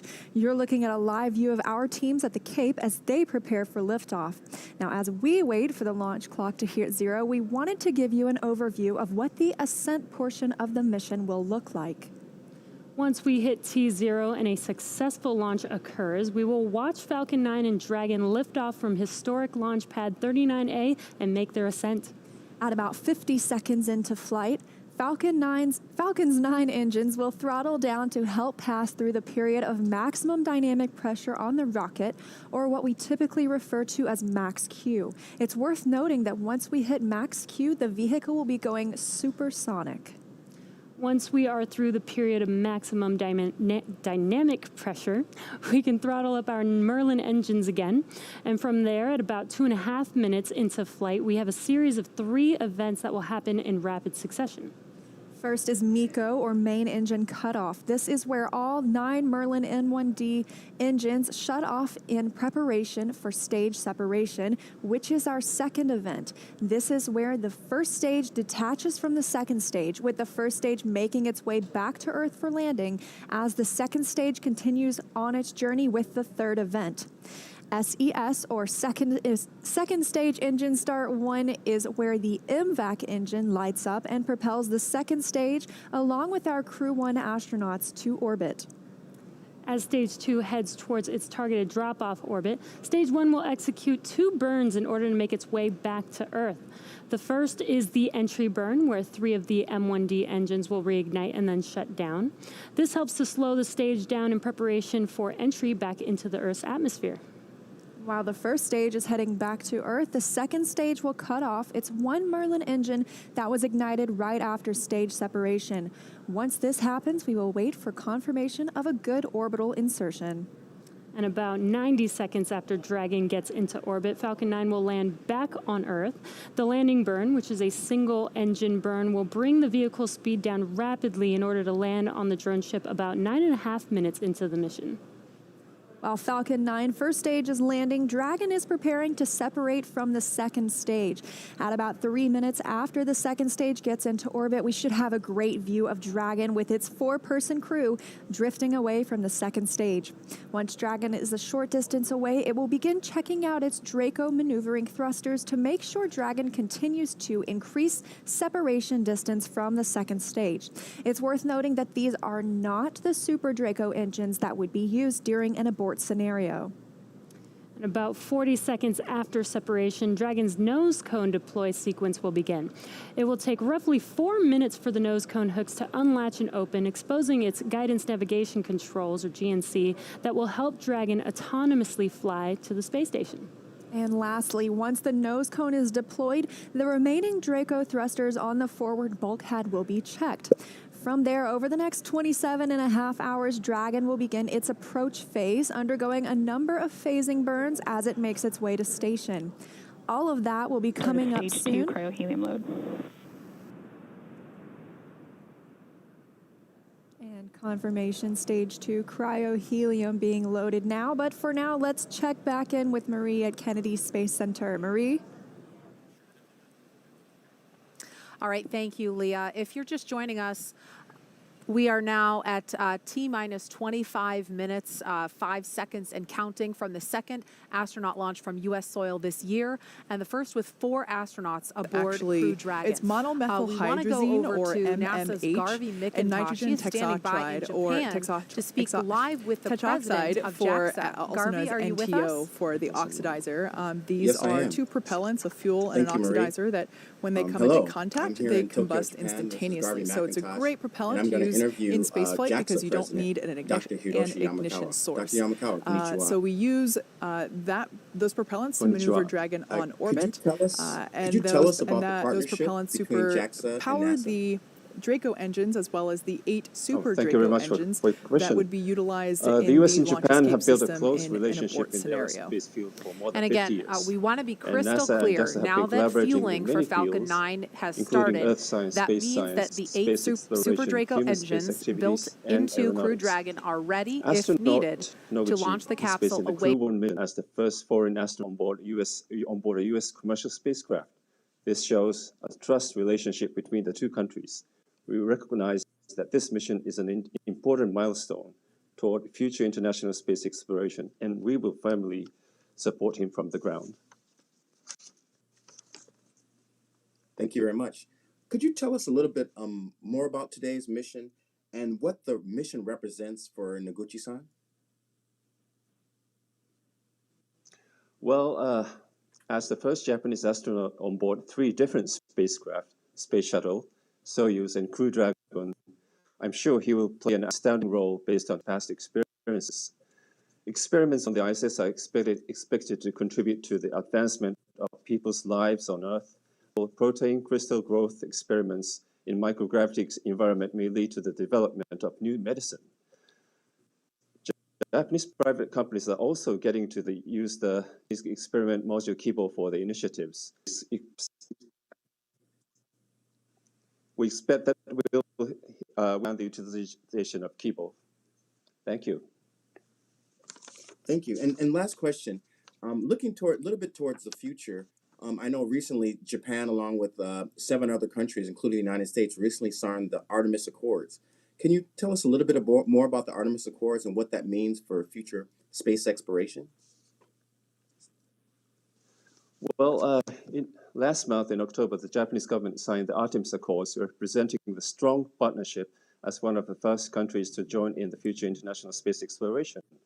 Well, I think Japan has expertise in human and robotic space technologies accumulated through our experiences, TV, and Hayabusa 2. And we continue to move forward with technical considerations with NASA and other international partners. In addition to the field of human spaceflight, we will continue and deepen our cooperation with NASA and our international partners in order to explore the new era of space and contribution to our society on Earth. Thank you very much. Well, thank you very much, and arigatou gozaimashita. Thank you for your time this morning, and I'll pass it back to you, Tahira.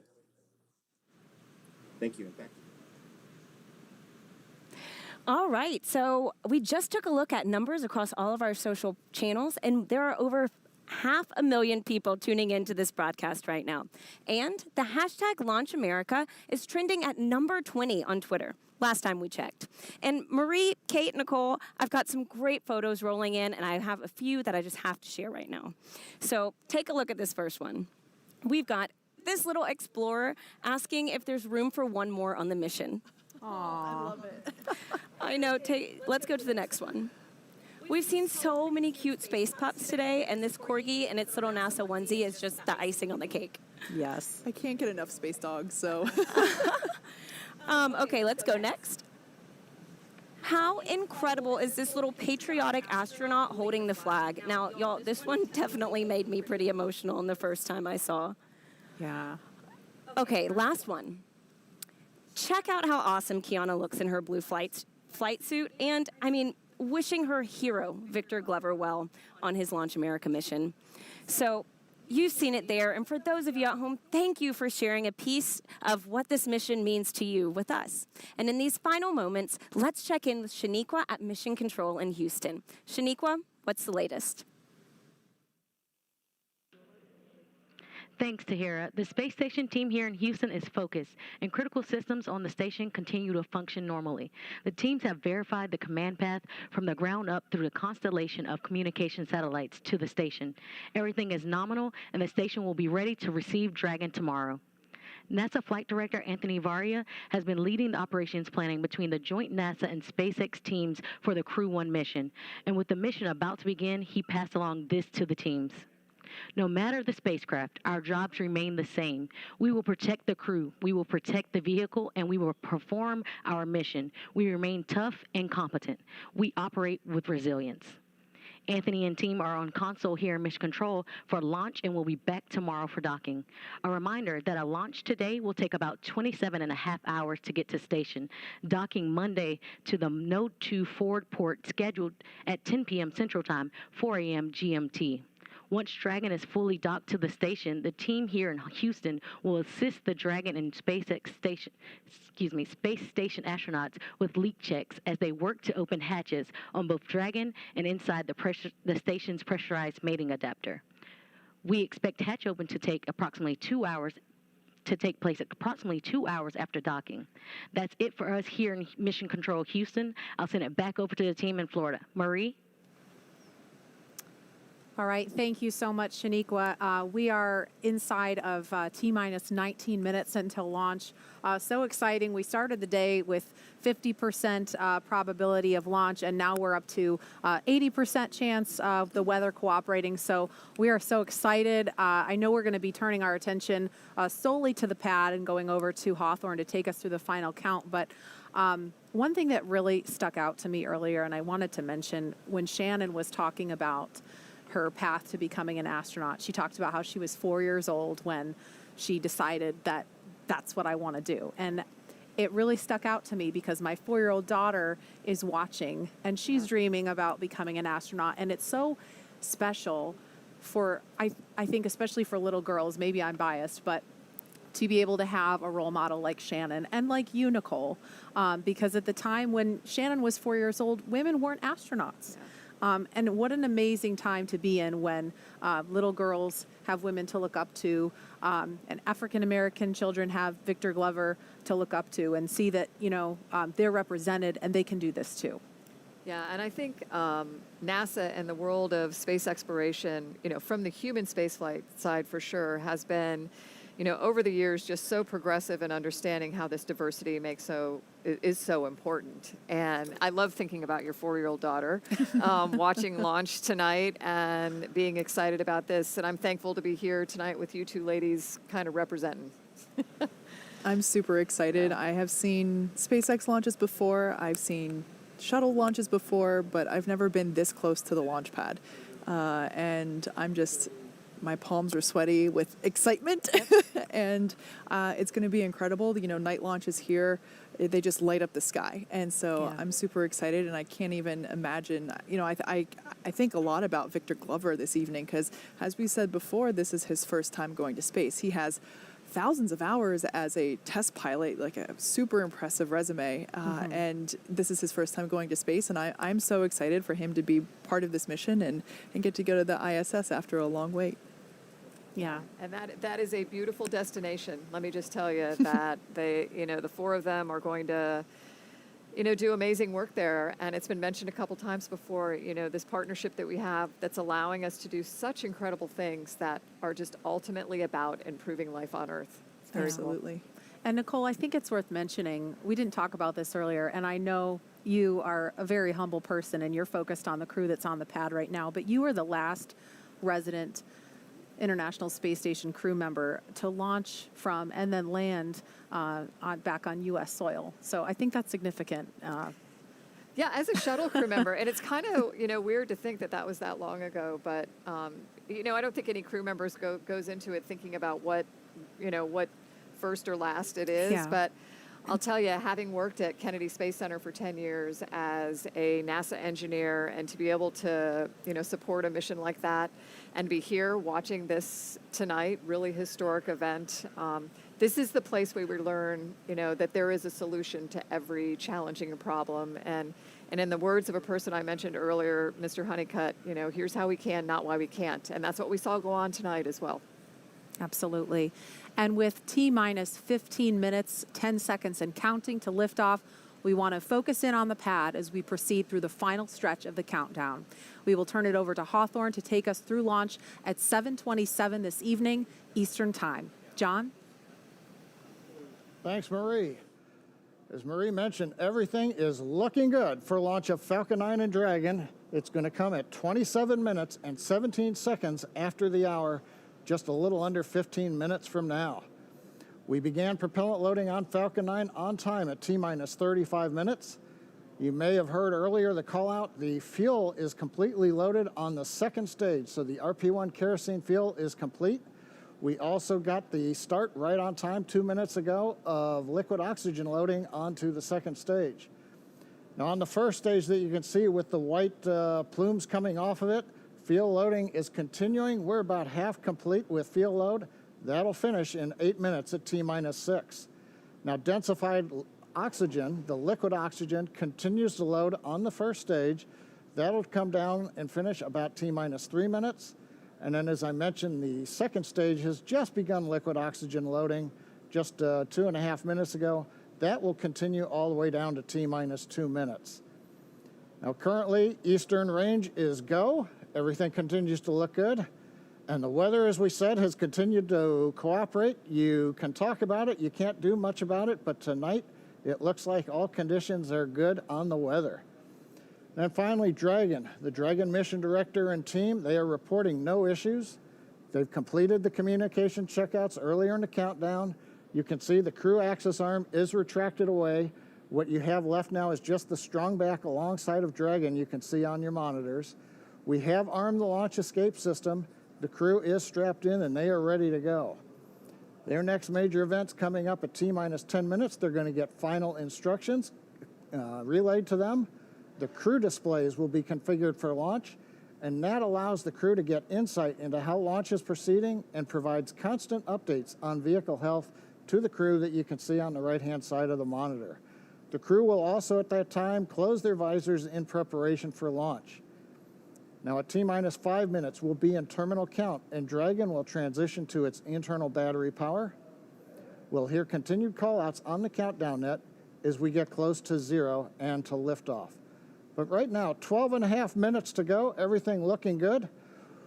Leah and I will be commenting, but we're going to let you listen into a lot of the discussion and just enjoy the last 12 minutes of the countdown as we head for liftoff again, 27 minutes, 17 seconds after the hour. That's right, John. It's so exciting. Only 12 minutes, 13 seconds until liftoff now. And just some things that you can look for, especially upon ascent. You'll be hearing some performance calls as we get into the final countdown and then after liftoff. These are SpaceX flight controllers. They're reporting the trajectory, the speed, the booster performance, and some of the key milestones for Falcon 9 and Crew Dragon on the way uphill. It's about a 9-minute ride to orbit, and a few minutes after that is when we'll see Crew Dragon separate from the second stage and begin flying free on its own. Some of those other calls you'll hear upon liftoff are number and letter combinations. These mark different abort zones throughout the flight. The first two are 1A and 1B. This signifies they're in the first stage, and that will last until they're up to the very north of North Carolina. The next are 2A through 2E or 2 Echo. Those will come into play once the second stage kicks in. That lasts from the top of North Carolina all the way to the tip of Newfoundland in the northern Atlantic. There's also a spot we want to avoid in the northern Atlantic, and so you might hear the call Shannon or forward to Shannon. Of course, that's not to be confused with our crew member Shannon Walker today, but that actually refers to Shannon, Ireland. It means they would target off the coast of Ireland if they were later in that second stage and needed to abort. But that next call out we're listening for to the crew should come up at T-10 minutes that the crew displays. Those 3 panels in front of our astronauts will be configured for launch. Now just 10 minutes and 35 seconds to go until liftoff.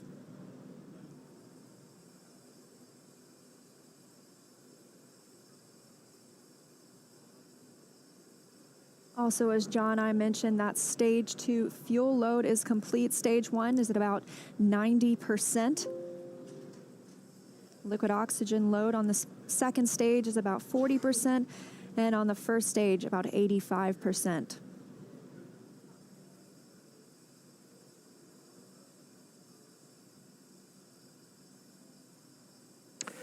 Dragon, SpaceX, confirm crew displays are configured for launch.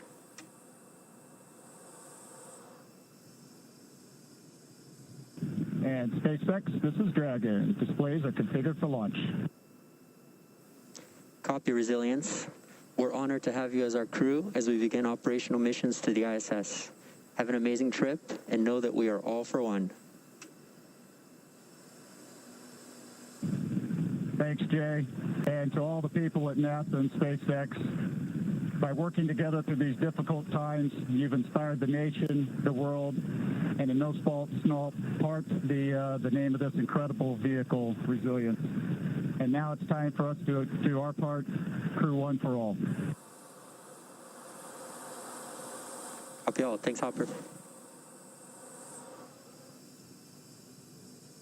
That was the voice of Commander Mike Hopkins confirming those crew displays are configured.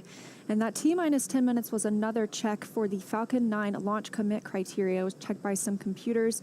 It was the last check of a wide variety of the Falcon system data to make sure we are go.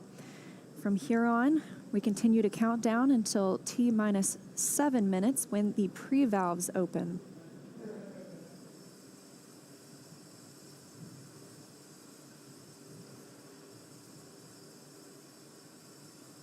T-minus 8 minutes, 30 seconds and counting.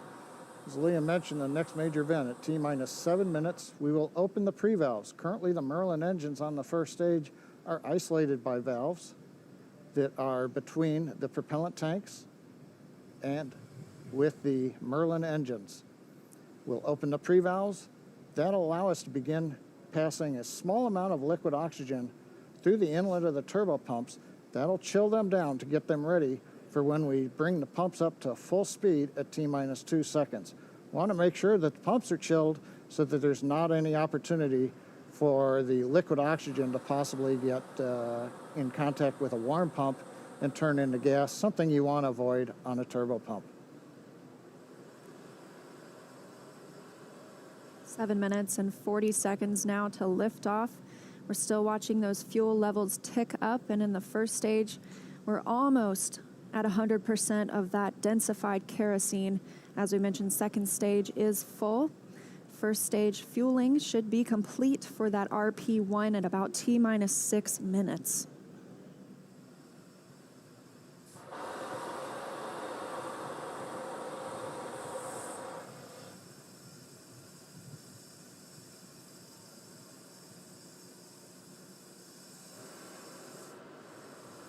Standing by for pre-valve opening.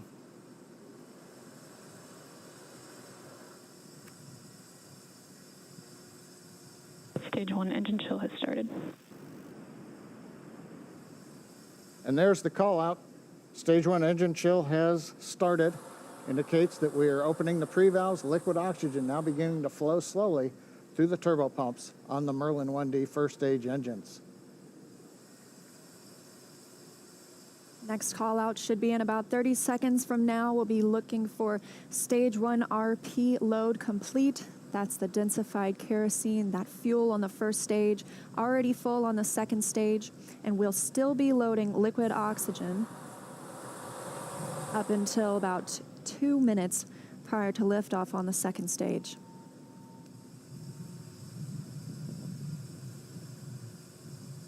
Standing by for that fuel call. Stage 1 fuel load is complete. Okay, right on time, and a great view of Dragon sitting on top of the Falcon 9 as we're continuing to load liquid oxygen onto both the first and second stages.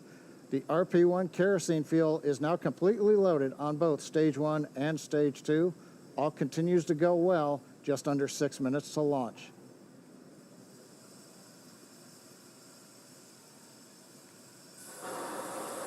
In about 30 seconds, we'll enter terminal count. Dragon's onboard computers will take control of the vehicle. Both fuel on first and second stage is complete, and liquid oxygen loading continues with the second stage at about 80%, first stage at 95%. Something else you might notice is water rushing the pad shortly before liftoff. That's to suppress the sound and keep any sound from imparting a load on Crew Dragon as it prepares to lift off. Dragon is in configure for terminal count. Dragon is on internal power. Falcon 9 propellant tanks are pressurizing for strongback retract. Good confirmation that Dragon is on internal power, And now we'll be looking for a major milestone before we launch today. That'll be the strong back retract. John, you want to tell us a little bit more about that? Yeah, Leah, if we get a close-up of the Dragon at second stage. Strong back is retracting. We've heard the call out, strong back retracting. That's a two-step sequence. First, there are clamp arms around the very top of the second stage. You can see one of them just above the gaseous oxygen vapors coming out of the second stage. Those arms will open up, and then just inside of T-minus 4 minutes, once the arms are released, we'll begin to retract the strong back alongside the vehicle. It'll move back 2 degrees in position, and by about T-minus 3.5 minutes, we ought to be finished with that. The strong back will retract to 45 degrees away from the rocket once we hit T0 as part of the liftoff sequence.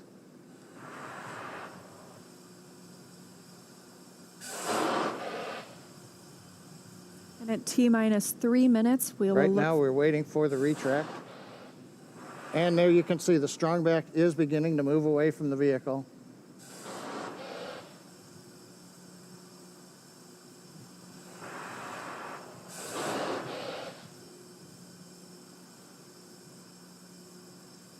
And it looks like we are just about into the required pre-launch position, just a couple degrees away from the Falcon 9 and the Dragon capsule. But right now, T-minus 3 minutes, 8 seconds, everything continues to be go on Dragon and Falcon 9.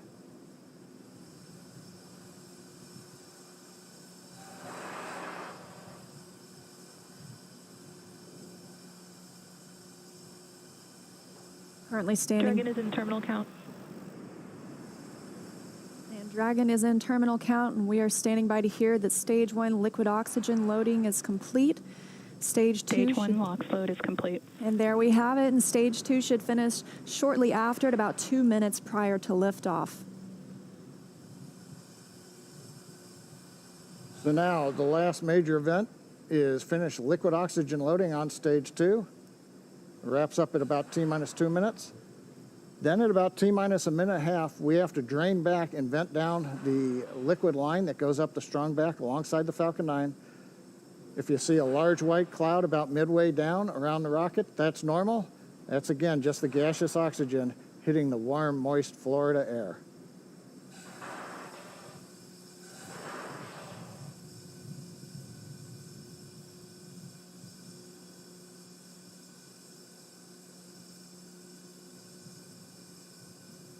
Stage 2 LOX load is complete. Dragon is in auto idle. And good calls that Stage 2 liquid oxygen load is complete. That means we have full fuel on the first and second stages, that densified kerosene, and we're full of the oxidizer. Liquid oxygen on the first and second stage as well. Now just 1 minute and 20 seconds until liftoff today.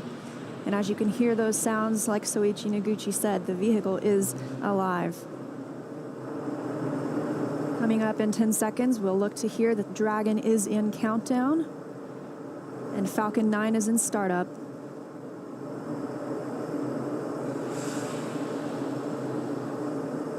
Dragon is in countdown. FTS is armed. Falcon 9 is in startup and is now controlling. 50 seconds now until liftoff. That FTS you heard is flight termination. Dragon, SpaceX, go for launch. SpaceX, this is Resilience. Roger, go. Go for launch, and at 37 seconds, the International Space Station flying over Kennedy Space Center. Crew-1 for all. Crew Dragon poised to go catch it.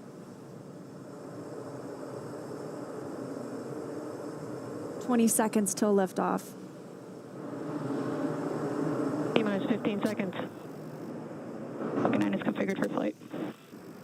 10, 9, 8, 7, 6, 5, 4, 3, 2, 1, 0. Ignition.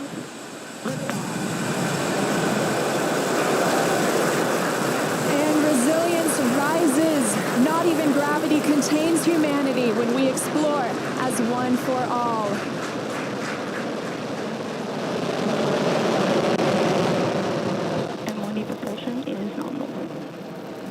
That's the word we want to hear. Stage 1 propulsion is nominal.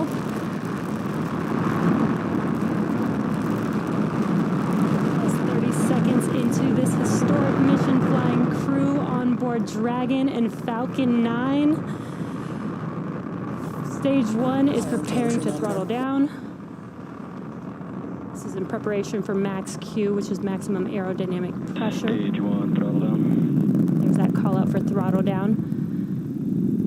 Power and telemetry continue to be nominal for the vehicle, now traveling at 262 meters per second. Falcon 9 is supersonic. There's that call out. The Falcon 9 is supersonic, and we will be passing through max Q here shortly, the largest structural load during ascent. Max Q. There's that call out. That Falcon has passed through max Q. 1 Bravo. And we've just entered Stage 1 Bravo abort mode. That's going to take them through the end of the first stage burning just before second stage activates off the coast of North Carolina.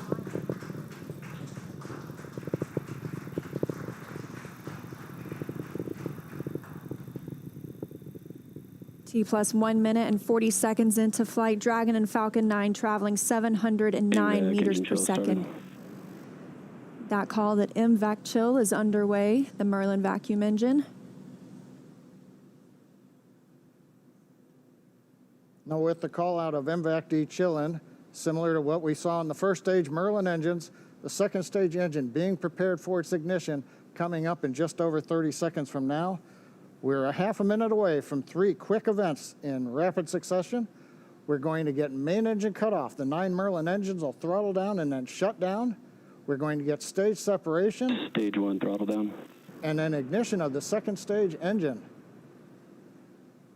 We've begun the throttle down in preparation for stage separation.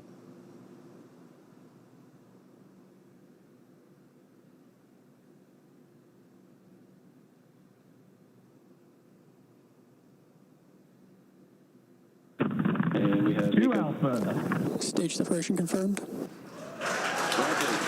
Let's get the position of signal. And you see that stage separation has confirmed. There goes that MVAC engine. Stage 2. Crew-1 is now on their way to the International Space Station.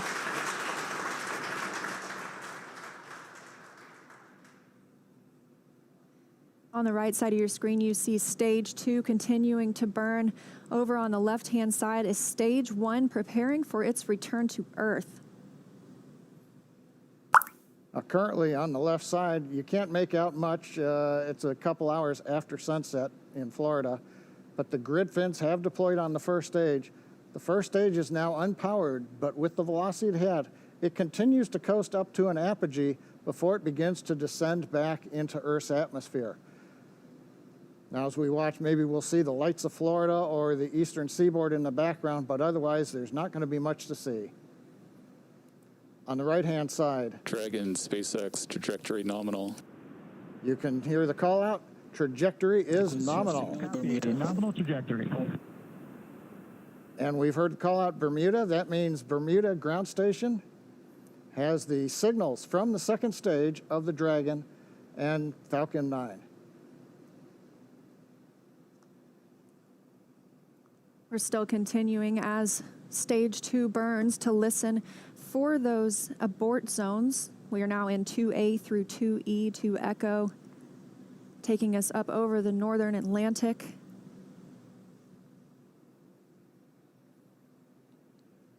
Right now you can see the second stage engine glowing with the standard red that we have come to see over all these missions. Indicates everything's looking good. Power on the MVAC-D engine continues to run at 220,000 pounds of thrust in the vacuum of outer space. Dragon, SpaceX, trajectory nominal. And trajectory nominal. Copy, nominal trajectory. And we hear the reply from the crew acknowledging we have a nominal trajectory. Dragon made it to the Falcon 9 second stage, heading into the low Earth orbit, where Dragon will then separate and begin its trip the rest of the way to the space station. We'll be looking for SECO, second stage engine cutoff, coming up at 8 minutes and 48 seconds after launch today, so about 3.5 minutes from now. Dragon and Falcon 9, second stage, currently flying 2,979 meters per second. Now, currently, the first stage has begun its descent. It is through apogee. It's beginning to come back down, where it, coming up in another couple of minutes, we will have the entry burn, where we begin to slow down the first stage. SpaceX, trajectory nominal. Copy, nominal trajectory. Another call out, another nominal trajectory, just what we love to hear. That voice you're hearing on board Dragon, that's Commander Mike Hopkins speaking for our 4-person crew as they continue their journey now 6 minutes and 12 seconds after liftoff. Trajectory still nominal. And Leah, you can see on the indicator altitude, 201 kilometers. We're now beginning to essentially level out and pick up velocity to get us into low Earth orbit.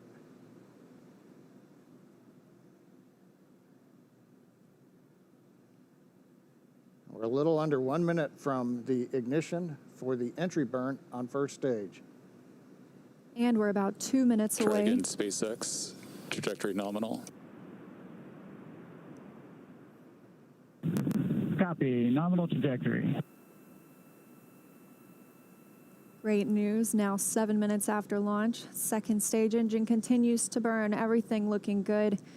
And we'll see that continue to burn for another 1 minute and about 38 seconds. Right now on stage 2, the crew's getting about a little more than 2.5 G's of acceleration. First stage preparing to ignite for the entry burn. Stage 2 FTS is saved.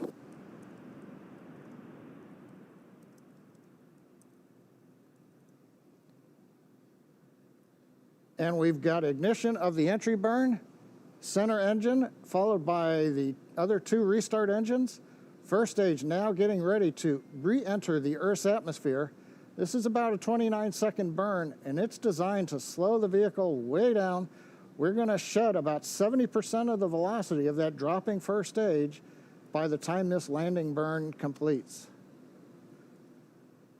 I should say by the time the entry burn completes, which is now over. First stage on target for the drone ship in the Atlantic Ocean.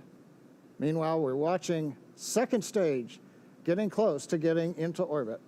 That's right, we've got about 30 seconds Stage 2 internal more. guidance. And now just about 20 seconds more of stage 2 continuing to burn until we see second stage engine cutoff, or SECO. We'll coast for a few minutes afterward to allow the rates and motion Shannon. Roger, there- Shannon. There's that call for Shannon. That's Shannon, Ireland, an abort zone, but it looks like we continue smoothly to orbit today.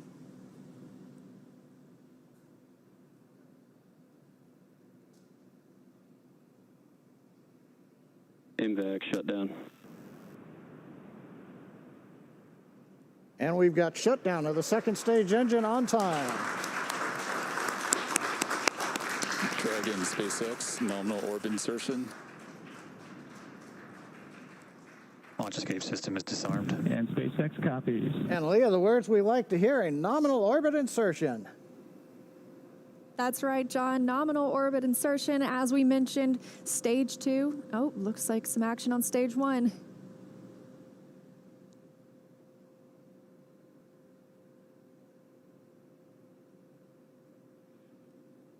And I believe we've had a touchdown on the drone ship. We've got stage 1 has touched down on the drone ship in the Atlantic Ocean.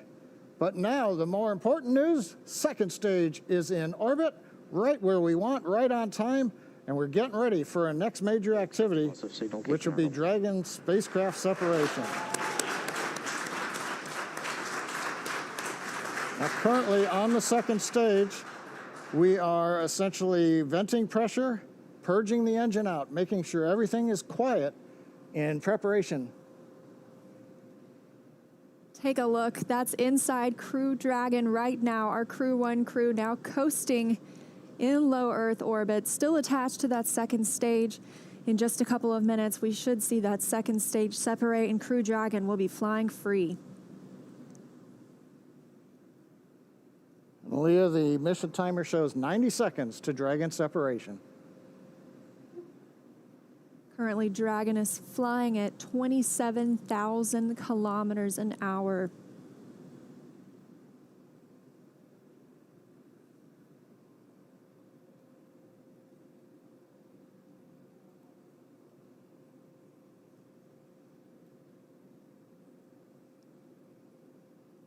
And we're T plus 11 minutes since liftoff today, waiting on that second stage separation. But as you can see, our astronauts from left to right, Shannon Walker, Victor Glover, Mike Hopkins, and Soichi Noguchi, now on their way to the International Space Station. First trip to space for Victor Glover. Acquisition of signal, Newfoundland.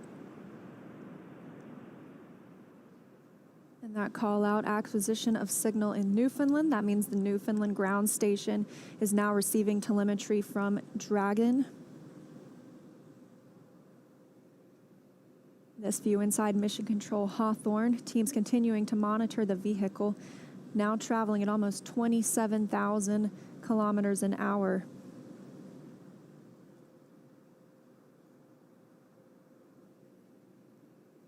Ten seconds to Dragon separation.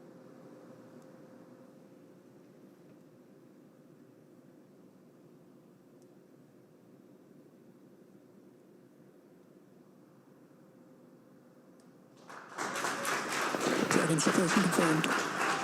And separation confirmed. You can see that second stage departing. Crew Dragon leaving it behind. Separation confirmed. Now 12 minutes, 25 seconds into today's flight. Our next thing we'll be looking for is nose cone deploy. Our hooks will start to open on the nose cone and reveal those forward thrusters underneath.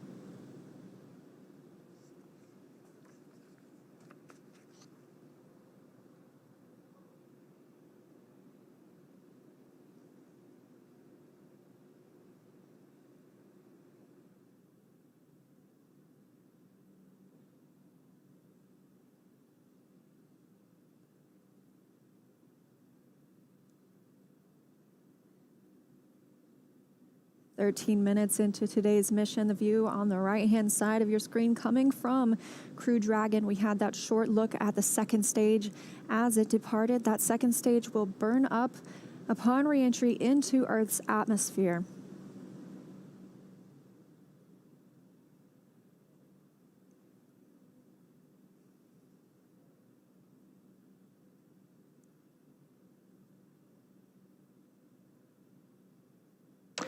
Dragon SpaceX, we see nominal service section Draco checkouts and the humidifier activation.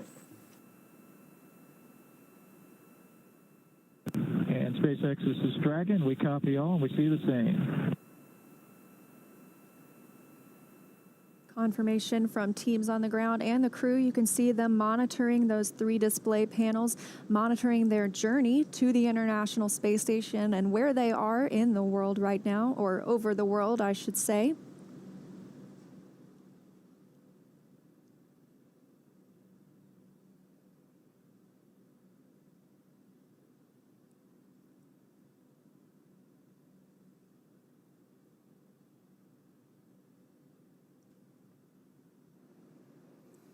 Well, we're in 14 minutes, 25 seconds since it was a great liftoff.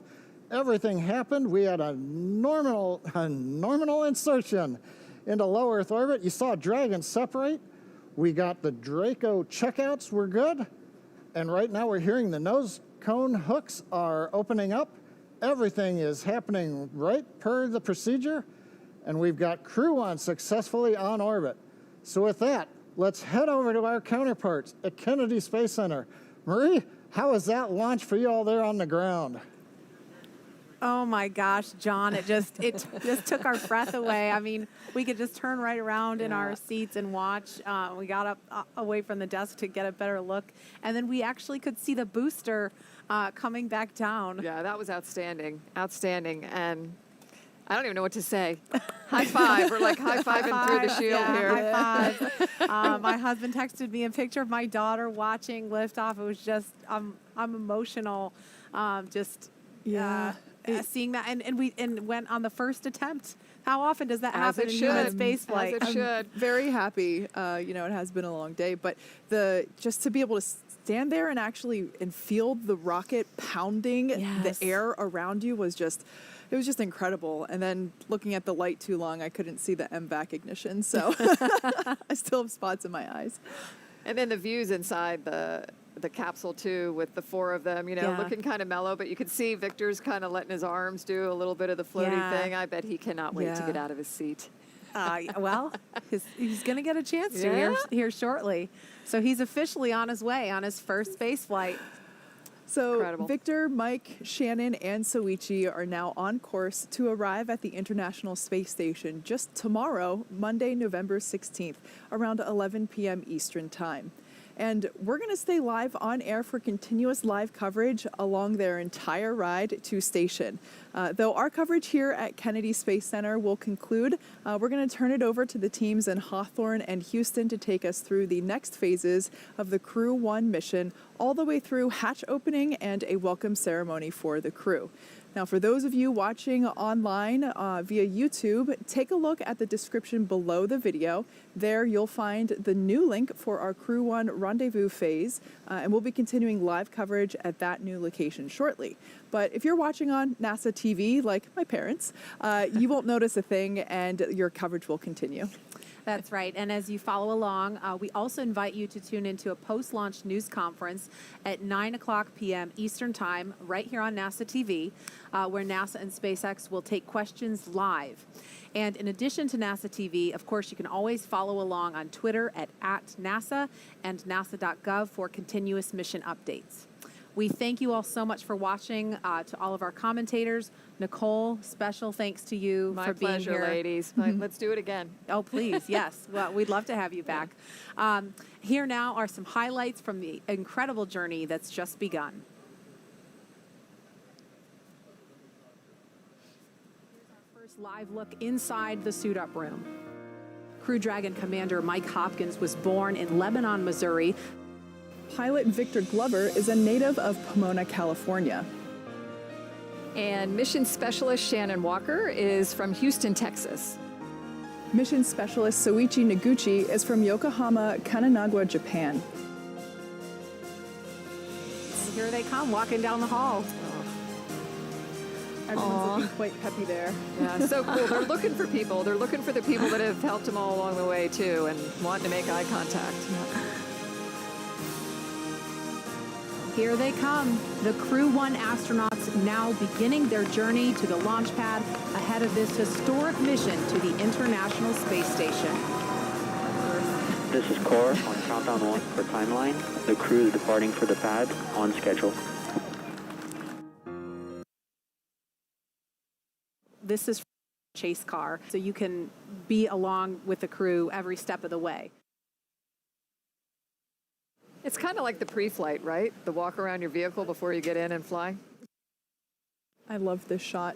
Yeah. You know, when this was being designed, it was definitely a forward-thinking design. And you can see on your screen the crew beginning the ingress process already. They are checking to make sure the suits are ready. They're helping them connect the umbilicals. They're buckling them in. And Dragon SpaceX hatch is closed.